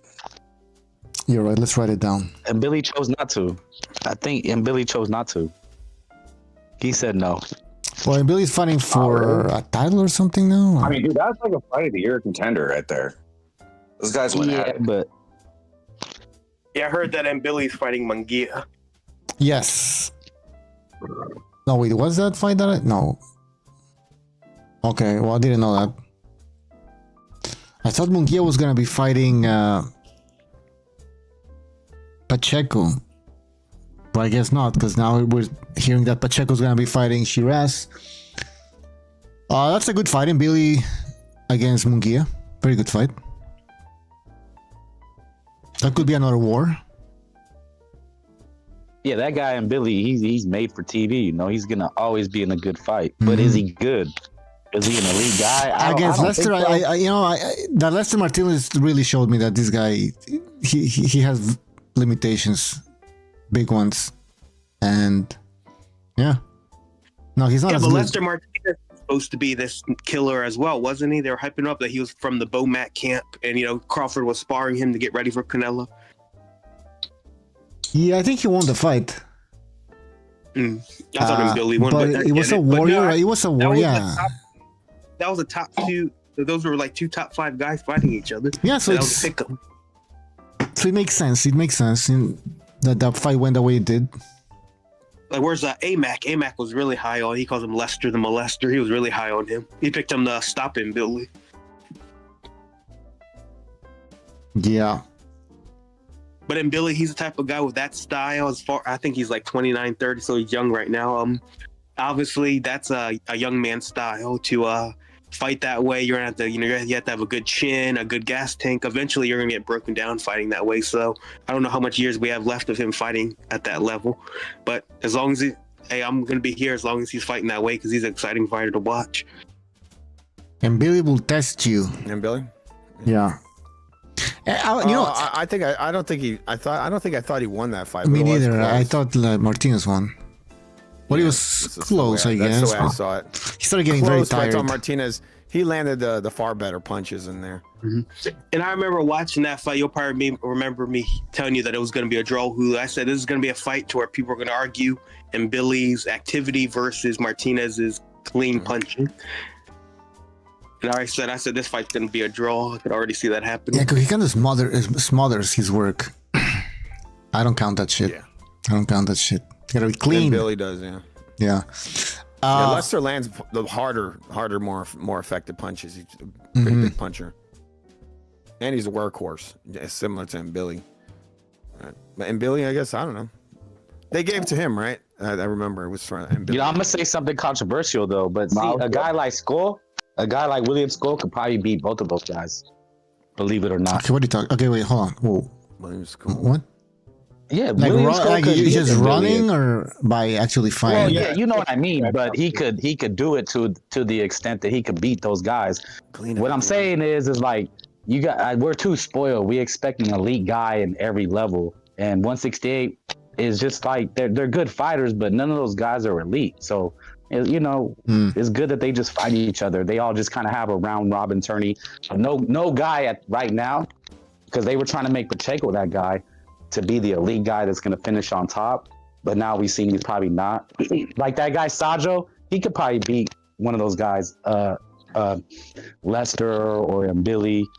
So do you understand what I'm saying? I'm just saying these guys are kind of all in the same boat right now. I don't think Nobody. You say nobody stands out. Nobody stands out. You know? Yeah. No, I think Yes, Martinez exactly. and Billy are definitely levels above Saggio. Those are two top 5 Saggio guys. is like I don't know. a. I wouldn't. But he ain't. But he could beat him on a good night, and they have a bad night. That guy Saggio can beat a lot of people. Because I'm saying these guys are not the elite. Like we get spoiled by having an elite fighter. Like You understand what I'm saying? yeah. Like we get spoiled. Yeah, I get spoiled when I there's an fight elite guy Shakur. like When I fight Shakur, when I watch Shakur get spoiled. Right? It's just the too amazing good, it's too good. athleticism, the boxing, the pugilism. Yeah. But it's fun when there's these guys, these middling guys, and they're just all gonna beat each other. You know, they're all gonna have 3 or 4 losses, but they're gonna give us good fights. Yeah. Do you think Turkey's gonna try to protect Shiraz, or I don't think so. I think he's gonna give him certain fights. Yeah, sure, because Shiraz is his boy. So I'm wondering how is he gonna navigate through that division? At the 168? Yeah, with I mean, the Shiraz. best thing is feed on the old guys. You know, So feed what does them that the mean? Charlo if you can give them. Feed them the Charlos, the Plants, and just keep them on top that way. So avoid That's what you Bailey, do. avoid Yeah, Munguia, yeah. Think about Pacheco. a Charlo fight Well, for no, Shiraz after he gets the belt. You can sell that. Well, apparently he's You gonna just feed fight. on the Somebody old said guys, he's gonna man. fight Pacheco though. That's a young guy. That's for a title. Oh no, I thought you said after. I thought you meant how Oh, do you after. protect him once Okay, no, he's you're on right. top? After he beats Pacheco, I guess if he beats him, he's a champion, and then they're just gonna milk that belt for a while. Yeah, exactly.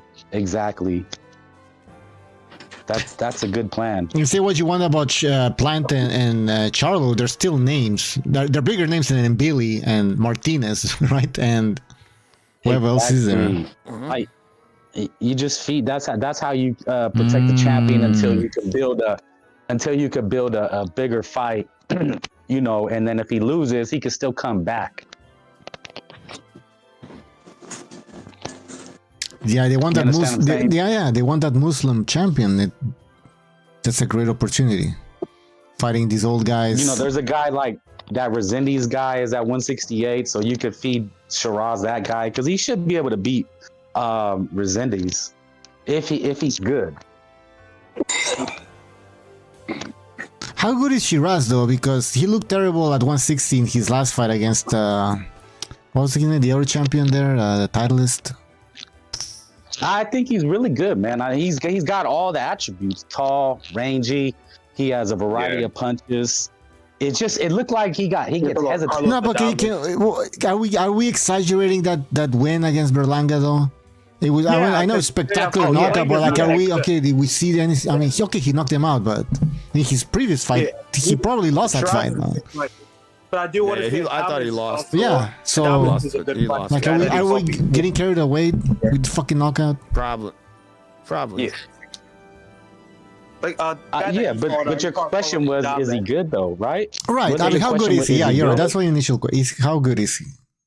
I think he's good, but is he elite? Can he hold? That's where you stay on. Yeah. Yeah, I don't think so. No. Okay, on that question, can he Can fight all dominate? these guys? No. He's got some levels He'll to get his game. caught. He has some layers to his game. He has more than Pacheco, that's for sure. So if you And don't remember, guys, in that fight All right, against look, what about this? Austin Williams. Let me cook real quick. Let me cook. All right, let me get in the lab because I know BDA likes to do that. Let me get in the lab. Can Shiraz, could he beat Caleb Plant and Billy Joe Saunders and who's the other one that Canelo beat? All those guys are almost retired. Saunders retired. Jamal's there. He never fought Canelo, but yeah, he's. No, I'm talking about 168 specifically, right? Can Shiraz go beat that Caleb Plant right now? The Canelo beat. I don't know, man. To be honest, I don't know. That's what I'm saying. Could he? I don't. Caleb Plant was a beast. Believe it or not. maybe if he's shot, if he's way past his prime, then yeah. But I don't know if he still has a little bit left. Then that could be enough to just beat Shiraz, man. No, I'm trying to, because we're saying is Shiraz elite, and I'm saying okay, then is he elite that he could have did what Canelo did? Oh, okay. Prime, the same. Yeah. You're talking about yeah, man. Oh no. Because we're talking about, can he be the elite guy? No, And no, I'm no. saying, The can he go Caleb on the Panda run fought that Canelo did? beats Shiraz. Okay, that's what I'm trying to say. Yeah, That's what I'm trying to break it down for you. That's why we're saying he's a good fighter, not a great fighter. So remember, he fought Austin Williams, the guy that came out with the tiger tail. He thought he was Tigger from Winnie the Pooh. There was a part in there where Williams kind of shook him up a bit. Now, maybe that could have been the weight cut and he should have moved up to 168 sooner. But Williams did land a shot. That obviously Shiraz dominated, he beat his ass, but there was a part in that fight where he did shake him up a bit. So, you know. And Adames, he fought Carlos Adames next. Very questionable decision. A lot of people thought Adames won. Adames is a solid champion, but yeah, I don't think that's the only time he looked bad, though. Yeah. Like he's very good. Like we think we're gonna get these great Hall of Fame, future Hall of Fame fighters in every division, which that's what Frank Bay brought up. And no, we're not gonna get those guys. We're gonna get solid professionals in most divisions. Yeah, thank you. That's what I was trying to. Yeah, we always want an elite guy. Like, okay, this guy's gonna be the guy. And 9 out of 10 times that doesn't mean they're not good. But as a fan, we should just want to see all these guys fight, and we'll get good fights, and they're all going to have 2 or 3 losses. And one guy is going to beat one guy who beat another guy. But as fans, I think that's good. Yeah, exciting fights is what we want first and foremost. Yeah, because once, let's say Shiraz does get a belt, he does good. He's going to be managed carefully. But once he loses, then we'll really see what he's made out of, right? Because then he'll be forced to fight everybody. He will no longer have a protection plan. Hopefully not. You never. Turkey might pull something off. Well, yeah, if he has the money man behind him, yeah. But I mean, that guy, he's eventually gonna lose, and I think eventually he gets slept. Like somebody's gonna sleep Shiraz. One of these guys will. Man, nobody beating Shiraz. He gonna beat everybody's ass. You already decapitated your man Berlanga, so take the L. And I'm telling you, Shiraz just gonna decapitate these fools as they come along. Yeah, I mean, not until he moves up. Unless if you're slick like William Skull, right? Yeah. Who's fighting on January 31st in Denmark. Oh wow! Against He's also a top 15 fighter, bro. Let me write it down. Easy work. He's a plant. Easy work. Sent here by Skull's team. Can't believe Skull's getting fights. No, well. First of all, bro, you need to check your boy Turkey. I knew it. Because Turkey came back there. He told Lakatska TV in Cuba that Turkey al-Sheikh came back there to his locker room and told him to not hurt Canelo because he had the Crawford fight, which was big money. Where'd you get this story, man? All right. Yeah. I mean, and that's one of the reasons why Turkey al-Sheikh tried to blackball William Skull. All right. Wow. Skull sucks. Inside scoop. We got it. Now we know. I mean, that explains it. That explains everything. That's why he ran. What's that? What's up? It's the 24th here. I don't think, what day is it over there? The 23rd? Yep. Still. Yeah, here's the 24th. This is Merry Christmas. Ah, yes, Merry Christmas. Merry Christmas. What's going on, guys? What's going on, Happy guys? holidays. Man, that was a horrible. Happy holidays, guys. Didn't mean to come in like an asshole like that. I didn't want to see Christmas. Sorry, guys. Yeah, I don't believe in Christmas, bro. I'm sorry. Oh, you believe in Shiva and Vishnu? Well, even when I was even when I was a Christian, all right. I didn't celebrate. I did not celebrate it on December 25th, bro. Because if you even do the research, you should know the time of harvest is not December in that area. All right, Rapax Trucking Company in the chat says Twitterson needs to find his huevos and fight for control of the center of the ring. It's called ring generalship. Plus, the judges need to stop shitting the stick. That's true. Listen, ring generalship. I think a lot of people ignore that. I don't know if they do it because they're stupid or they do it on purpose. But ring generalship is now running away. Is ring generalship? Well, he landed one jab. He landed one jab and then he ran. Okay, well then he's controlling the ring by running away. He's in control. He wants his opponent to come forward. Well, obviously, I mean, somebody has to do it. Forward. Somebody has to do it. Like Jesus, somebody has to come forward. And then his back is on the ropes. Then the guy comes forward. Then the guy darts. And then he darts around or clinches. And then he clinches. Oh, that's part of the. He's smart. He's being smart. In control. Is this going to sound nerdish and stupid, but has anybody ever tried to follow the etymology of the ring generalship? Like the origins of it? Of course, like, not giving up too much ground. Like, why was standing your ground? I don't know. That's a good question. It's very important in boxing. I mean, obviously, clean effective punching is probably a no-brainer, right? Well, clean effective punching is one. I mean, how good your defense is. Defensive responsibility. The defensive thing, I've heard different opinions. Defense. No, the defensive. I mean, guys, one at a time. Okay, Frank. Well, it's a criteria. Right? Like there's certain criteria, but depending on who you are, you're gonna put one over the other, right? But clean and effective punching is a no-brainer. But ring generalship, that's so general to me. It's like, well, who established that and why? Was it because when there was no yeah, but is it a no-brainer?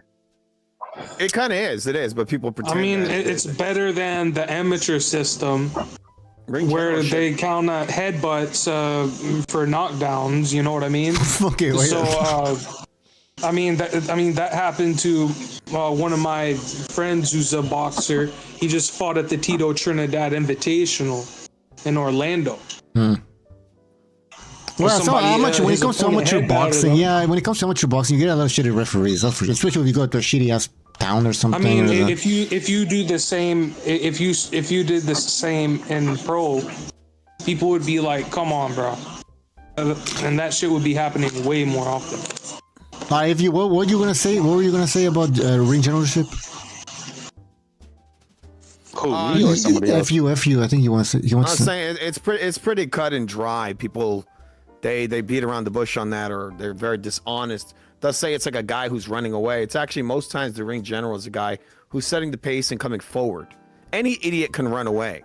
It takes a lot more skill to come forward, slip off the line, and then you got to keep in mind a big part of ring generalship is controlling the pace of the fight. So if you see a guy coming forward, whoever these flat-footed guys they call them, and they're coming forward, and the opponent is running his ass off, that guy there who's taking the steps forward and pushing that guy back is the ring general. That's it. Yeah. So the guy's I mean, not if he's not landing clean effective punches. I mean, you could be walking forward. That's not and true, you can be throwing punches, bro. No, he's simply landing punches. I mean, he's not the ring general. It's the same as look if the guy look at Shakur Stevenson. You saw Shakur in the fight with Zepeda. He's up on the ropes. He is not the ring general. The ring general would be Zepeda. Shakur Stevenson, if he landed punches, I mean, is Zepeda? No. If he's not throwing punches, bro. If he's not throwing punches, Zepeda was throwing punches. And he's not setting no pace. Yeah, look, I'm telling you the difference. Shakur's what pace is he setting? The ring general is Zepeda. He has him in a really bad position. He's limited many of his options for movement, and so he's controlling him. And so if Shakur lands some punches, yeah, you could say, yeah, he lands some punches. But Zepeda is a ring general. So if you look at, and this is the way they score is this boxing or WWE? No. I mean, you're talking about boxing is scored. This is how boxing is scored. No, I'm pulling out the actual rules. I mean, let's score that. Then if that's the case, all right, hold on. If that's the case, let him finish, man. Let him finish. The first fight against Liam Cameron. All right, look, I'm telling you, look. So if Shakur's up on the ropes and these guys land equal punches, right? Equal punches to each other, the benefit goes to the ring general. That's the way the sport is scored. The ring general gets the benefit of the doubt in scoring these rounds. That's why it's important determining who is the ring general. Because they usually get it. That's why if you watch the Zepeda fight, listen to Jim Lampley and listen to Tarver. What did they say? They said of advantage Zepeda because they were going back and forth, but Shakur's back was up on the ropes. That's how the sport is scored, and that's why it's important to know who the ring general is. And I mean, Zepeda that's was not usually what the ring general. scorecard said. Well, That is not I what don't the care. scorecard said. They also scored the fucking Devin Haney Loma fight for Devin Haney. I didn't think he won. So I don't mean, care that about was their official corruption score. right there. I don't That care was about their corruption. score. Yeah, but I mean, now you're talking about two different situations. You're contradicting yourself right now because you just said the scorecard. I mean, we all know that his dad fixes fights. So, I mean, let's not be dumb. Well, you just talked about the scorecard meaning everything, but now you're saying it doesn't. I mean, it depends who's bribing who. You know, if you don't have anybody bribing for you, hell, you might get robbed. So you're just agreeing with me. You're saying that the scorecard isn't always the most important factor in a fight. It's what you see. I mean, it depends if you have competent judges or not. Well, they usually aren't. Who aren't getting bribed. They always go for what they want, whoever they want to win the fight. What the hell are you guys arguing? I don't even know. Ring what you're generalship. really They're coming arguing. forward. Yeah, come forward. Okay, let me say what I think ring generalship is, because I think it works both ways. I think it's to help. Well, no, let's say you do have like a brawler guy, right? He's just a brawler. He's not even a boxer. He's just going in there to throw punches. And if you box, you face or sparred, you faced a guy that didn't want to box. He just came to fight, right? So you're not going to engage with him right away. You want to tire him out. Well, if you're a judge, you're saying, okay, I see this guy. He doesn't want to box. He's really just doing caveman style. Are you following me so far? Yeah. But there's nothing wrong with caveman stuff. He's trapping your ass on the ropes. He's a ring general. No, but you're letting him win certain segments just so you can pick it up later and land, catch him with a hard shot. But he can't. Even though he's throwing caveman style, he's not trying to box. That's what I'm saying.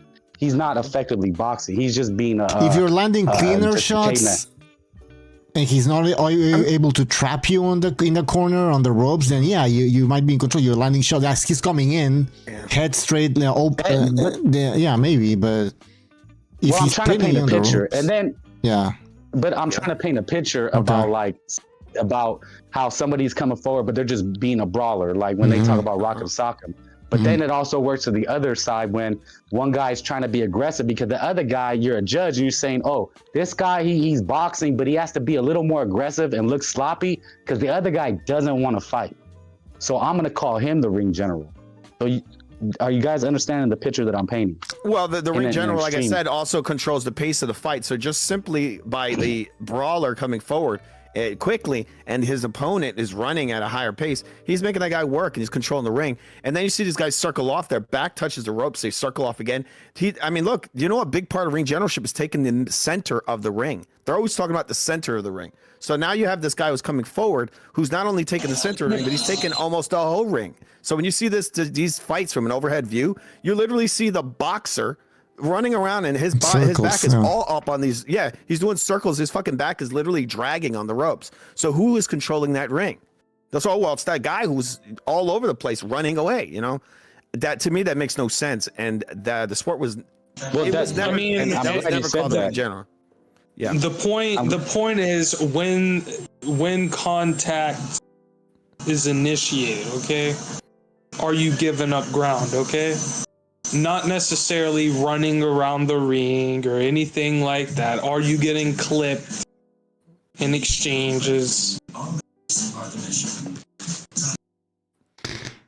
I mean, yeah, that's one of the criteria. It's pretty simple. It's pretty simple. I mean, boxing. Look at the criteria. Yeah. Like you can even talk to anybody who's ever judged a fight. Yeah, I do it all the time. Listen, I'm talking about a professional judge. No, the professionals don't even know the rules. I got Ryan Garcia over here quoting me on some boxing podcast. Did you see that? He went on the Max Kellerman show. He's talking about the fucking no joke, dude. He was talking about the. You said he quoted you. I'm talking about ones that aren't getting bribed, of course. Dude, these guys don't even know the rules on greasing. He said, hey, isn't it a rule in boxing that? What is the rules on, covering your body in oil? Like, who else is saying that? Oh, yeah, he did. Yeah, he said that. Where do you think he got that? He shit quotes from? you though. I'm pretty sure Wait, he got, who I'm said sure he that? got it from Who me. said that? Ryan Garcia. Ryan Garcia, he brought it up on the Max Kellerman thing. He asked them what's the rule on greasing. They didn't even know. Those guys don't even know the rules of the sport. Yeah, there's certain things they don't even fucking know. They don't. They made jokes about it. They said, well, you could put Yeah, grease and on then your they think face. scoring a fight is just based on your own criteria. It's like, that's what they think, right? It's like, well, I think this guy won because, like, why are you using the 3 criteria? Yeah, that's what I'm No, saying. they Like, don't. They people just- are taking these guys' word for it. You know, like, what the fuck? A lot of these guys don't know anything. And they're getting paid to push the guy who they want to win, the promoter, you know, the network. Well, I In the mean, I case of the Pitbull saw fight, at it some was point in the beginning of the Canelo Crawford fight, Crawford's on the back foot, not throwing any punches, and Max Kellerman is already saying, "Oh, he's comfortable. This is where he wants to be. This is." Well, what are you basing that on? Like, he's not landing any shots. How is he comfortable and in control? How do you know that's where he wants to It's be? so It's like, stupid. they're making all these assumptions. They said Pitbull. Look, Roach would have won easy if he would have just boxed. It's like, bro, what do you mean, run away? Exactly. So what he did? So he didn't box now. So what did he do? What would you call He that? tried. What would He you call tried to that? box. He Yeah, definitely yeah, exactly. I mean, for them, boxing is you have to be on the move.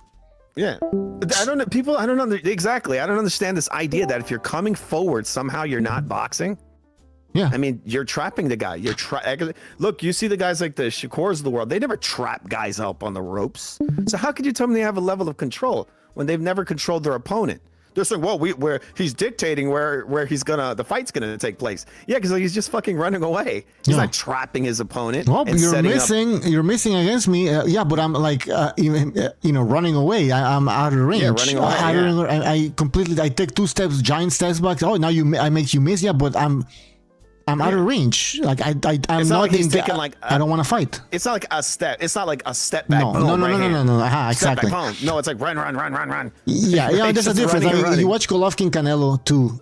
Golovkin was taking little steps back, but he was still in range. He could still counter you if you stepped in. But if you think like if I do an American step back, like 3 giant steps back, I'm already out of range. I don't want to fight, and that's what I'm. That's the message I'm giving you. Yeah. I want to stay completely out of range. I don't want to box. Yeah, I'm just gonna blitz my way in every once in a while. Yeah. But we're gonna ignore those 2 giant steps back that you took. Now you're all the way on the other side of the ring. The dudes literally run away. They run away, and then they run and run. They keep you off balance. You can't hit me. Hey, you can't hit me. Yeah, of course not. And well, their opponent never knows when to block and when to set their feet and punch. That's what they do. They just run and run and run and run. And then the opponent's like, oh, what the fuck? You ever going to throw a damn punch? And then out of nowhere, they blitz him. And they hit him with 1 punch and run again. Yeah, and that's it. It's like, a little like Jake Paul, like Jake Paul under a jab, and then Joshua is like, see, this is the plan. He'd run away and then land a jab, He throws a Hail Mary. I've heard people actually say that's an excellent game plan that Jake had. It's like, bro, you want to know the crazy part? He fought just like Floyd fights. Almost identical. There's like no difference. And he hit the guy with overhands as well. He hit AJ with a couple of overhands. Right? That's intelligent boxing, the right? Floyd It's super love taps. intelligent. Yeah, you got some space, and that's it. That's all it is. He hit him as hard as he could, but the thing is, like, these people don't understand. These guys are built different. They get hit with guys that punch like a fucking truck. Look, AJ's got no chin. Like, dude, he got hit by a guy. Jake Paul is not a small guy. He's got to be like 230 pounds or something, like 6'1", all muscled up and juiced up. He hit AJ with the hardest overhand he could throw, and AJ ate that shit like candy. See, there's the difference, Yep. That's the one thing I like from this, is that these guys learn. But did you say Jake looked like a juice box? Did I hear you say that? Oh yeah, he's juiced. He's juiced. You know this. He's juiced. Now he's fat, but time. he is juiced.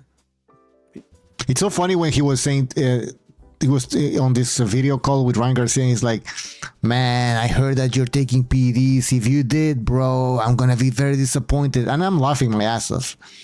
Jake Paul's talking about PEDs with Ryan Garcia, like, I hope you didn't take anything. Like, this guy's on, Jake Paul's on, I don't know how many things. This guy looks huge. He's on stuff for sure. I mean, holy fuck. It's so funny. Dude, you saw how fast he grows? Did you see how much that guy's grown in the last couple of years? Holy fuck, look at the metamorphosis. His first. He went from this skinny guy to this big, bulky, muscular guy. His head got big. I think HGH, probably. I wouldn't be surprised. He took HGH. his skull grew. Got a lot of money. You know, there's a lot of money behind him, so I'm sure he probably has like some really intelligent chemists to help him to, you know, grow. He's not cash His training isn't intense enough. That could be what it is. His training's not intense, but he probably has all the right stuff. Same shit AJ gets probably. For sure. People like Fu need to actually get in the ring. I'm gonna start with you, the MKV whatever. I'm starting with him. We're gonna do a Misfits boxing match. Do you guys catch that Andrew Tate fight? Yeah, that was funny. What the fuck was that? Oh, it's because he's 40 years old and blah blah blah. It's like, who cares? He hasn't been in the ring. Yeah, he hasn't been in the ring, so he fights like that. Nobody fights like that. If you know how to box, you'll have proper fundamentals, man. No matter what. I mean, he could take a punch. I'd say that. I mean, that From guy's who? trash when he was fighting. But that's a big, strong guy, and he was hitting him with like But you ever saw that video with the bus driver where he's like, "You're going to jail now"? Oh yeah, the uppercut. The uppercut. Yeah. That's the kind of uppercut he was hitting him with. But that's not a proper uppercut. It's not gonna have full. It weight. isn't. No, you need to put your legs into it, and yeah, he was a big guy, so I'm pretty sure he hurts. You know, some guy wailing at you. Yeah. I mean that was hard. That shit was so hard it broke his face. Man, he broke his face, like his eye, like he got this giant gash in one of those uppercuts. Yeah, he got bruised up, but did he break anything like on an orbital? Oh yeah, he got a big cut. He got cut with it. He got cut. Yeah, he got cut. The dude's trash. He's trash, really. But the uppercuts were hitting him hard. Tate's not supposed to fight like that. He no guard. His chin up in the air. His chin is right up in the air. I was like, what the fuck is this? He's off balance. Like, I know he was a kickboxer, not a boxer, but still, he didn't look like a fighter.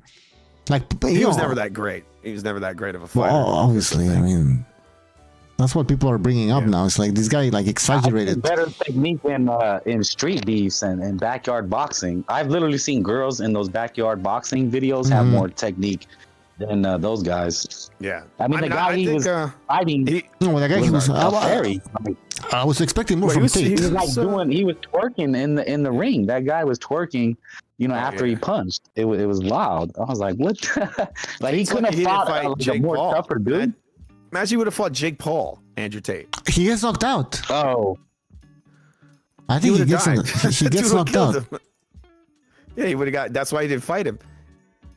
Because I think he actually called him out a couple of years ago. I mean, Paul's trash, but he's better than Tate. Oh yeah. That was embarrassing. Yeah, but they don't train. They don't train with real fighters and real boxing trainers. You know, they train with like a bunch of bros. I think. You know, that just tell them they're good. Tate. Yeah. But what about Jake Paul though? I think Jake Paul. I mean, he apparently. I mean, he had Frank Sanchez in there. Didn't he have some Frank guys? That was his. At some point. Guy. Yeah, but you know what? I had an uncle tell me one time. He's like, man, they just hustle these white boys. They just like taking their money. You know, they always get these white boys that go in their gyms. Hey man, can you teach me how to box? Yeah, man, I got you, bro. And he's like, bro, they just let them think they're good, and then so they can get paid. I wouldn't be surprised. Yeah, that makes sense.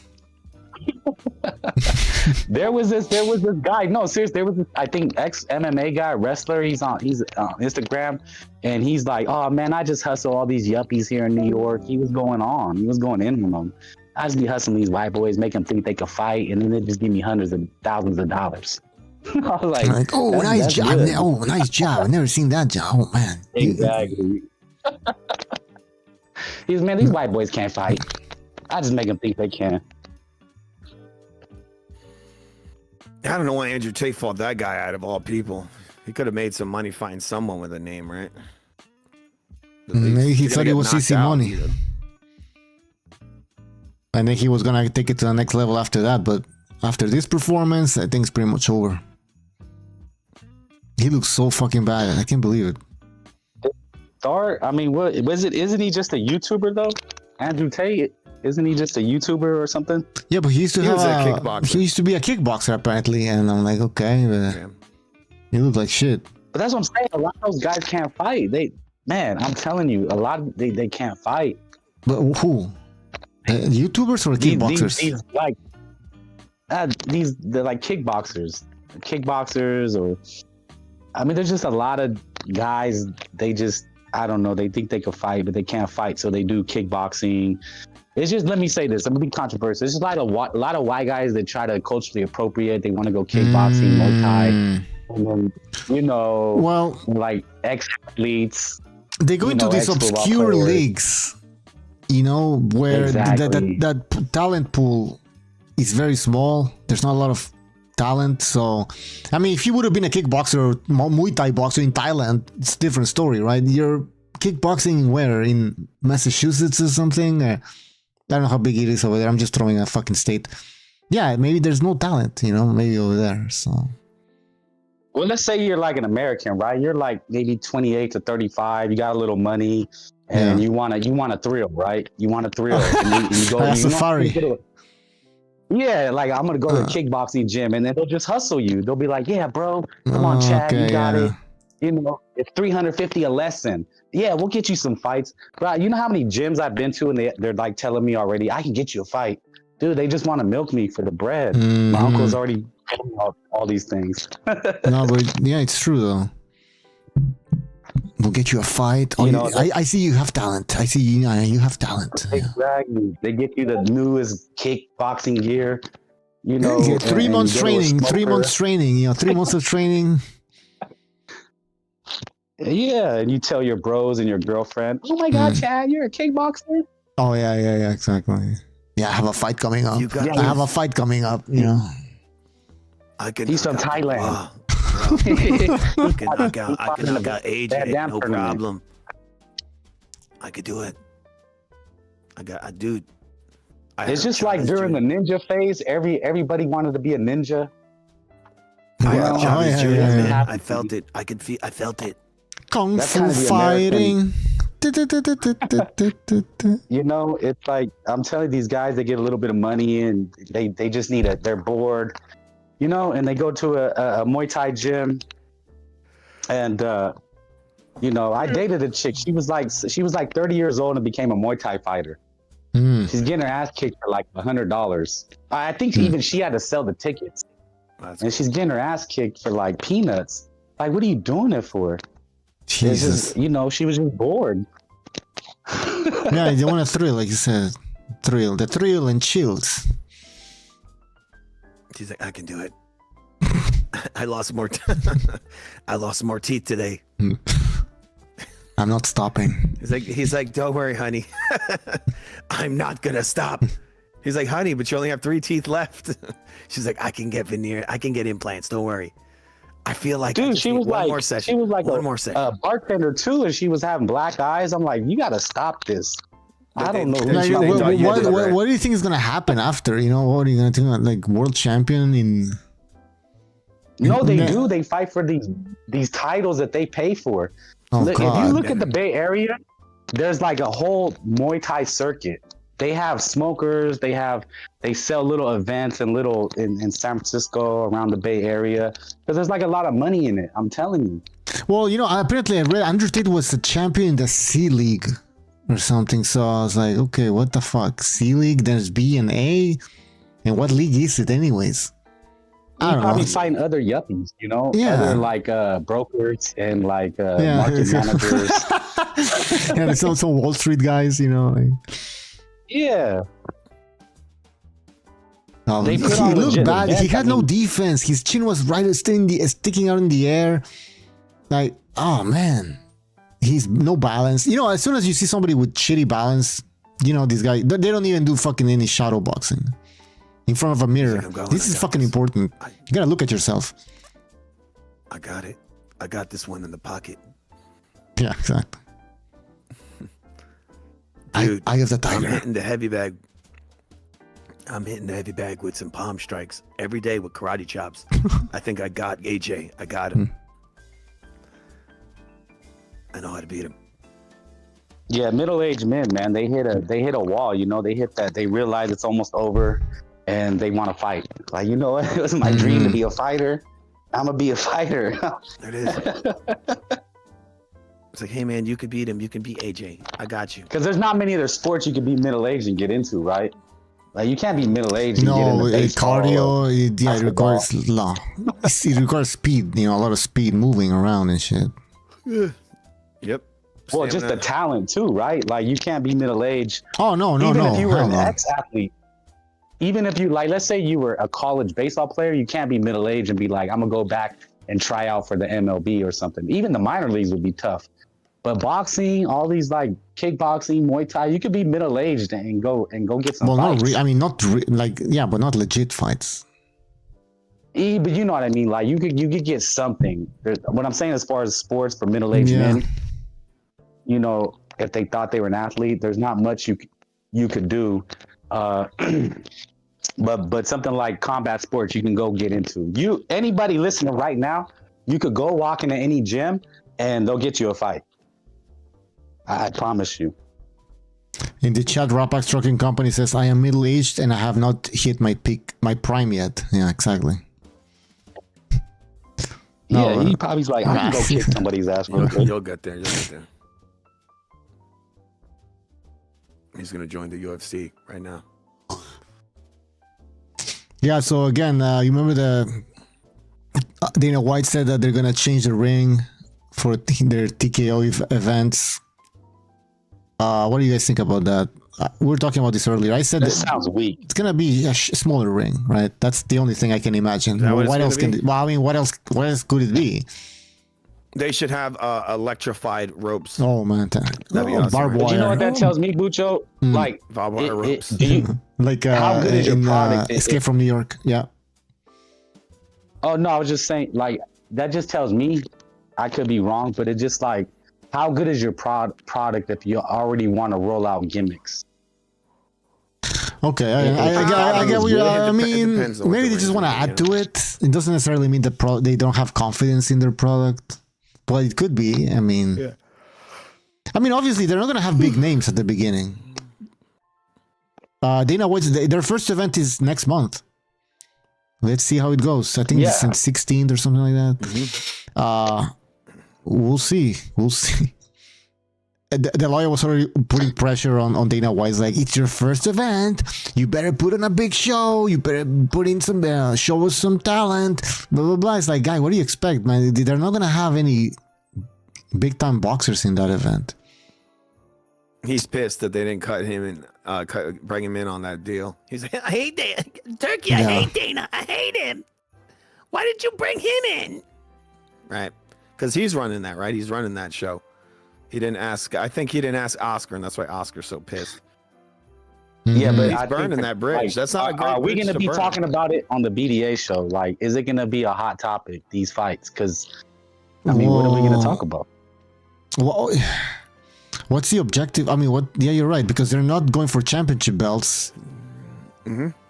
They're not even contenders. What are they? They're prospects. Like, whether we like it or not, yeah, we know the history. Like Virgil Ortiz, Shakir Twitterson, Davina Hankey, Bivol. We know these guys' history. That's what makes it so interesting. There's people that can come on and tell you. I know when I do a chat, they can tell me like motherfuckers from like where Resendiz. I don't know where the fuck he came from. They could tell me. They know where Madrimov came from. Mm-hmm. They know all these guys' history and how they developed and who they beat. Mm-hmm. And it makes for an interesting conversation. So it's like, but these guys, if they're nondescript, a year, maybe if we start seeing some talent. I heard something that these TKO guys, they're going after amateurs now, right? Or they're gonna have amateur events, or they're gonna start to bring it up. Oh no, they just wanted to buy the event. They want to be, I guess, the main promoter. Of amateur boxing. Yes. Okay, so eventually they're gonna their long-term plan is to obviously find talent.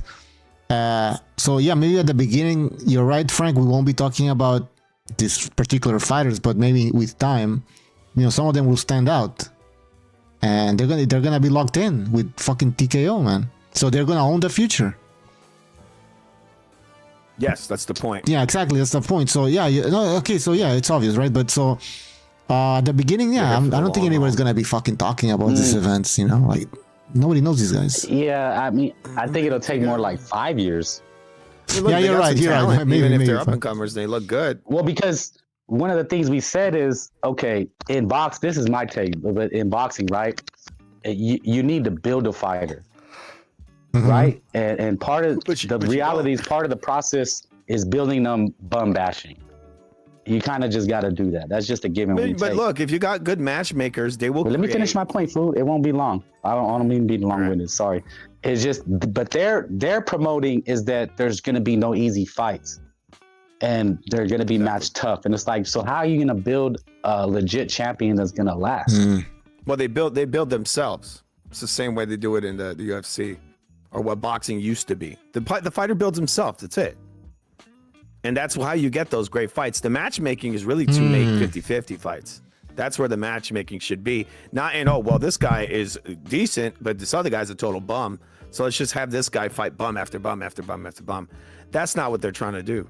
It's like you said, they're trying to match him up with equally skilled people. That's how they get to the next level. Now, let's be honest. The way they bring up fighters now, it's not always like they find gems. Sometimes they're bringing them up, and then all of a sudden you realize after 3 years this guy was a hype job. So yeah, they give us bums. You know, a guy like Shakur Stevenson is a media hype job. Right? Well, so, to be fair, but to be fair, Bucho, that process of bum bashing is really to have the fighter fight every style. Like that's the way it should be done. You kind of have a fighter but can we agree that sometimes they a slick guy. They overdo it sometimes. Oh yeah. I'm just saying the idea. The idea is the idea is fine. Nobody's saying TKO won't do that. Like we don't know. Like for a while they might. But okay, so you actually believe that they're gonna immediately start like after 3 fights, these guys are gonna already be fighting difficult fights? Yeah, I think it's gonna be a lot. It's gonna be like the UFC. They're gonna fight equally matched guys. The fights are gonna be exciting. Okay. It's gonna be like you ever seen BKFC? Those guys, that's what you get. Yeah, they fight each other. If you watch their cards, they're exciting. They're all exciting because those are equally matched opponents almost every time. So forget about the record. The records are gonna look like shit. It's dependent on if you could win, then that's it. You know, may the best man win. Not in any of this. We're literally crafting your career, right? You're gonna get what you get built on your performances and your hard work. Guys nowadays, they're getting given these soft touches, never-ending soft touches. They're building like legends, false legends. You know, these guys aren't great. They just have hand-picked careers. And I think that really needs to end in boxing. We don't want to see it anymore. I mean, well, you know, we see full cards and all the fights are garbage because it's all tune-ups. They're just building all these different stars. And this shit's stupid. And they're not really stars. Because like you said earlier, you see they're hype jobs. And so when they get their first 50-50 fight, they lose. And that's what we're going to see right now with Shakur Stevenson. Like, yeah, Zepeda's a decent fighter. And I thought the fight was a lot closer than what people made it out to be. I actually thought Zepeda outpointed him. I could rewatch it. Anyway, this is really Shakur in a lot of ways, his real first 50-50 fight. And so what happens if he loses it, right? And we're all excited, and people are excited for this shit. This fight might be garbage. This guy's... Look, it's either going to be really boring because Shakur's going to run like a bitch, or he might just get blown out because he never was that good. I think that's like 2 ways it's going to go. Boring, or he gets blown out. I mean, what do you think Shakur's going to sit up on the ropes and beat Teofimo? No, he already said he won't fight it like that again. Remember that? I'm not doing this again. He's going to run. So he's going to run. That's the only thing he can do. Yeah, he's going to get exposed, I guess, eventually. Probably against Teofimo. He got his first 50-50 fight, and he's going to bore the fuck out of us. So he's just not up to snuff. I'd rather it be the system that Dana's coming out in Turkey, where this guy would have been blown out years ago. Yep. Right? He would. How do you create a story with this TKO way of making fights? They build themselves. That's the thing. They build themselves. Because when you pair them up tough, the fight's going to be exciting regardless. So they said at the very beginning of this that they wanted to change the culture of boxing. So they don't want it to be about all this undefeated shit anymore. They want it to be about the performances. You know, how well the fighter fights. You'll find an exciting boxer in there. You know, you'll find a talented... Yeah.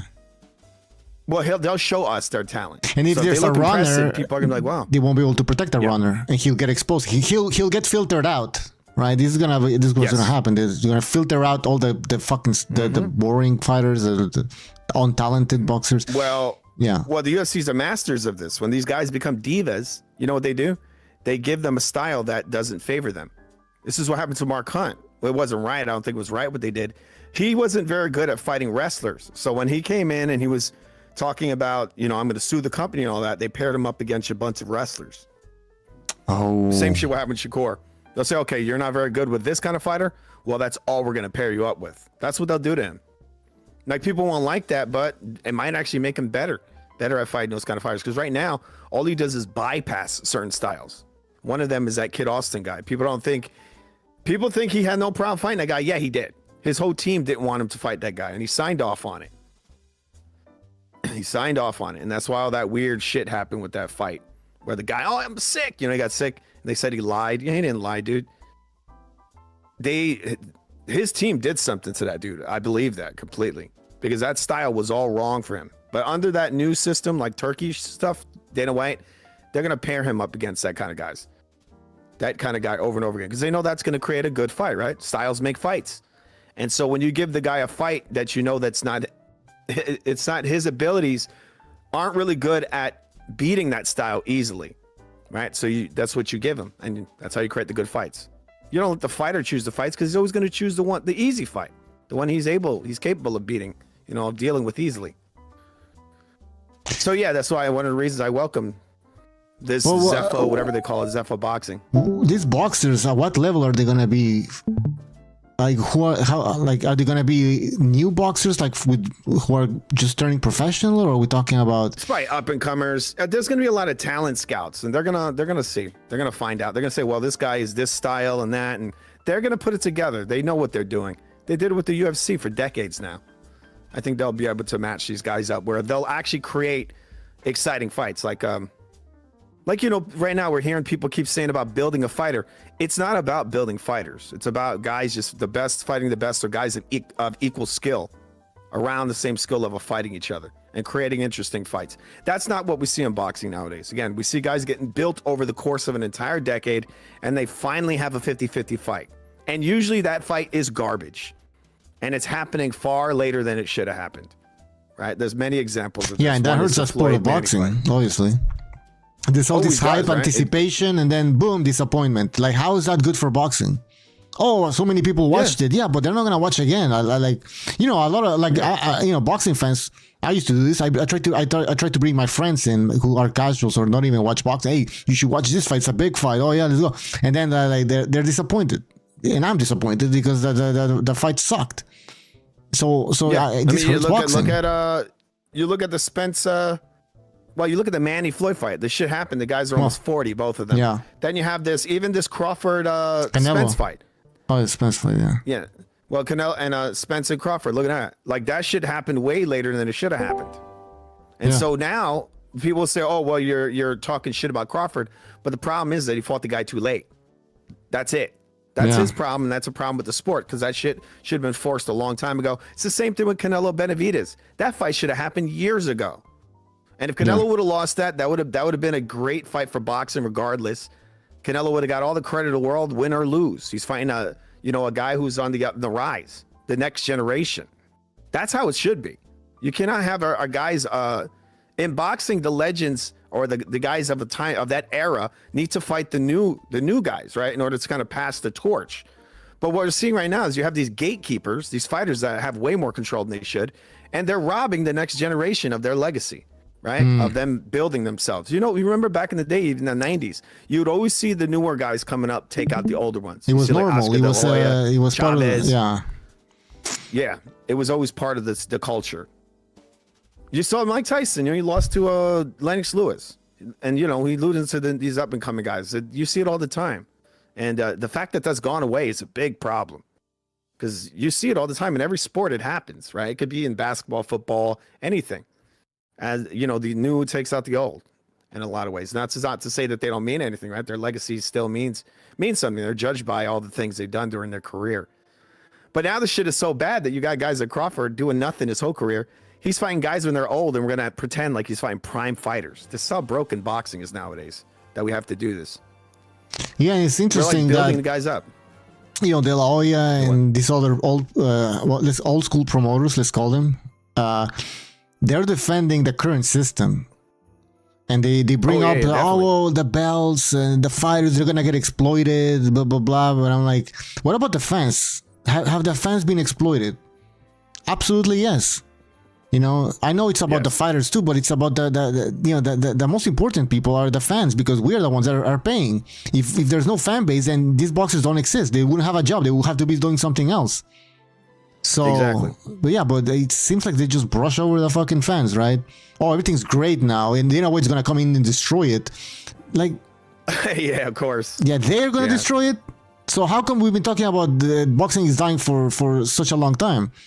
How come we've lost so many fans from the sport of boxing? How come it's no longer the number one sport? Like, who's responsible for that? Is it Dana White? Of course not. It's you guys. The same people that are running boxing before and who are running it now.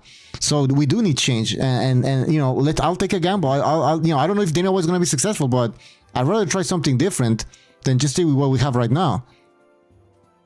Oh, what we have right now is boring for the most part in boxing. It's not working. Culture. We're just complaining about what fights we want to see and what's not happening. Most times we're talking about the fights we wish. Yeah, we're doing fantasy boxing while these guys are active. That's all most times we do. They're getting paid millions. Like, I wish getting paid millions. Everybody's getting paid millions. Everybody's getting paid, and we're being screwed here. And then all of a sudden, somebody wants to bring some change, and they're the bad guys. They want to ruin the sport. It's already ruined. I mean, these guys will complain all day when you look at the MMA guys because they want to make those crazy bloated paychecks that the boxing guys are making. But you have to understand, boxing is like it was on the decline, big time. Yeah. And the only reason some of these fights even happen is because of that Turkey guy. He's footing the bill. Mm-hmm. He's paying a lot of money. Now, I've said it many times that guy can't do that forever. It's non-sustainable. He can't be paying these guys hundreds of millions of dollars. And he's paying everything else. He's just paying for everything. And a lot of times these guys aren't even worth it, right? Like Crawford, he lost the guy money. A lot of these cards that you saw, that New York card with huge flop, he rented out that whole space. Yeah, he's doing a lot to try to build the sport up. So at some point, the guy's got to make his investment back. And so these dudes got to start fighting each other. But he can't keep paying these guys fucking $30 million a fight. How's he supposed to make money on this? Doesn't make sense. So in a lot of ways, they're going to expand the sport. From what I see, they're going to expand it. But these pays are going to go down. But what I think they're going to do is they're going to spread it across the fighters a little more. Because actually, people don't know this, but most boxers don't make much money. Like the UFC fighters on average make more than boxers. The average boxer. Yeah, that's what people need to look at. They always look at Canelo. I mean, yeah, of course. Or look at Haney. These guys are overpaid. Yeah, but it's stiff. And now, and then Turkey's giving them a lot of money. He's like subsidizing the sport. Yeah, how many boxers who are making millions a fight? Like you see the UFC guys. There's guys in every division. There's many millionaires in the UFC. In boxing, we have like a handful of guys. You got Shakur Stevenson that's had 30-some fights. He just made like his first $2 million to fight this bum ass Padley. Like they just paid him that. Like I don't even know why, but still. People think Shakur's making like fucking $10 million a fight, $20 million. No, his biggest payday was $2 million. And then, I mean, obviously that's a lot of money. But UFC guys are making way more than that. They're actually UFC dudes who've had less fights than Shakur, who make more money than Shakur. So this whole thing of, the UFC, they treat their fighters like trash. It's like, bro, they have 15-minute fights and some of them are making $2 million, $6 million for a 15-minute fight, right? Shakur's making $2 million for a 12-round fight, right? Yeah, okay, but when it comes to UFC, how the mobility from like how easy is it to move to get a championship fight? Are there instances where like they're denied a championship fight when they should get one? It happens from time to time, but that's that boxing culture kind of leaking in, like you see right now with Aspinall and John Jones. He's trying to bargain for a boatload of money. But the funny thing about that is that they're like, well, fuck that. We're not going to do that. And so now what's happening is John Jones has been sidelined and he's having no fights. He's just stuck there having no fights. So he's not making money. They're like, well, you either take this or we give you nothing. Mm-hmm. That's the way it works over there. Yeah, they have some leverage over the champion, not the other way around. Like he cannot hold everybody hostage, I guess, in a way. I mean, look at Ngannou. They just kicked him out, basically. Oh, yeah, because he was trying to pull in that boxing shit. Right? Yeah. He's like, I want $30 million. Yeah. Like something like that, And they're like, here, go fuck off. And then he went and he fought AJ and got laid out. So, that's that. Just chewed him up and spit him out. They threw him right into the deep water. Ngannou. And you know, that was to kind of like diminish the UFC, I feel like, in a lot of ways, right? Go just shit on this champion and knock him out real quick. That's not good for Dana White's product, right? So that's probably why they did that. Dana White's product sucks ass, and it'll never work in boxing. I mean, it has Well, I 4 or don't 5 think that's class true. action lawsuits. It's already working. It's being backed by foreign investors, which is going to be one of the big red flags. The reason why the Ali Act will not pass through Congress. You know, there's a lot of shit, bro. A lot of shit on them, bro. And not only that, well, what's wrong with foreign investment? What's wrong with the foreign investment? I mean, we literally have foreign investment right now in the fucking boxing. Who do you think Turkey is?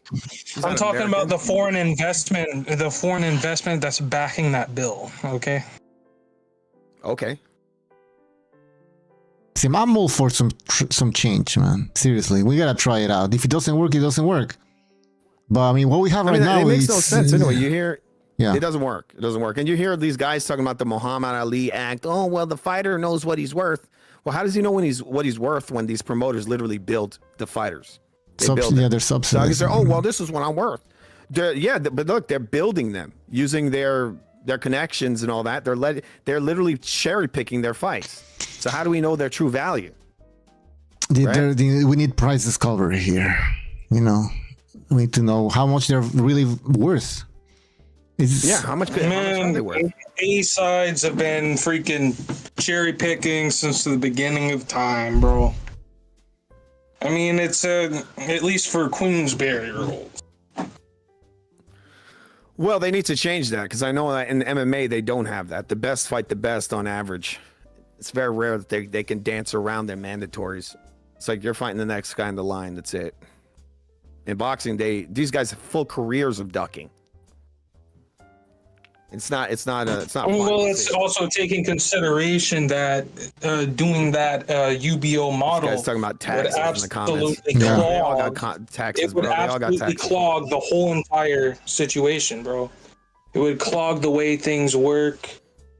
Clog what? You know, how what works? Like you would only have defending at a title once or twice a year. No, it wouldn't be against it would probably be about two. Not even necessarily your number one contender anyway.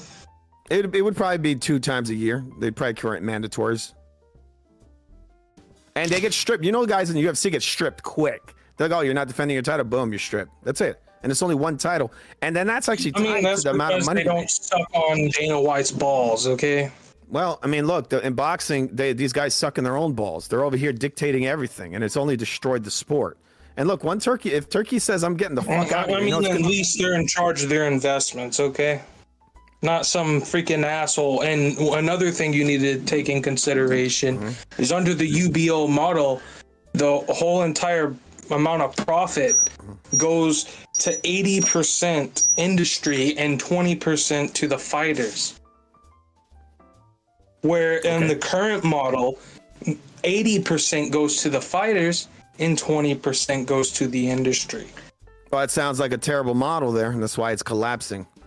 20% for the people that uphold the sport. And then you have to understand, you're getting these guys making these massive paydays. What does everyone else get underneath that? Chump change? Right? If the fighters take 80%. That's true, like the event, the card. Yeah, there's people, you mean the undercard fighters? Everybody. No one makes anything. The guy at the top makes it. Yeah, what do you think? Well, that's a good example. Yeah, exactly. Yeah. How do you stack a card when you have 2 motherfuckers at the top of the bill? Suck everything. Want 50 mil a piece. Yeah, they suck all the money. 50 mil a piece. Yeah, it doesn't work. If you want stack cards like the UFC has, these guys have got to be making it the max like 6 mil, and then maybe 10 mil. Maybe give them some pay-per-view points or whatever. They can mess around with it, but giving these guys these fucking $400 million, $200 million contracts and all that. That's just sucking the money out and taking it away from everyone else.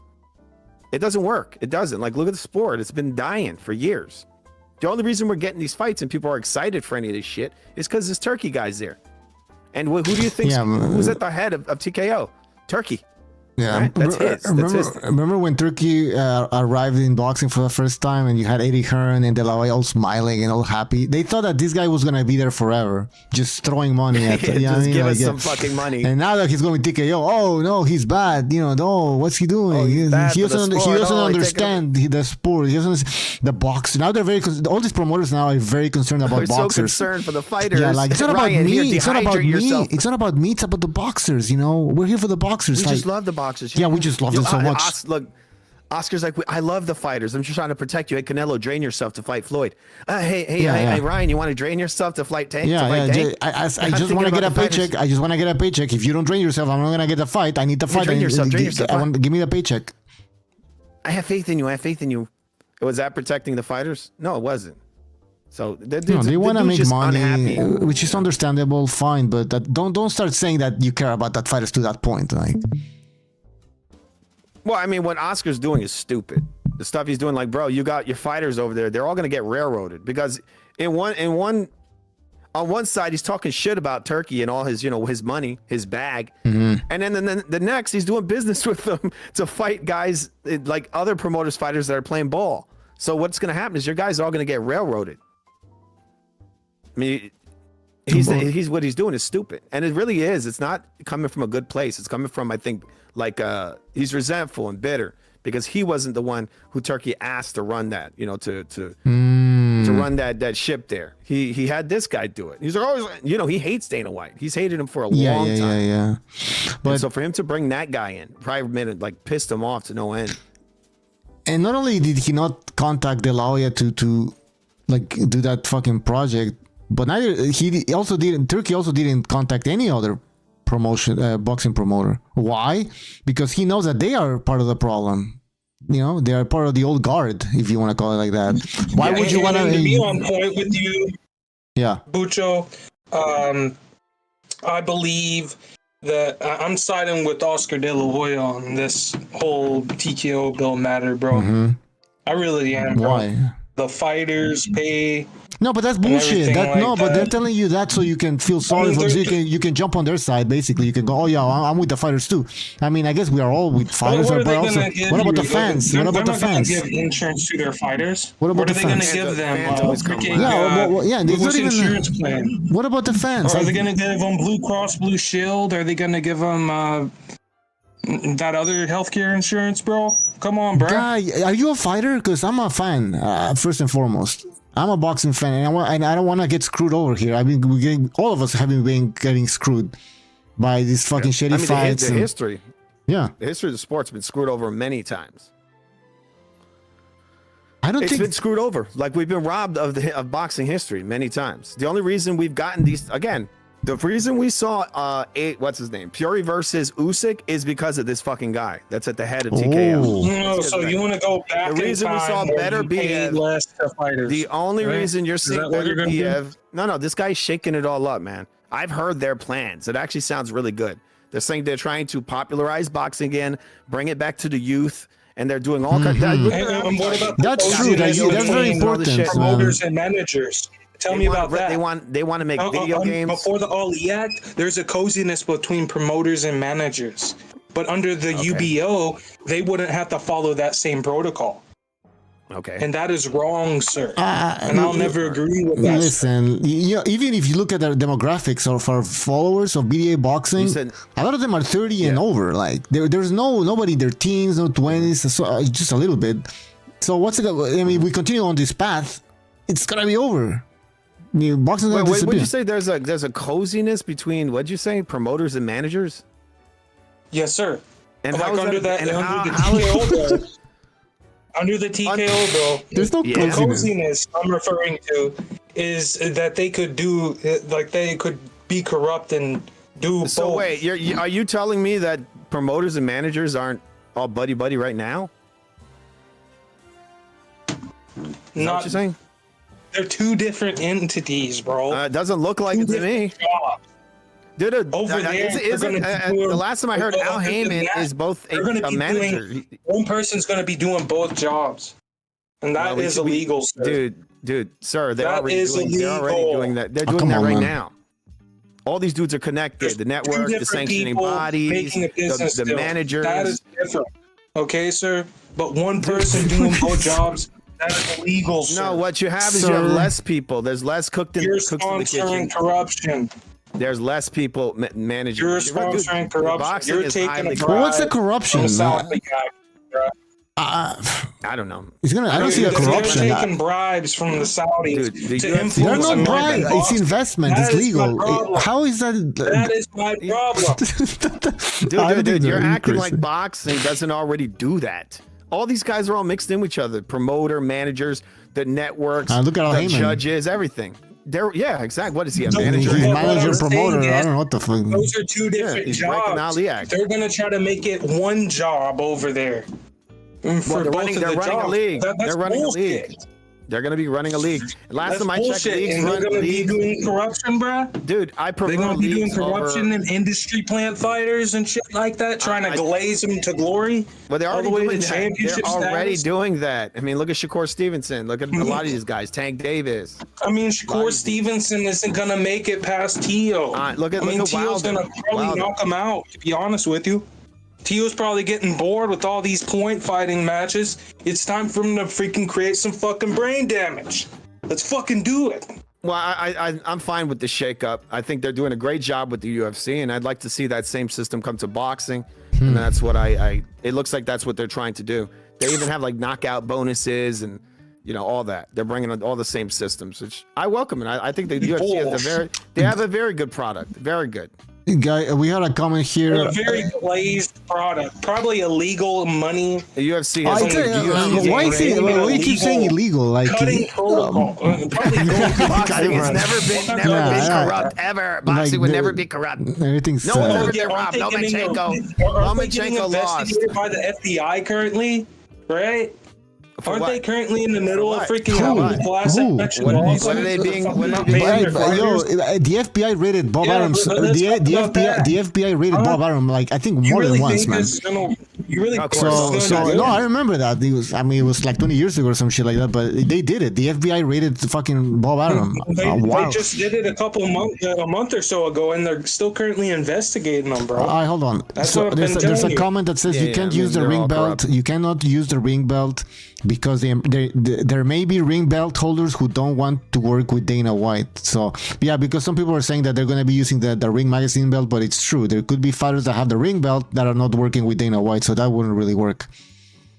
Yeah, they said they're only going to have one belt per division, and they're not working with any other sanctioning bodies. They're getting rid of all those other belts, the WBC and all that. And some people are like, no, but the history of the belt. I'm like, okay, there's nostalgia, but at this point, to me, these belts are doing more of harm. They're doing more harm to boxing than anything. Am I gonna miss the WBC belt? I guess, but who cares? I mean, the belt don't make the fighters. Like that's what they always say, right? That's the line. No, don't get me wrong. Don't get me wrong, Bucho. But I think there needs to be a lot of reform inside these sanctioning bodies. I'm with you, bro. I think they need to approach this thing. But it's too late. It's too late. There's never gonna happen. How many times have we talked about this and that? Like they never do anything. So at this point, too late. Send some federales down there and beat them up. Federals don't exist. And a fucking message. Nah. Yeah. It's over. They need to try something else. Yeah. Well, what are you gonna hope here and start praying that they finally try to fix the sanctioning bodies? I mean, the FBI are bored anyway. They're not doing fucking anything. They're fucking holding their dicks in the middle of protests and shit. So let's just be real. They might as well go and fight some random people. I mean, dude, they put themselves in this position. They're lazy. They're fat. I'm getting tired of seeing these fat ass motherfuckers. The diva age is ending. These guys they're going to be real sad because they're not going to be able to cherry pick their fights anymore. It's all coming to an end. I mean, it's been happening since the days of John O'Sullivan and before. What, cherry picking? Even in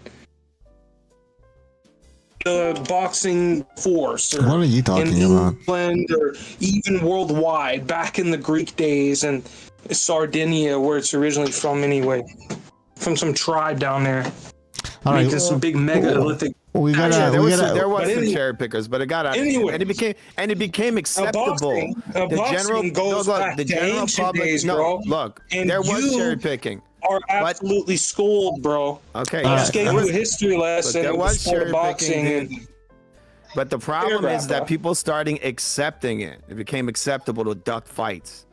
That's a terrible culture to build in a sport. We got a comment here. That was Floyd's era. Hold on. That We was got. Floyd Mayweather's era. We got a comment. If De La Hoya really cared I about. want to go back to Hold an on, era hold on, of hold on. brain damage. Hold on. Let me read this I want to comment. see 15 rounders. If I want to see some hold more on, Doug tell guys. Buchanans. If De La Hoya really cared about his fighters, he would have let Ryan Garcia make money fighting Jake Paul. Instead, he blocked the fight like he's Ryan's manager. So much for the Ali Act. Yeah, apparently it was a lawyer who blocked that thing. So it's not like these fighters are in complete control of their careers and everything. No, they're not. And it's like De La Hoya, yeah, I care about the fighters and them making money. Well, then you should have let Ryan Garcia fight Jake Paul. Well, he let Ryan Garcia drain himself and fight Tank Davis. Yeah, again, you know yeah. how damaging that was? That's pretty damaging. That's not caring about him. He could have got seriously injured. You know, he's coming in dehydrated and hit in the head. I mean, If he cared, he Ryan has wouldn't always let him been Ryan has always been rogue. If it was Sergio Ortiz who goes along with and works with his promoter well, the same way Joshua, he works with Eddie Hearn well, he let him go get a payday.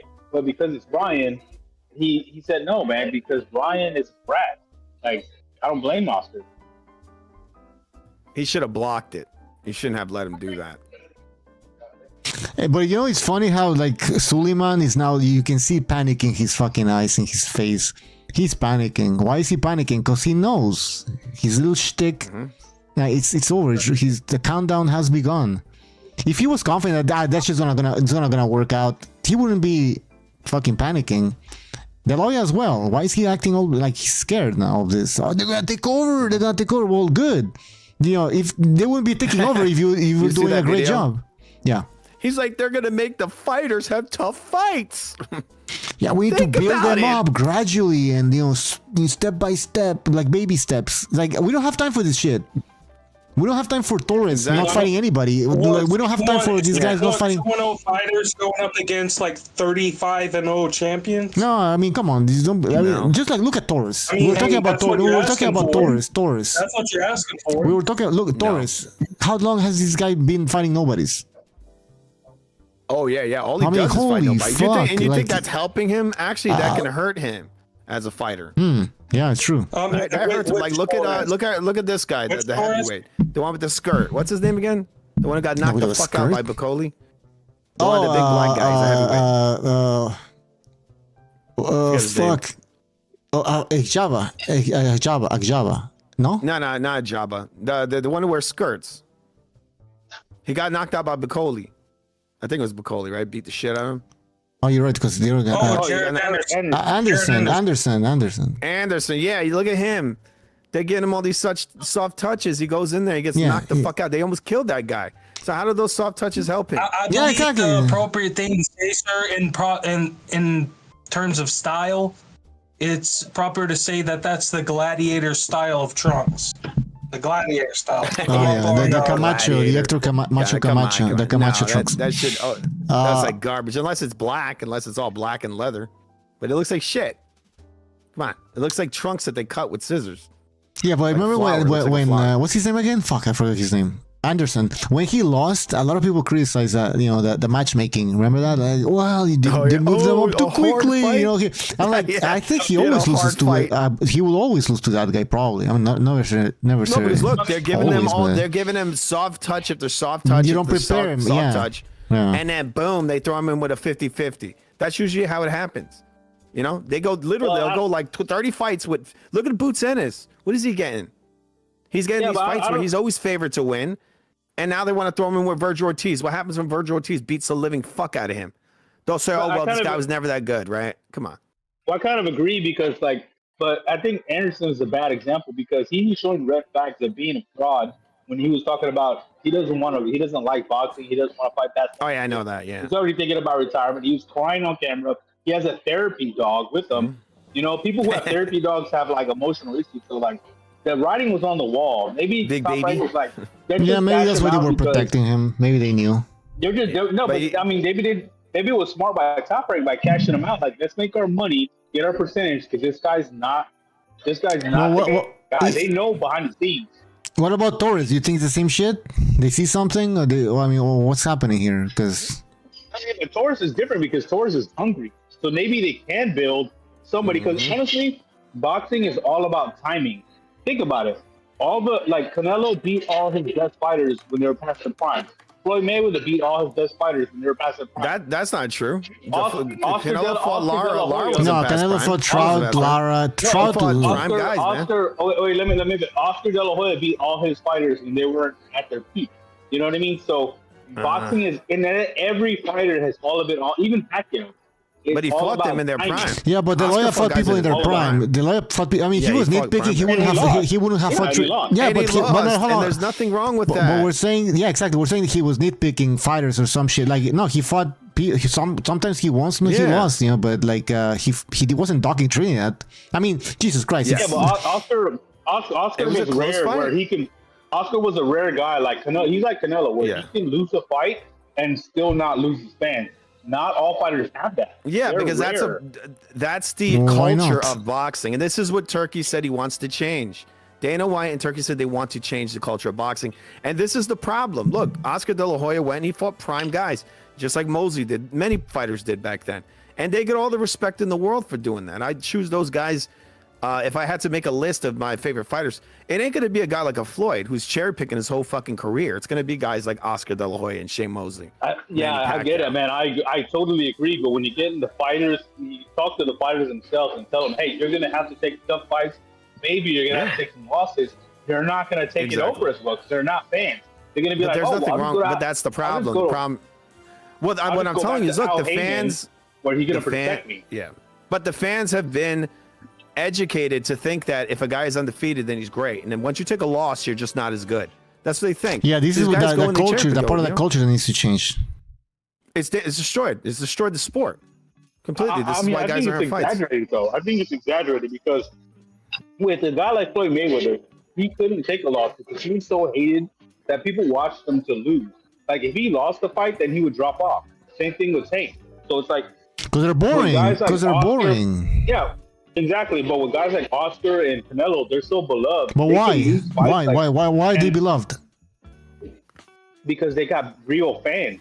But why do they have real fans? Because they don't have these guys that are like, look at Tank fans. Like, really, man. They're like, no, but why do they have? Why do some fighters have fans and others don't? It's part of the culture, man. No. You can't just say because he's Mexican. There's a bunch of Mexican fighters and they all don't have fucking followers.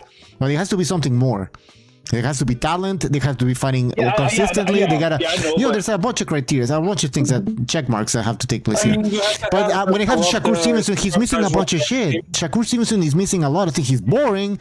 I don't think he's that talented. They're not fighting often. Sometimes they're not fighting the best. So, of course they're gonna be superstars, and they're gonna have to rely on that zero because that's all they fucking have. And once they lose it, well, then nobody wants to see them fight again because they're like, okay, it's over. That you only had the zero, and sometimes I watch your fights because I was gonna, I mean, some guys just are likable. That fans like them for X, Y, Z, whether they're good looking, whether they're the same, they're Hispanic, or whatever. You look at Ryan Garcia; he's got a massive following, but he sucks. But people like him because. So there's more to just talent, obviously, and there's more to, But Ryan Garcia is not at the same level as these other boxers. He might be an anomaly as well. He's on the social media and all of that. But for in general, a guy like De La Hoya was popular because he had skills and he was fighting the best. He was fighting even 3 times a year sometimes, and he wasn't boring. So you check mark all of those, and then you go like, okay, these guys. There's a reason why he's a good boxer, and there's a reason why even if he loses, people are still gonna try and watch this guy. Well, yeah, in that era, the boxing was still king because UFC was still a dominant. But no, it has nothing to do with that. If you had the lawyer right now, even if he lost, people would still back him up. Yeah, I mean, I don't know. It's so many intangibles, man. But I mean, I get to. I hope Turkey takes over, but I don't think he can. because boxing is too rogue and wild, crazy. I don't think you can take it over. I think that they're very. I've said it before. These guys are very good at cornering markets. They're very good. I mean, look, that's the WWF and the UFC. These guys, that's all they do is corner markets. Both those teams. So I have no doubt they're gonna. They don't have to monopolize boxing. They just got to create a product that's so good that everyone else looks like second fiddle next to them. That's it. And that's what the UFC's done. And they snatch up all the talent. And that's what these guys are gonna do. They're gonna have talent scouts, and they're gonna be snatching up everybody. So in the next 5 years, you're gonna see all the guys over there probably. But a lot of fighters are raising their eyebrows because like they see the pay scale in the UFC and how they don't have any freedom, and they're gonna be like, man, I don't want to deal with Dana. I mean, I wish Dana would take over. I'd rather have. We're at the point where I want somebody to just be a dictator in boxing. Fuck it. It's not that hard to take the guys, dude. Look, Shakur Stevenson. Look, he's making. I told you, he's making like what, $2 million.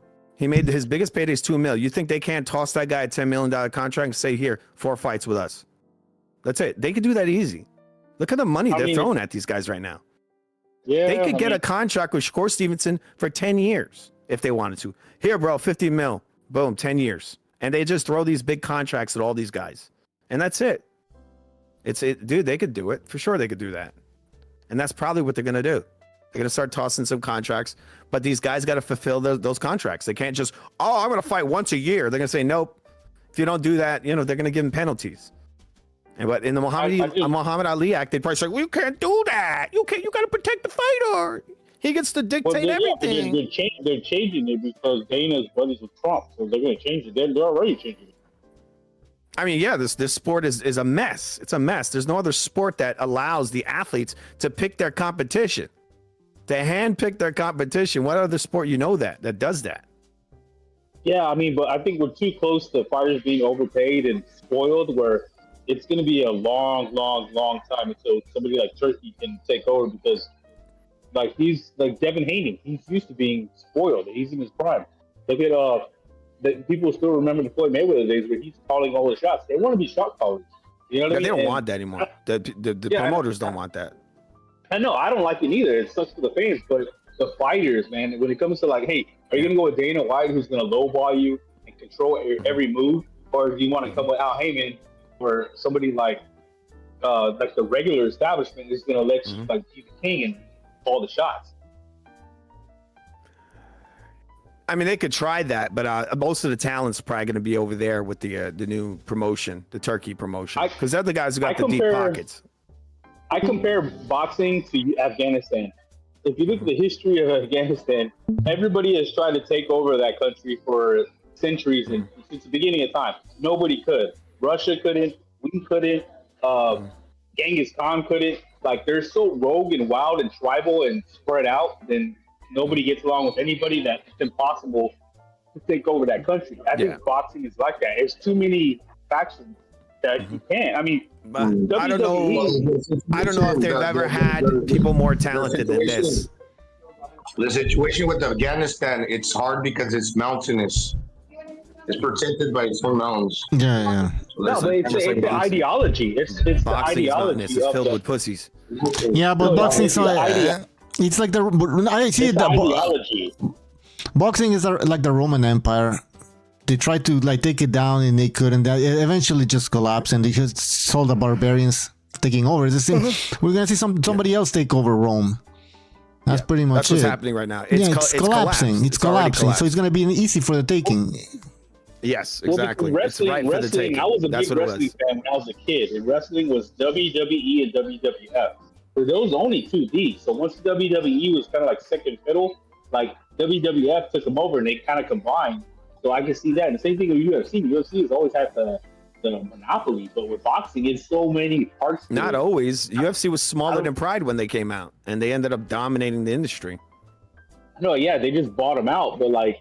It's such a new sport. I don't know, man. I hope they do. I don't think they. It's not that they just bought them out. They became more popular because they had gimmicks and they did a lot of their broadcasting. They just somehow, they made video games. They did a lot of moves. Yeah, they promoted the hell out of it, and they were able to build it up. And in the public perception, they had, the best fighters. What's funny is that their biggest guy, Chuck Liddell, went to Japan and got his ass whooped by a guy named Rampage Jackson. And you know what they did? They snatched him up and they brought him to the UFC. That's it. It's going to be hard, man, because the WBC is going to start offering these guys belts. Like, we're going to slap this belt on you. You're going to be the WBC champion, and we're going to email it to you. And fighters can be like, I want that scrap. Well, they're gonna get their opportunity, I think. I mean, you see guys in UFC, they get multiple title shots, for that one title, one title per division, and they end up building themselves up and have the fight again. In boxing, you know what you see? You have fights that actually are they're these false endings, these fake draws, or they act like it was a blowout, and now the other guy who supposedly won the fight can now call the shots and say, well, I'm never fighting that guy again. Like if you look at Canelo Crawford, this guy can just say, I just retired. Say, no penalties, nothing. I'm just going to take your title, boom, I'm out the door. Within this other system, they're going to give that guy they should have hit him with like a $50 million deduction in his pay, something like that. Because he's basically lowered the value of that title by doing that, right? He just snatches it up and he's out the door. If you're not good for the sport. Fuck no, man. Let's say you're a boxer coming in, like, where do you go? Where do you try out? You're a young boxer. You're starting your career. You go with the old school path, or do you go with the TKO path? I would go with the TKO path because you have more chance of becoming a champion or being. You have more. There's more mobility. They're gonna give you the best. Okay, you're gonna immediately. They're gonna throw you into the lions den, and you're gonna prove yourself. If you don't have it, you don't have it. Yep. And you're not getting handpicked. Like, look. Pitbull Cruz. Look at Pitbull Cruz. He's been fucking fucked over so many times. Pitbull. He's railroaded. Yeah, exactly. Look, isn't it crazy? Like, look, this is my friend, for example. Dude, look, y'all have these amazing performances, and yet the guy at the top is fucking ducking you. That's the system we have now. It's like you look too good. But titles are worth money, bro, and they're not going to have titles. That's another problem that they're going to run into. Look at Mario Barrios. It's about the man. Look at Mario Barrios. Yeah. No, but the title money, check it out. Mario Barrios was emailed the title, right? He didn't have to beat nobody for it. So everybody saw him as the weakest link, the weakest champion. So what did he do? He got a huge payday versus Pacquiao. He didn't beat him. He got a huge payday on he got $3 million to fight in Tyson's undercard. And now he's getting a huge payday to fight Ryan Garcia because they see him as the weak title. They don't care about Mario Barrios. But that doesn't always work out. Go ahead, Gonzalo. Anybody. So those fighters are gonna want that. All right, hold on. Okay, we get the point, Southpaw. Gonzalo wants to say something. Yeah, I do agree with you. The titles mean something for like this reason. Okay, now you have Manny Pacquiao, a guy that has made a lot of money in his career. He was fighting for Barrios' belts to become the oldest champion in history.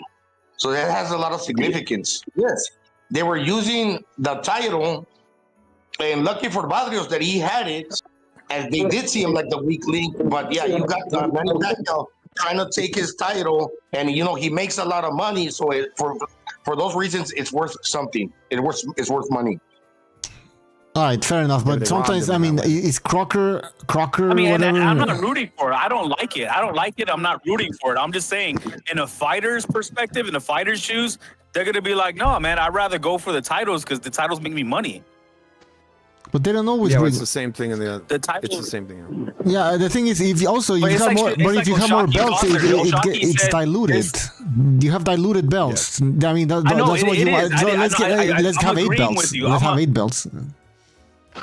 Dude, I'm totally agreeing with you, bro. I'm totally agreeing with you. But I'm saying, as a fighter, in a fighter's shoes, he's going to be like Shakur Foster. He's a guy, he's not marketable. He doesn't have fans. He's not the most exciting to watch. But he said, this belt changed my life because it wasn't for the rankings. I would have never have gotten my shots because he knows he's boring. He knows he doesn't have fans. He knows he doesn't move the needle. The only thing that got him paydays in the shot was that belt.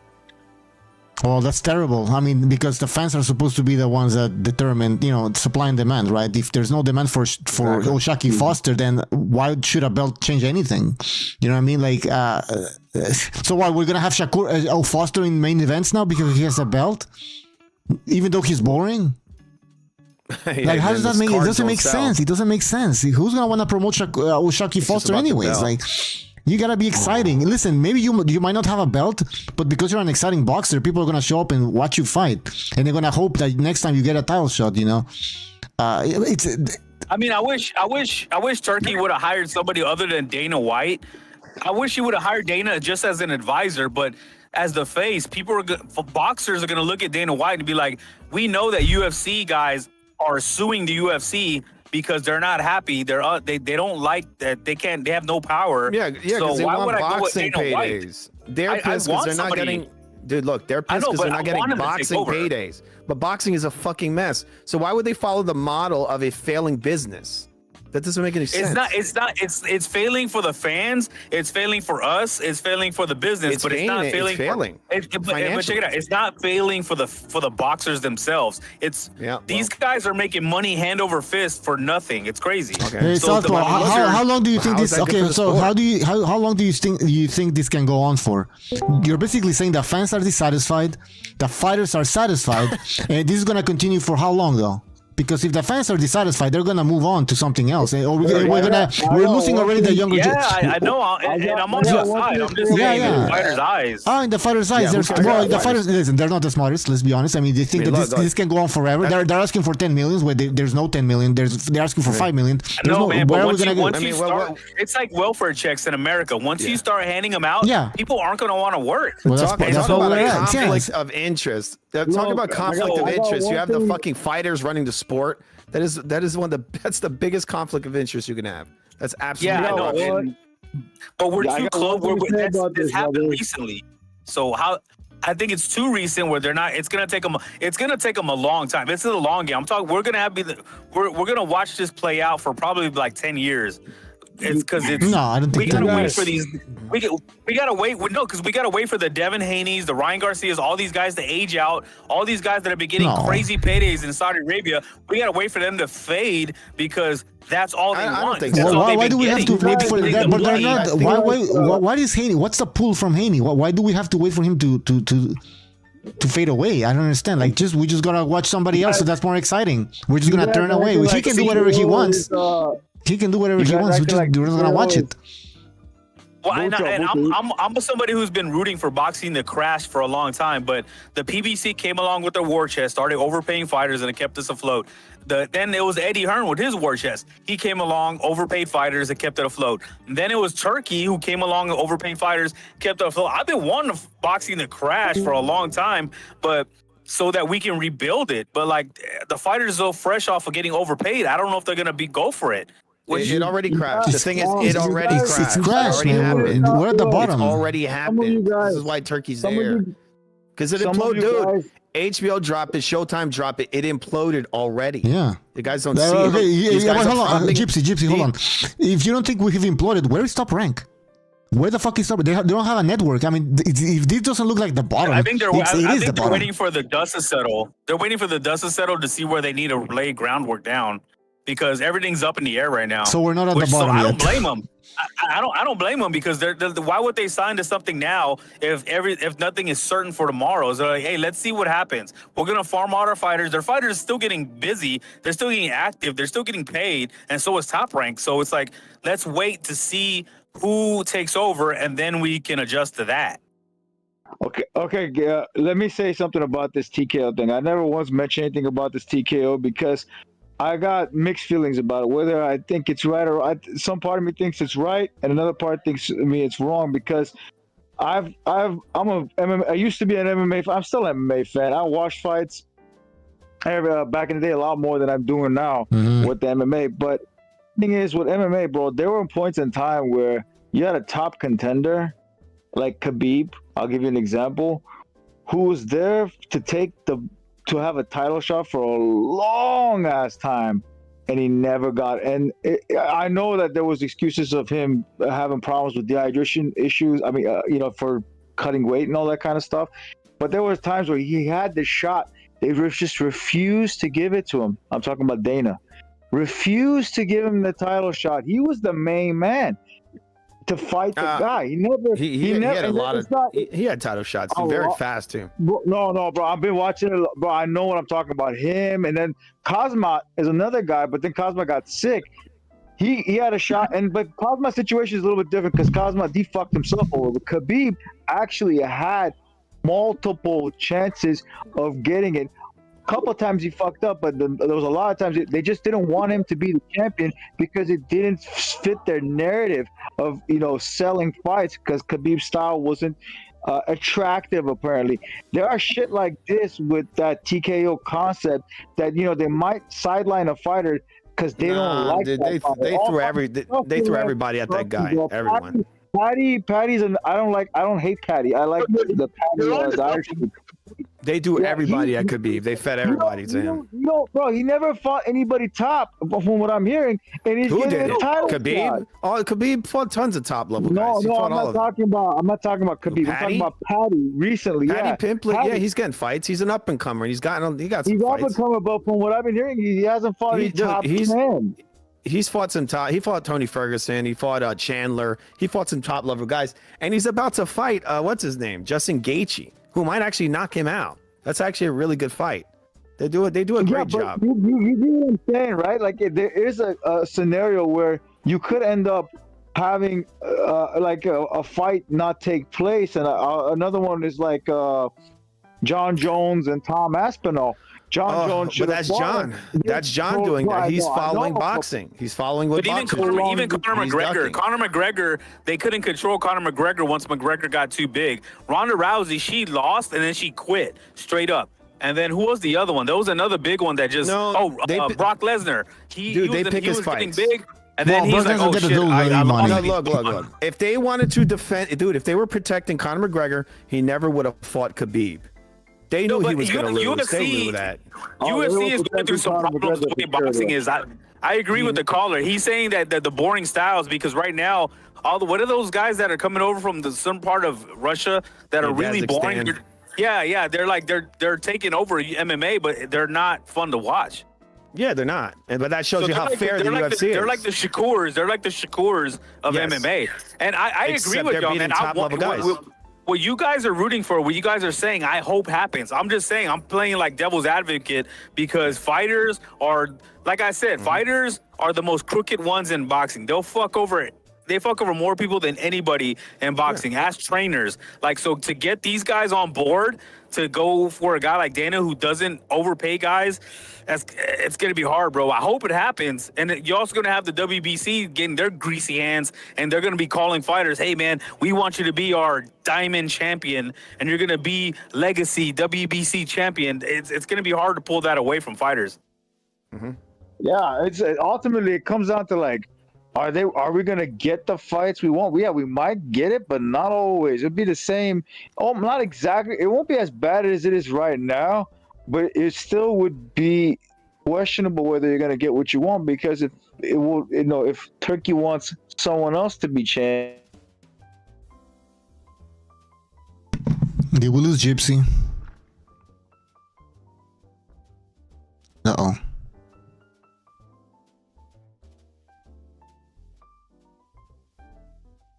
Yo. Oh shit. Hold on guys, we have some technical issues here. Discord is fucking up.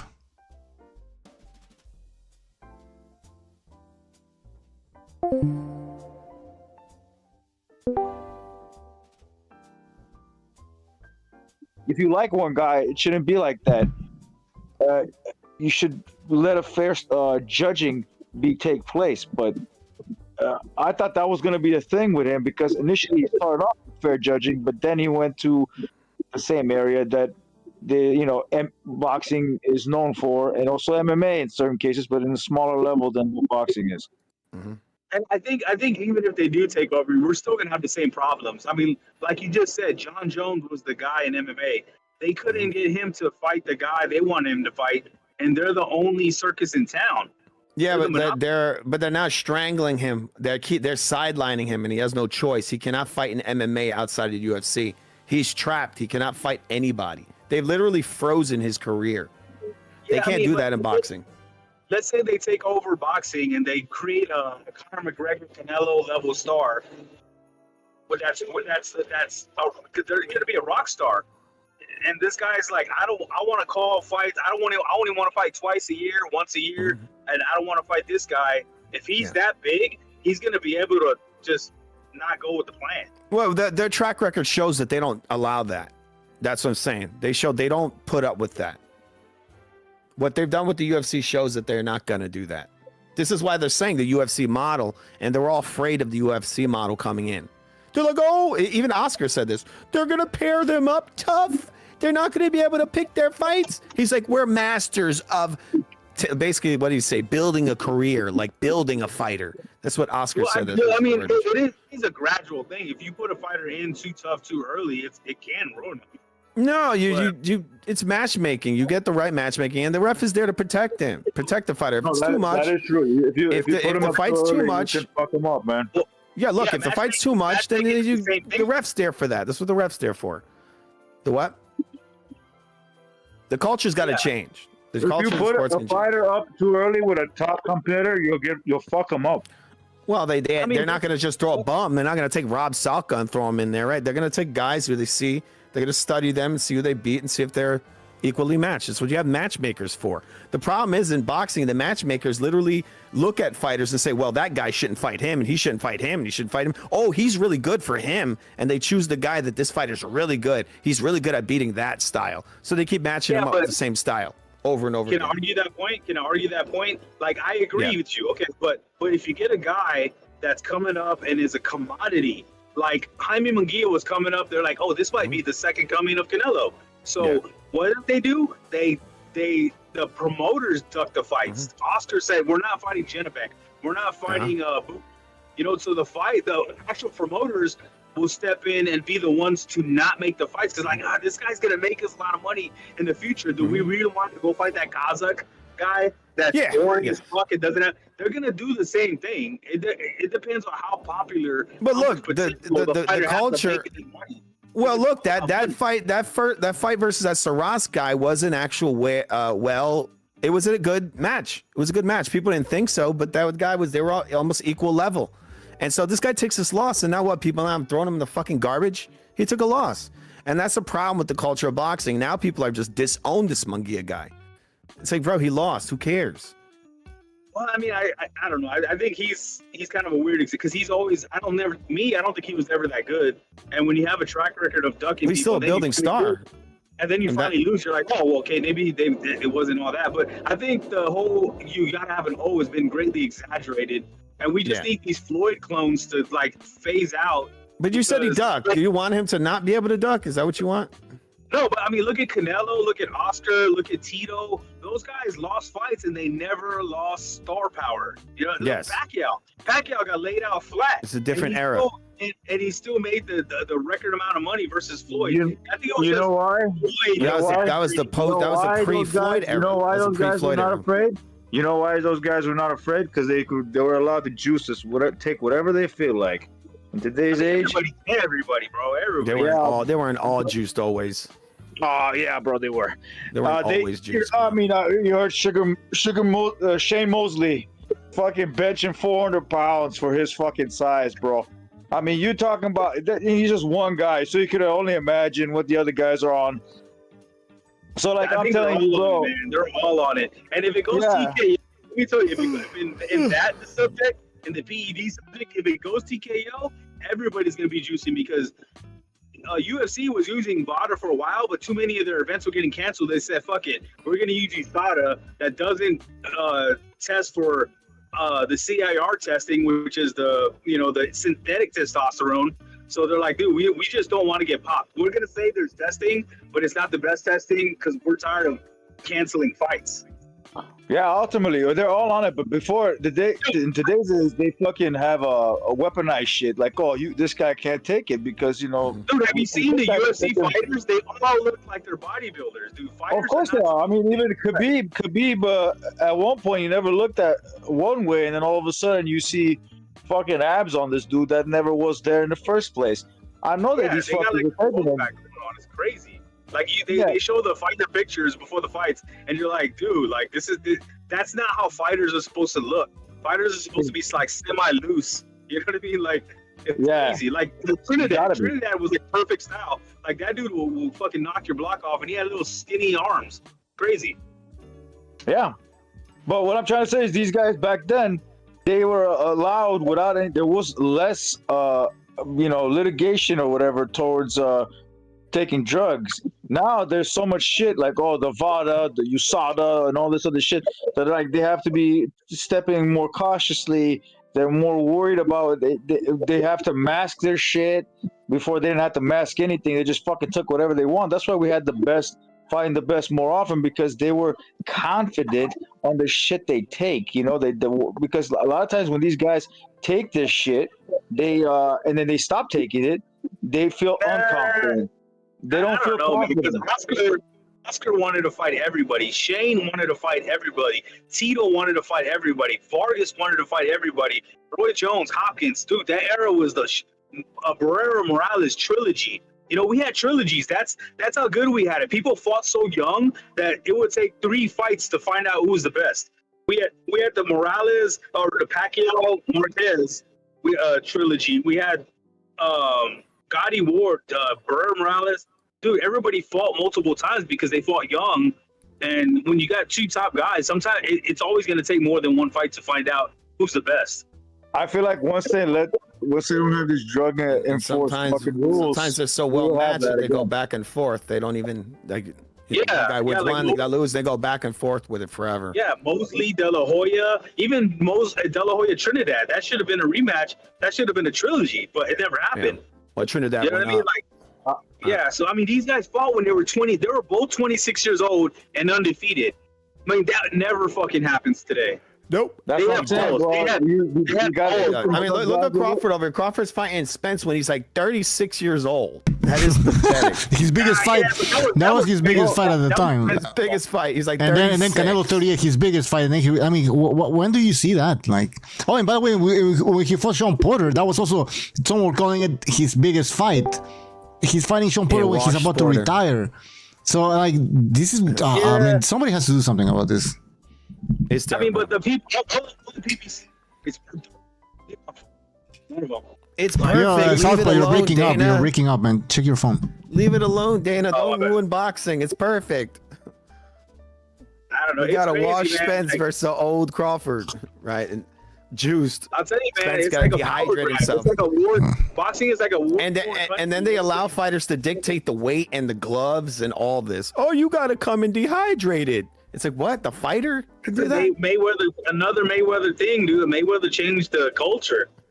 It's crazy. It's the Wild West, and eventually the Wild West civilized itself. Basically, it ended. It's gonna be the same thing with boxing. It might take. That's what this is, yeah. Yeah, it's a Wild West, but eventually, civilization is gonna show up, and the league is what they need. Boxing needs to be treated like a league. Law and order. Like law and order. I mean, it's still real. If it's a league, then they should have 1 belt. They should get rid of all the belts and it should be one fucking They only have belt. 1 belt per division. But see, that's the thing, man. Magazine belt, is that what it is? I mean, with all the shit that's going on now, it's going to be like kickboxing where they have like 20 world champions. Nobody knows who the hell the champion is. Well, they're not real. I don't think it's gonna get to that that's point what we because need, bro. We need some like bum sanctioning body, right? Trying to go to war with the WBC. I want to see that shit. I mean, they're not Well, I'm going telling to you, war. man, They're just not going to carry their belt. Fighters have egos and they want some kind of title strap for their fights, man. I even see in the local level, in the local fights, they have like Texas title. You know what I mean? They always want to strap a trinket on there, like a belt. I mean, what about that WBF title, right? What about that WBF title that scammer won, right? That was hilarious. Yeah, the fighters want titles. They want straps. They want belts. It's a pride thing. But these guys are crazy. That's why I never understood this undisputed thing with 4 belts. Because, dude, you're bragging about 12% of your money being taken away from you. That's crazy. Yeah, but these boxers now are finally understanding that without the fans, there is no fucking money. And these fighters are asking for these crazy amounts of money, purses, and they're not getting them. And I think somebody's finally telling them, listen, there is no fucking money. Boxers and fans are not gonna, they don't want to watch this shit. Yeah, I mean, I agree, and they're going to find out because Turkey's about to pull the rug out. Exactly. And stop paying. He's going to pull his money out, and it's going to be like, holy shit. So I don't know, man. I don't know what's going to happen. It's such a crazy situation. They're gonna say, "Oh, take it." Well, apparently, that's what happened to Shakur. Right? Shakur left. Right? He left Turkey. And I called it. I said, bro, that guy's going to come back. I know Eddie Hearn's going to tell him to apologize because no one's going to pay that dude the money that Turkey does. No one. Bob Arum dropped. Top Rango's overpaying him. Top Rango's giving him $3 million. No. There's a quote. There's a direct quote from Eddie Hearn. He was having a discussion with Bob Arum. And he said, Bob, I'm not going to pay him anywhere near what you paid him. And he was telling this about Shakur Stevenson. This is why Eddie, when this fucking idiot talked shit about Turkey and left because he wanted to get a higher amount of money. Look, he made the biggest payday of his entire career to fight Padley. He made $2 million, and Turkey was going to pay him the same amount again to fight Zepeda. You know what he says? Fuck you when he walks away. And then Eddie, I'm pretty sure Eddie came to him and said, bro, I can't give you that money. You're not worth it. You better go apologize to that guy. And that's what he did. That's gonna work. That's not gonna work in his favor in the Teo fight. I'll tell you that much. Turkey doesn't. Turkey, that fool holds grudges. Oh, he does. He definitely holds grudges. But he doesn't like either one of those guys. I don't think he likes Teal or Shakur. I've heard so many stories of fighters that rejected offers, and then they end up like with way less in the end, and then their careers fizzle out. They never would have made that money ever again. Like that happens. It's a gamble. I mean, that happened to Sergio Mora. He was talking about it. His co-host was making fun of him, and I can't stand that show, by the way. But they were like, he was making fun of him. It's like, hey man, like he was like dogging on him because he's like, yeah man, I left that money on the table because I thought I could get something better, and I didn't. Same thing happened to Adrian Broner. Right? He had big money lined up. His promoter completely fucked him over. I mean, look at Wilder. Wilder was going to get $100 million to fight AJ.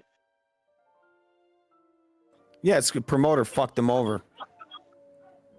So I don't know, man. It's crazy. I don't know what's gonna happen. I hope Turkey takes over, man. But I'm playing devil's advocate because I know fighters. He's already taken over. When you really look at the industry right now, who's putting on the real fights? It ain't any of these other promoters. I know, but he's overpaying them though. That's why. Yeah. Like he's even losing money off Canelo. That's how much money this guy's giving out. Like Canelo's the cash cow. Like Canelo's the money guy, and he's losing money on Canelo. That just shows how much money he's like sacrificing to try to take over. Well, this is how you know that Crawford's gonna have to come back. Because Turkey's not going to play around. He's like, bro, I just spent all that fucking money. You're having another fight. Oh, so you think? Do you think Crawford retired just to like try to piss Turkey off and like, listen, you don't want to pay me, I'll retire. Call me back when you get my money. You know. You remember that there was a video. Wait, do you remember the video where Crawford was on? He was on some kind of a machine, right? And Turkey was right there, and he was like, you know, he said, the job's not done yet. And Crawford was like, oh, thank you so much. And then Turkey said after that, he says, don't retire. He said, don't retire. Oh, yeah. So remember that? Yeah, I remember he said, no, don't retire. Don't retire. You got to understand, what Canelo gets is passed on. This is the idea that they have, right? They pass on whatever he has to Crawford. Ridiculous. So Crawford has to fight at least one last time. He has to. And if he doesn't, I'm pretty sure Turkey is not going to be happy with that guy. You know who raped lost him a lot of money. You know who raped Turkey the most out of all of them, money wise? It's first Fury, second AJ, but AJ actually got the money back for him somewhat. That's why he likes AJ. So I wouldn't call that a rape. I would say Fury actually raped him, and then fucking Canelo is the second one. Canelo because he asked for like 100 something, 150, but I think primarily should be fucking give to his opponents, man. 400. Yeah. He has like 150 million or some shit like that, bro. That's why Fury's hated, bro. Fury was never fucking A side for that motherfucking fights, bro. He raped the shit out of him. He asked for 100 million for the Ngannou fight. He asked 100 million for 2 of the Usyk fights, and then he wanted another one, but you know. Like nah, man. The only fight that Tyson Fury would like rightfully lost was probably the John McDermott fight, the first one. Well, whatever. We're not talking about losses and wins. We're talking about raping, bro. Like money wise, that's the guy that fucked him up. Like he's pissed off for that. But then again, this guy we're talking about, he's a billionaire, so maybe a trillionaire for all we know.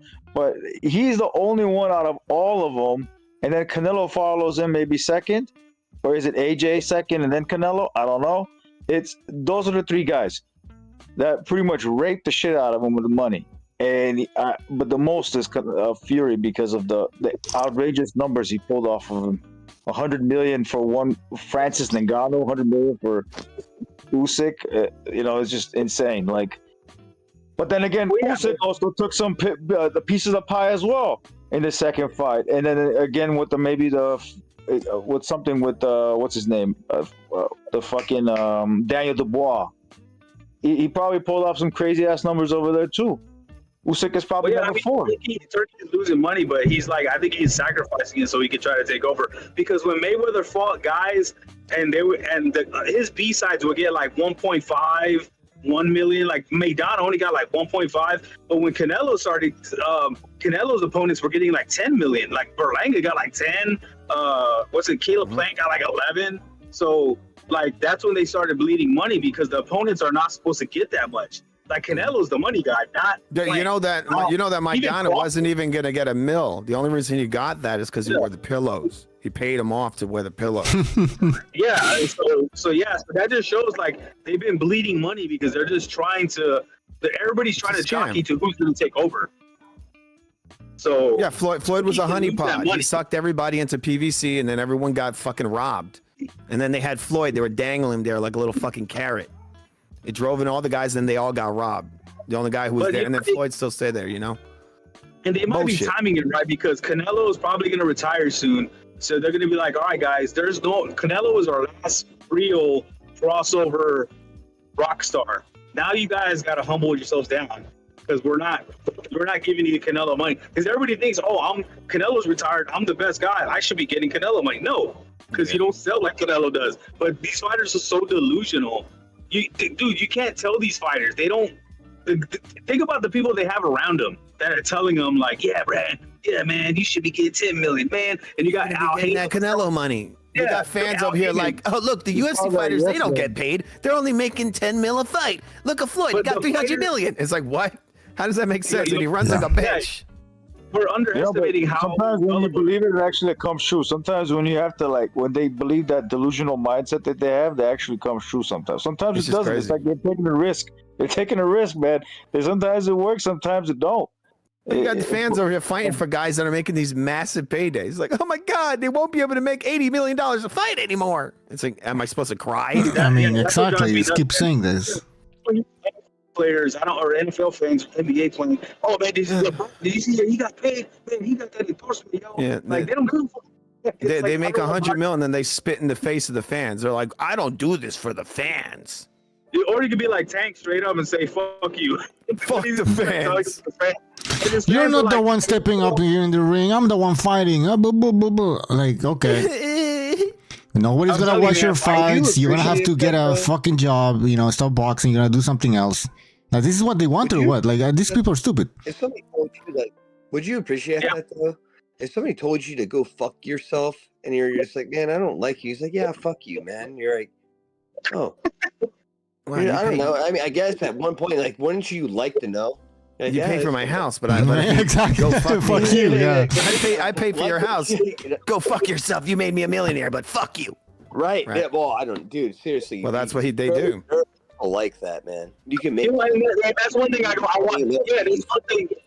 But with Coach Malachi, it drove me crazy because I always hear him say, "Oh man, Bob Arum, yeah, he talks shit about Bud his promoters talking shit about him." But he knows damn well the only reason Bob Arum talks shit about Bud because Bud or somebody from his camp started trashing Bob Arum, the guy who was they were biting the hand that fed him, and they're really losing money. So when Bob heard that. And Bob's had bigger stars like Ali and Oscar, some way bigger than Bud. Then he's like, fuck it. Fuck this guy. I'm losing money and he's going to talk shit. But so it was Bud who started that whole fight. But guys like Coach Malachi are so far up fucking Bud's ass that they know, but they're not going to mention that. They're like, oh yeah, Bob was talking shit about him. Who does that? What kind of promoter talks shit about their fighter? I'm like, bro, you know what happened. Bud is a piece of shit, bro. He's bringing up Pacquiao where Pacquiao's not even like this was like years ago. Like that shit you should have brought up years back. You just beat Canelo. You're bringing up Pacquiao because some Pacquiao fan base mentioned you somewhere in some conversation. What the fuck does that have to do with you right now, bro? You're a 168 pounder.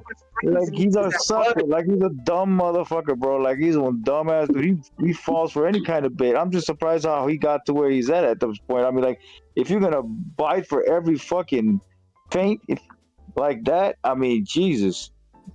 Bud even spilled the beans.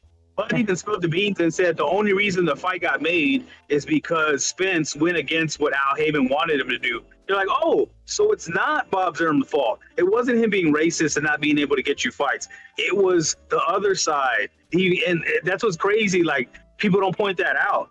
You know what I mean? Because I don't know, man. Fighters are the problem, dude. Even guys like Bud, he's the problem. Guys like Canelo, I'll give him a pass because he makes money. So he moves the needle. Like he's the last one we got from the HBO era. He's the last of the divas. He's the last. There's two people that make money. He's a super diva. The last of them weekends. I agree with you though. Like, actually, there's three people that make money. That's AJ, Canelo, and fucking Fury. I think at this point, like but the Usyk top makes a lot of money as well. Yeah, but at this point, yeah, Usyk as well. Yeah, he makes a lot of money by proxy. Like people didn't know who AJ was this weekend. They're like, "Who's this guy? What team does he play for? The Dallas Cowboys?" Like I seen this guy somewhere. You know what I mean? Like they don't know him, but like Canelo's the last one. When you talk about Pacquiao, yeah, Canelo just misses the box. There's no question. Canelo is the last one from that cloth. There's no more. All right, guys, we should end the show. It's been fucking I don't know how many fucking hours. Let's call it a night. So, Merry Christmas. Merry Christmas, everybody. Thank you for being on the show. We'll see you next time. Take care. Take care. Happy Hanukkah, Hani Kwanzaa. Don't forget about Kwanzaa, Hanukkah. Oh, nice. Everybody in the chat, thank you for being on the show. Everybody, please hit the like button. Everybody who super chatted, really appreciate it. Yeah, we'll see you next time. Have a good night. Merry Christmas.